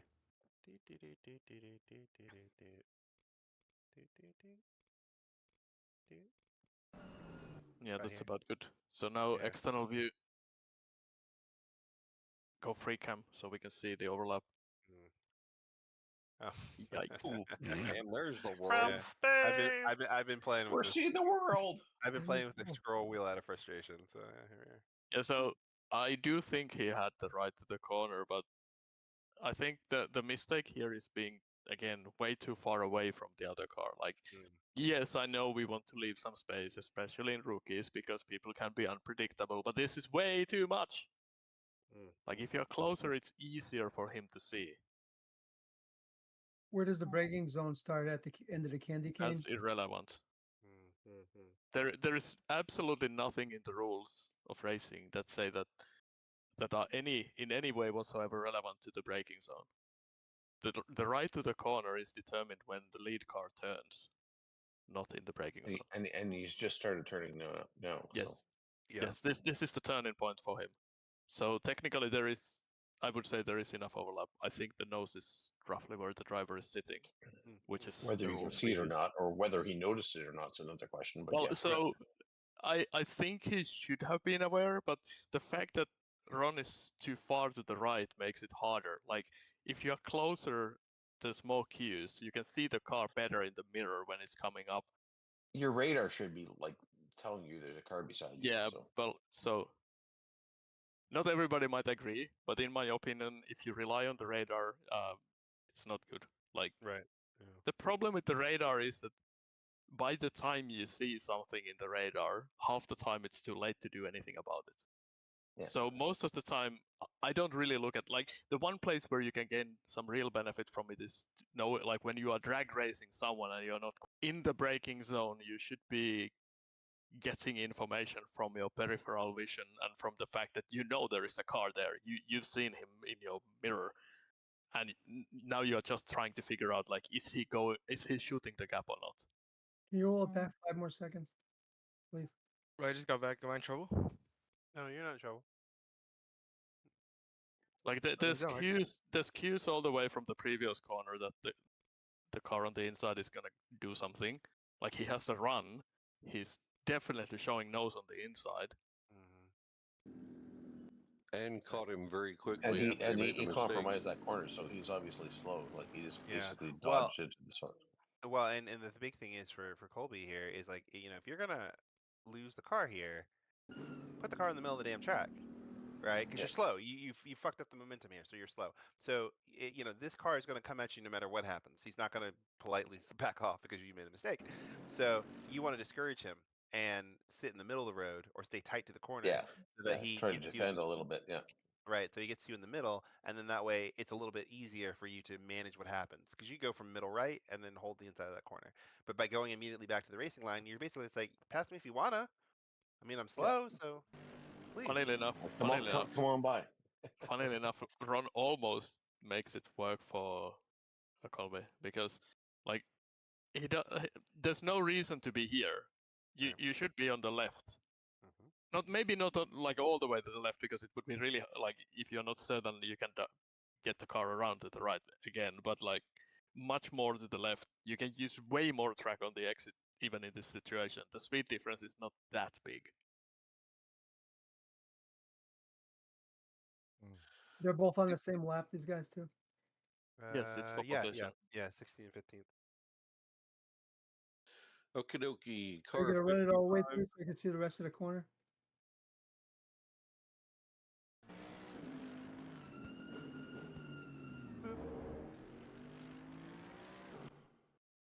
Thank you.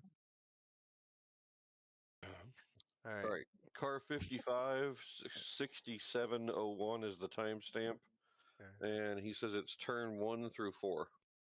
Okay, 6701, huh?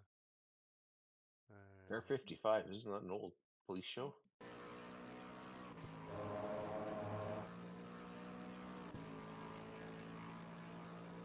No, Why? that's car 54. Where are you? 54. Why? Okay. That I'm was right close. here. Why? Why?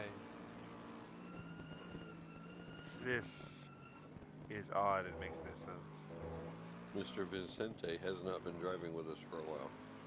He is lost. He is not Yes. understanding the whole ruler situation.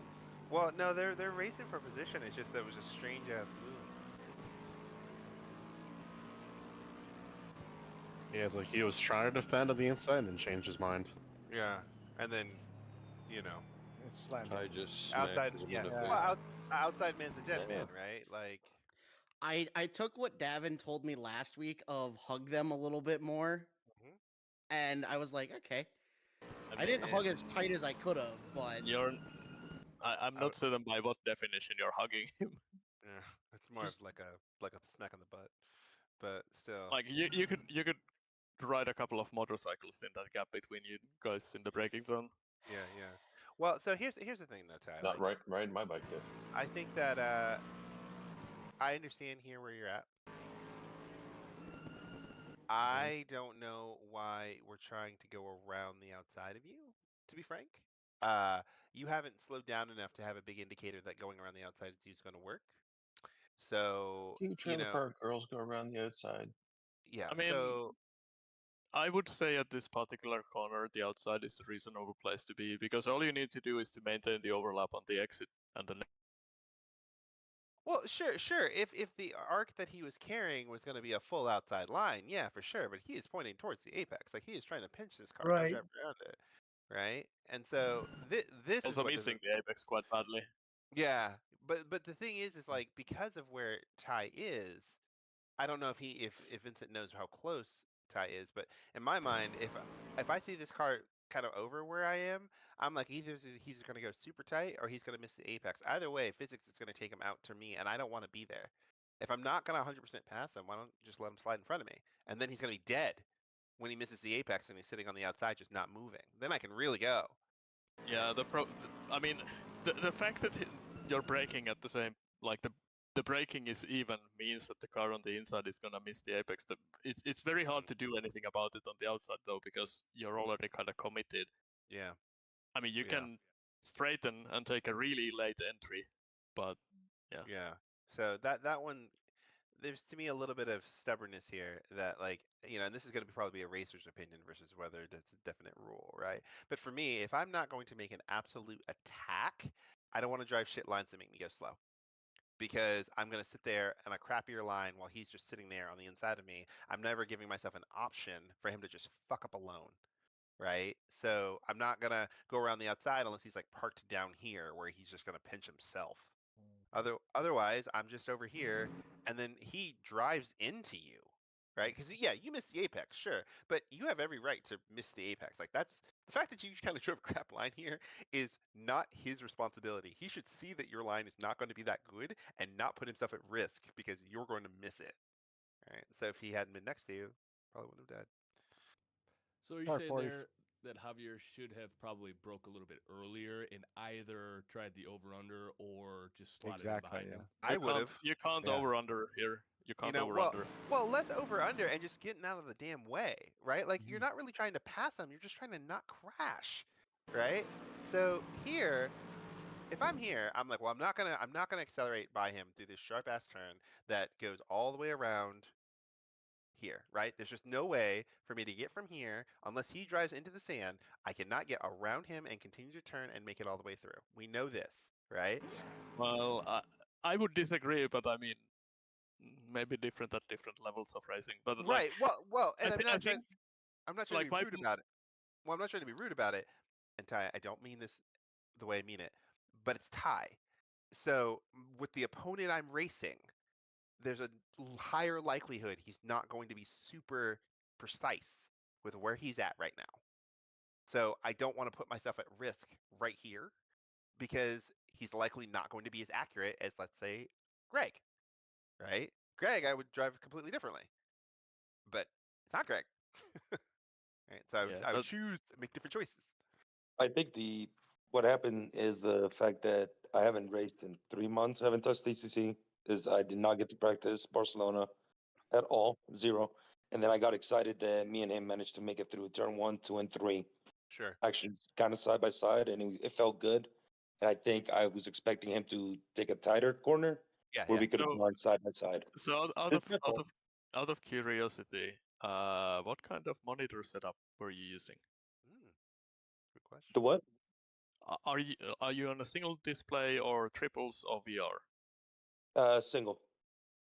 Right. You helped Okay. me with That setting explains something, because the one thing that is something you should be aware in this is that if you had triples of VR, you could probably see that he's missing the corner, because first of all, you would be able to see that he's braking alongside you. Like, I would normally be looking quite far to the right already in the braking zone so that I know where the other car is. So what I would have done is just to like brake straight alongside him, because I know he's gonna miss the corner, and stay super wide on the outside to make certain he has all the possible room so he doesn't hit me. But yeah, on a single, you have to accept the fact that you're at a little bit of a disadvantage. Sometimes maybe you just need to play it a little bit safer. It's a good thought. Good thought.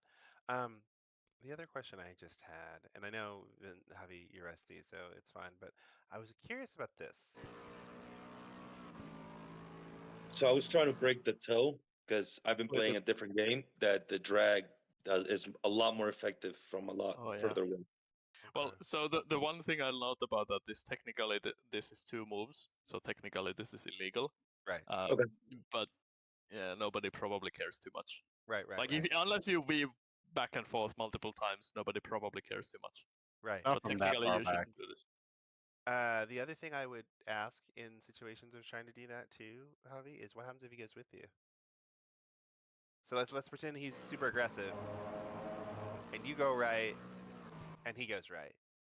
You're stuck now down here. He can move, right? So, somebody else would have gone right with you, dragged right with you, and then popped left. And you can't go back. You're the lead car. You can't move anymore. So now you've taken all your options away right out of the corner. So you have to go through that whole straightaway, stay down there, right? So being midway would have probably helped you. If you wanted to sit in the middle of the track, would have helped you. But this is asking for him to come down there and just, like, by the rules, screw you. So it's fortunate that he doesn't. And I thought about it when Javier pulled to the side. I went, "Oh, he's trying to break the toe." And I looked at the marbles and went, "I don't want that on my tires." And so I just kept my foot in it. That's fair. That's fair. That's fair. The first thing I thought when I saw him come out of here is, man, I would have drafted down here and I would have driven up the left side of him and I would have squeezed him to the bottom of the corner and made him not want to ever go down there again. Because by the time we get down here, you have to turn a lot. And if I can pinch him down there and the track opens up and goes back my way, I can sit to the outside and I can lead this, right? When I was coming down the front straight in this instance, what I was thinking was, okay, he's moved over. He's gonna want to move back, and this all happened in thousandths of a second or whatever the hell it is. But Sure. I'm like, okay, he's gonna move back. He's gonna move back in front of me. I know that the Lexus has a pretty good high end speed.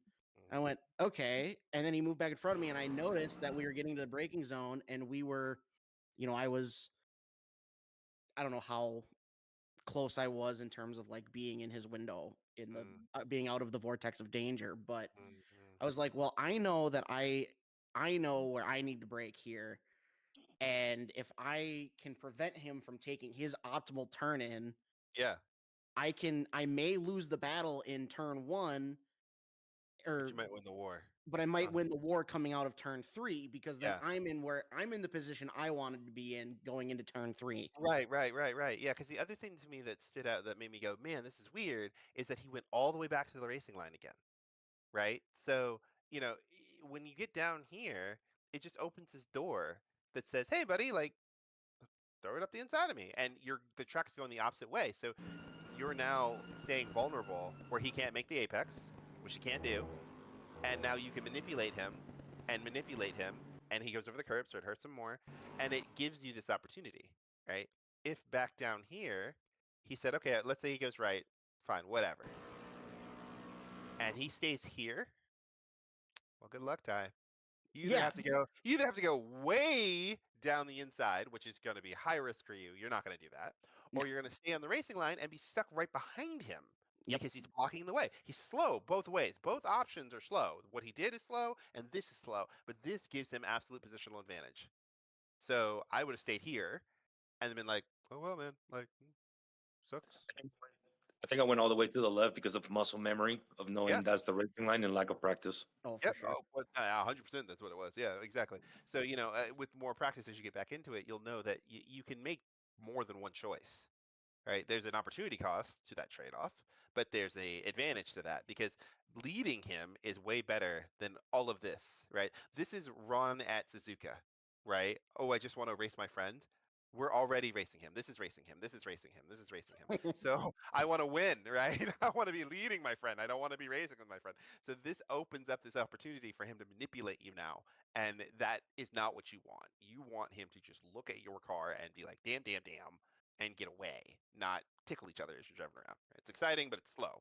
So Yeah, I think it's the fact that I recognized his name and I was like, okay, I can kind of trust him. He's decent at times, sometimes horrible, but mainly good. So Excuse the fuck out of you. Well, like you say No, that. I get but what he's then- saying. I but get then what he's saying. this happens. I get Yeah, what he's I saying. know what you're saying. I know what you're saying. But even still, like if it was me, I still would have been like, oh, I can trust him not to run the fuck into me. So I'm gonna sit in the middle of the track and I'm gonna brake early because I have to, and he's gonna have to brake early for me, or he can brake late, but he'll lift. Like Ty's not dumb; he won't kill me, and you just go through together, right? So you can still trust your friend and keep him the fuck behind you. Yeah, so that's good.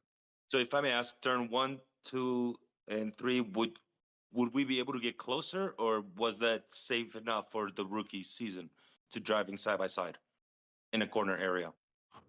Well, okay, so I'm gonna answer That's your kind of a first. loaded question. No. Well, it's kind of a loaded question because it kind of defeats the purpose. But like, it's close enough because you didn't die. So good, good, right?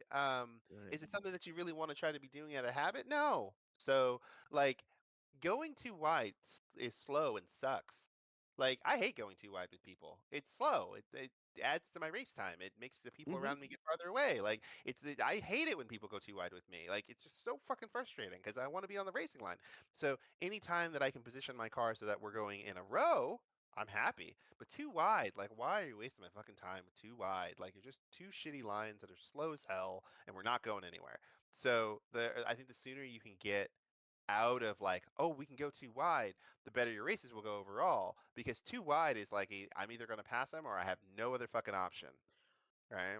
What I was really hoping for was that Javier was gonna break a little bit too late, giving me the run from turn 1 into turn 2 to 3. Well, I thought you almost had him here, right? Because here he drove over the curb, and we know the rules about curbing, right? Don't jump over curbing that doesn't give you an absolute straight line advantage. This curbing turns. So anytime you pop the car up, it's gonna pop the car up and over, and you're either gonna lift or be unstable. So this is not gonna help you, right? And so as soon as he went up over this, I was like, just take the outside line and go straight. He's got to stop, right? He also hit the brakes at the wrong time. Right. So before we get on the momentum piece, he's giving you this open door, right? Yes. And then now just squeeze him over. Just keep him over there and be like, hey man, we're gonna do a right and a right. So right, keep him over there. This is the point where if I had gotten over more and squeezed, I think I could have ran away with it because it would have put me on a better line into turn 4. Right. And it also would not have encouraged him to want to turn down on you here. Yeah. Right? Because when you get here, you're so far away, he's like, oh, I think I have room to maneuver. No. You want to squeeze him so he has no room to maneuver, and then you just turn right. Right? And then he just has to wait and turn right after you turn right. But this section here is enough invitation to say like, I could try something. No. I think I can fit there. Yeah, I think I can fit there. That's a terrible place to be. Don't ever let them think they can fit there. They'll try to fit there. Like, no. All right, Larry, are we done? You can say yes. I technically have 2 Larry more. fell asleep. I think he did fall asleep. I think we're done through attrition. All right, I'm gonna make a call because he fell asleep. He would have told me something already. But I appreciate you folks hanging out.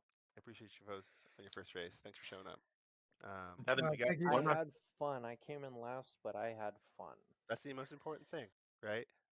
There will be other races where we will all come last. I came in last on Thursday or Tuesday, so shit happens. I'm just Okay. curious on one thing, Devin. I apologize for the last call thing. But what happened on the main straightaway as soon as it turned green? Because I came up to mayhem and explosion cars everywhere. Yeah, good question. Because I went from 30. Yeah, you watch my like- car. You'll see what happens. Yeah. Like, Oh yeah, this is where I got hammered good. Because it was on the straightaway, so it just out Two of nowhere. Lexuses, there was two Lexuses that got into it. Oh no! It's not just two Lexuses that got into it. There's more than that. Well, they came off. One of them came off and hit me, and A then paucity of Lexi? I needed like 3 minutes worth of repairs. Say, I can tell you exactly what happened. Oh, here, 'cause I've watched it That was multiple me. That times. was me in the yellow. Oh no! Oh no! Oh, Uh, carnage!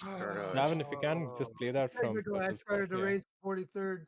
Wow, two people are talking at the same time. Please stop. Who's having me work the camera? Whose car were you following? That I seemed to can. be- If you go You to can play it from mine. I was behind. Yeah, Ortiz, right?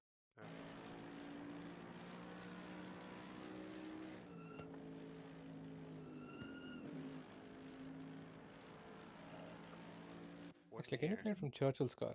Yeah, Churchill's cars. I think. Churchill's. Because I think he reacts to the guys breaking it down. Yep. Yeah. You see the lights come on and then. Uh-huh. And then behind him the mayhem starts. And he never gets back on the throttle. Right. I'm mildly curious why we are braking that early though, and that hard. Like, yeah, maybe a little lift to not hit someone, but I think someone was afraid. Oh, gee, yes. Oh no. Somebody was definitely afraid. Jesus. Yeah, which by the Ed is part of the early breakers at least. Yeah. and I know that I knew that I had to brake early, but I was not anticipating braking at Like half a mile 300. before the corner. Yeah. Braking at the 600 meters. Yeah. Yeah. And I know I tapped Ed and I sent him a message and I said, "Hey, sorry for the bump in T1." Yeah. How hard did he brake? Oh, Yeah. very fucking hard. hard. Very fucking hard. Yes. Like, good, eh? He went full 100%. Where I was had like I? 3 minutes worth of Almost like a little repairs. smooth. Want more? Yeah. Assassin. Yeah. Basically almost full break. I mean, here a lift would have just been perfect. I mean, he did lift, but I think Churchill was also braking really Yeah, hard. Churchill was supposed to yes, get 100. Yeah. That's why he went 100. Yeah, that's true. That's true. Because they probably was like, oh shit, and then they just. Which there's in when I was looking at the replay of this, I was like, there's so much room there that he could have just lifted, and we all could have lifted and lived. And Yeah. and- There's a part of the I haven't been chasing cars in the corners very much. I don't know what I need to do to lift, and so I got scared and hit the brakes, and then fucked up everyone behind him. Right? Because you're so far ahead here. He reacted to Ortiz's lights, which is not Ortiz's fault, right? No. He saw No. lights. He saw lights, and then hit the brakes, and then it was like, and then just I- it never got back into the throttle. I saw this but live, man. Like, never getting back on the throttle is not the problem, but going 100% brakes this far from the corner is a little bit like nobody would expect it. Right. Exactly. I was watching this and I was like, the corner's all the way over there. What are you doing? Yeah, because now it just destroys all these cars. Yeah, and then if you watch me, I get fucking obliterated. Yeah. I was wondering why you were so far down all of a sudden. I was like, Tyson 43rd? What the fuck happened there? Yeah, I had a minute and 50, or I had a minute and 23 seconds worth of damage. Yeah, no, we got when the back of the backfield got to that madness. It was there really wasn't a way to maneuver through the track. No. By the time we got around there, I literally had to stop and wait for a dude to reverse. If Yeah, you and go to I- 45, you might see it from the back end as well. Or I can't 45. believe how many Sure, I cars agree. I passed. Yeah, me and if you watch from say Larry's perspective, he just passes everybody. Yeah. Yeah, same. Yeah, I got hit out of nowhere. But I mean, Larry does the right thing, Oh. right? Stops, Yep. just Yeah. stop, just stops. Wait. Wait for it. Wait for it. No, no, excuse And the me. Oh. and I got Patience meatball. is amazing. Yeah. Yeah. And Well, so you know, yeah. go ahead. Well, the big thing really here is one, getting more comfortable around cars and like doing starts, right? We tried to do a few on Hop just to get people comfortable in cars. You know, I used to do starts with the AI in the very beginning when I just didn't have anybody to run with. I hadn't done enough races yet, so I got used to being close to other cars. You know, following cars sometimes just down the straightaway, just tailgating them as close as you can, and try to brake like as close as you can to where they are going to brake without hitting them. Like all of those things can help to give you some muscle memory of what to do, right? Here it's just you can tell he doesn't really know what to anticipate for, and so he just sees lights and freaks out. Kills a lot Can of I them. ask, just in turn one here, since we're right there? I apexed and I got spun, and I'm just curious if that was my fault or not. Here? Correct. Yeah, coming to turn one. I felt like I had a lot of space, but I don't know. Nope, definitely not. Right? Yeah, I didn't have the space, obviously. Yeah. I mean, you would never know that he was there, right? Front front fender to rear fender, so there's no visibility for you. You were just turning, and then he got mugged. Yeah, I guess more so I'm wondering because it is lap one and it's a big pack. Like I was wide. Like Well, so before I yeah, so started my I was turns. I did leave a lot of space. I guess that's why I was well, wondering. so you're kind of you're inviting this problem. Right. It's That's not I guess. your fault that you got hit, but you were inviting this by turning super late but still going for the apex. Right. If you take a wide entry like this on lap one, stay wide That because makes more somebody's sense. gonna go Yeah. for the gap. Yeah, that does make sense. So it's just more. It's not that it's Also, my at the fault, but if I speed. want to Yeah, live, so at just the don't do that. corner entry at the turn in, either go for a normal turn in if you're certain there's nobody on your inside, you're safe. Just go for the normal line so that you don't invite something. Or if Right. you are not certain, just stay wide through the whole corner, like Yeah. leave that one car's bit of a gap the whole Survive. time. Yeah, Also it kinda makes looked sense. like at It's the not speed he like was I going, did he's something gonna. wrong, but if I want to live, just don't do that and Survive. one. Yeah, You're I mean, right. it's just about self-preservation, especially on turn one of the whole race. Yeah, Right. that makes Turn sense. one, lap one, you Okay, do not win thanks, guys. races, but you sure as hell can lose one. And frankly, at the speed he was going, I think he was just gonna shoot off of the just into nowhere anyway, Well, and because it looked like he just dove in there. well, the big deal is that you don't know, right? You don't know the Yeah. speeds of the cars around you. You just don't, right? So you take an outside line. You make sure you've got a safe spot for the corner to go the other way. If you get past, fuck it. You didn't get hit, right? Yeah, I lose yeah, spots that off turn one all the time. I do not fucking care. It's just like, okay, we made it through. We didn't die. The mission Yeah, accomplished. all the Right? places I made going through the crash, I lost getting hit right there. So if I would have just gone wide, I might have had a better race overall. Sure. Still aggressive first turn, right? Like Sure. settle back. Yeah. Seriously. Well, I mean, and some people just aren't, right? So, like, what do? Yeah. You put yourself in the safest spot so that you can get through all the nonsense. You give them Yeah. open spots to be dumb. You clear all that nonsense, and then you get on with your race, right? So, Yeah. like, that's just You what you keep got to you do. keep Like, you keep preaching nobody wins on lap one, but people keep trying to win on lap one. Like but settle the hell but down. in this particular case, it wasn't even so much even trying to win on lap one. It was more, I see an invitation of a gap to go somewhere. I Mhm. understand why you would go there, right? Like, you know, you would think that the car that would just stay to the outside and kind of get through. You did go back to the apex though. So it's not your fault that you got hit, but you did kind of like with the thing we talked about with Mhm. Ty and Javi, you opened the space. He goes, "Hey, I think I could fit there," right? And so Yeah. he tries to fit there. And On the I first think Stop showing your skirt. no, on yeah, the one first thing also I've noticed just in this race is offline braking zones. A lot of times, I think a lot of people struggle with braking differently when they're not on the line. So that was Oh a my big God, thing. I would I don't hug think you anyone's and trying to dive the no, corners, but they no, don't realize I where would to brake. I would love to hug you and take you on a Hawaiian vacation. Holy fucking shit, right? Like I think we talk about that more often than anywhere else. Like anytime that you're off the racing line, you have to brake earlier, right? And Because the a grip's lot of not the same.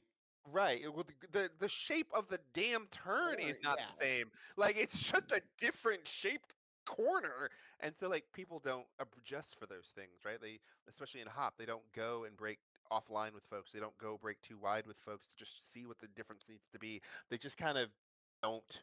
And so then their muscle memory, again, you fall to the level of your training all the time. So in situations like this, if you guys aren't prepared, you just break where you want to break, which is not where you should break, and you hit shit. Right? I purposely go off on like a lap where I'm always offline, just to learn where the braking markers are. Like, don't go on the racing line every corner. Don't do it. Like, just go the other side. So the So first couple laps, and what I, it teaches you like where your braking markers are. Like, and you get better. what I might recommend there is do it with another car, because it's Yeah. not about driving shit lines alone, right? I don't want to drive a shit line by myself. I want to drive a suboptimal line when I'm with another car. So when I see another car and I go, that's a car, I can give myself the programming to brake early or adjust or make a change, because I know when I see a Even by your vehicle, right? even Yeah, by yourself, it still teaches you how far you have to like yeah, brake but the like corner. again, Yeah, we're trying to it develop helps. good habits of good muscle memory, right? So like, Yeah, you know, exactly. it's easier with other cars around you because it gives you the muscle memory of, hey, when I see a Yeah. car, I'm gonna have to do something differently when I'm by myself, I'd right? love to do it with other heat cars. Sometimes I can't, so I have to do it by myself. So Yeah, or do it with the AI and just try to see if you can stay as close as you can to the cars around you. I do that all the exactly. time. Yeah, Like I did a video about that it's a fun. year or so ago, right? It's So fun. you know, yes, it is fun. It's a good experience. Like because you know because the first two laps you're always in that case. Right. Always. Right. Okay, so I am done, and I'm going to bed now. He has to go see his wife because he's going to get divorced if he doesn't. Yeah. Yep, go to sleep. Thanks. So, Thanks, appreciate guys. you. This is awesome. I will see you This is later. awesome, guys. Thank you, Davin. Thanks, guys. Bye. Right. See you later. See y'all. Have a good one.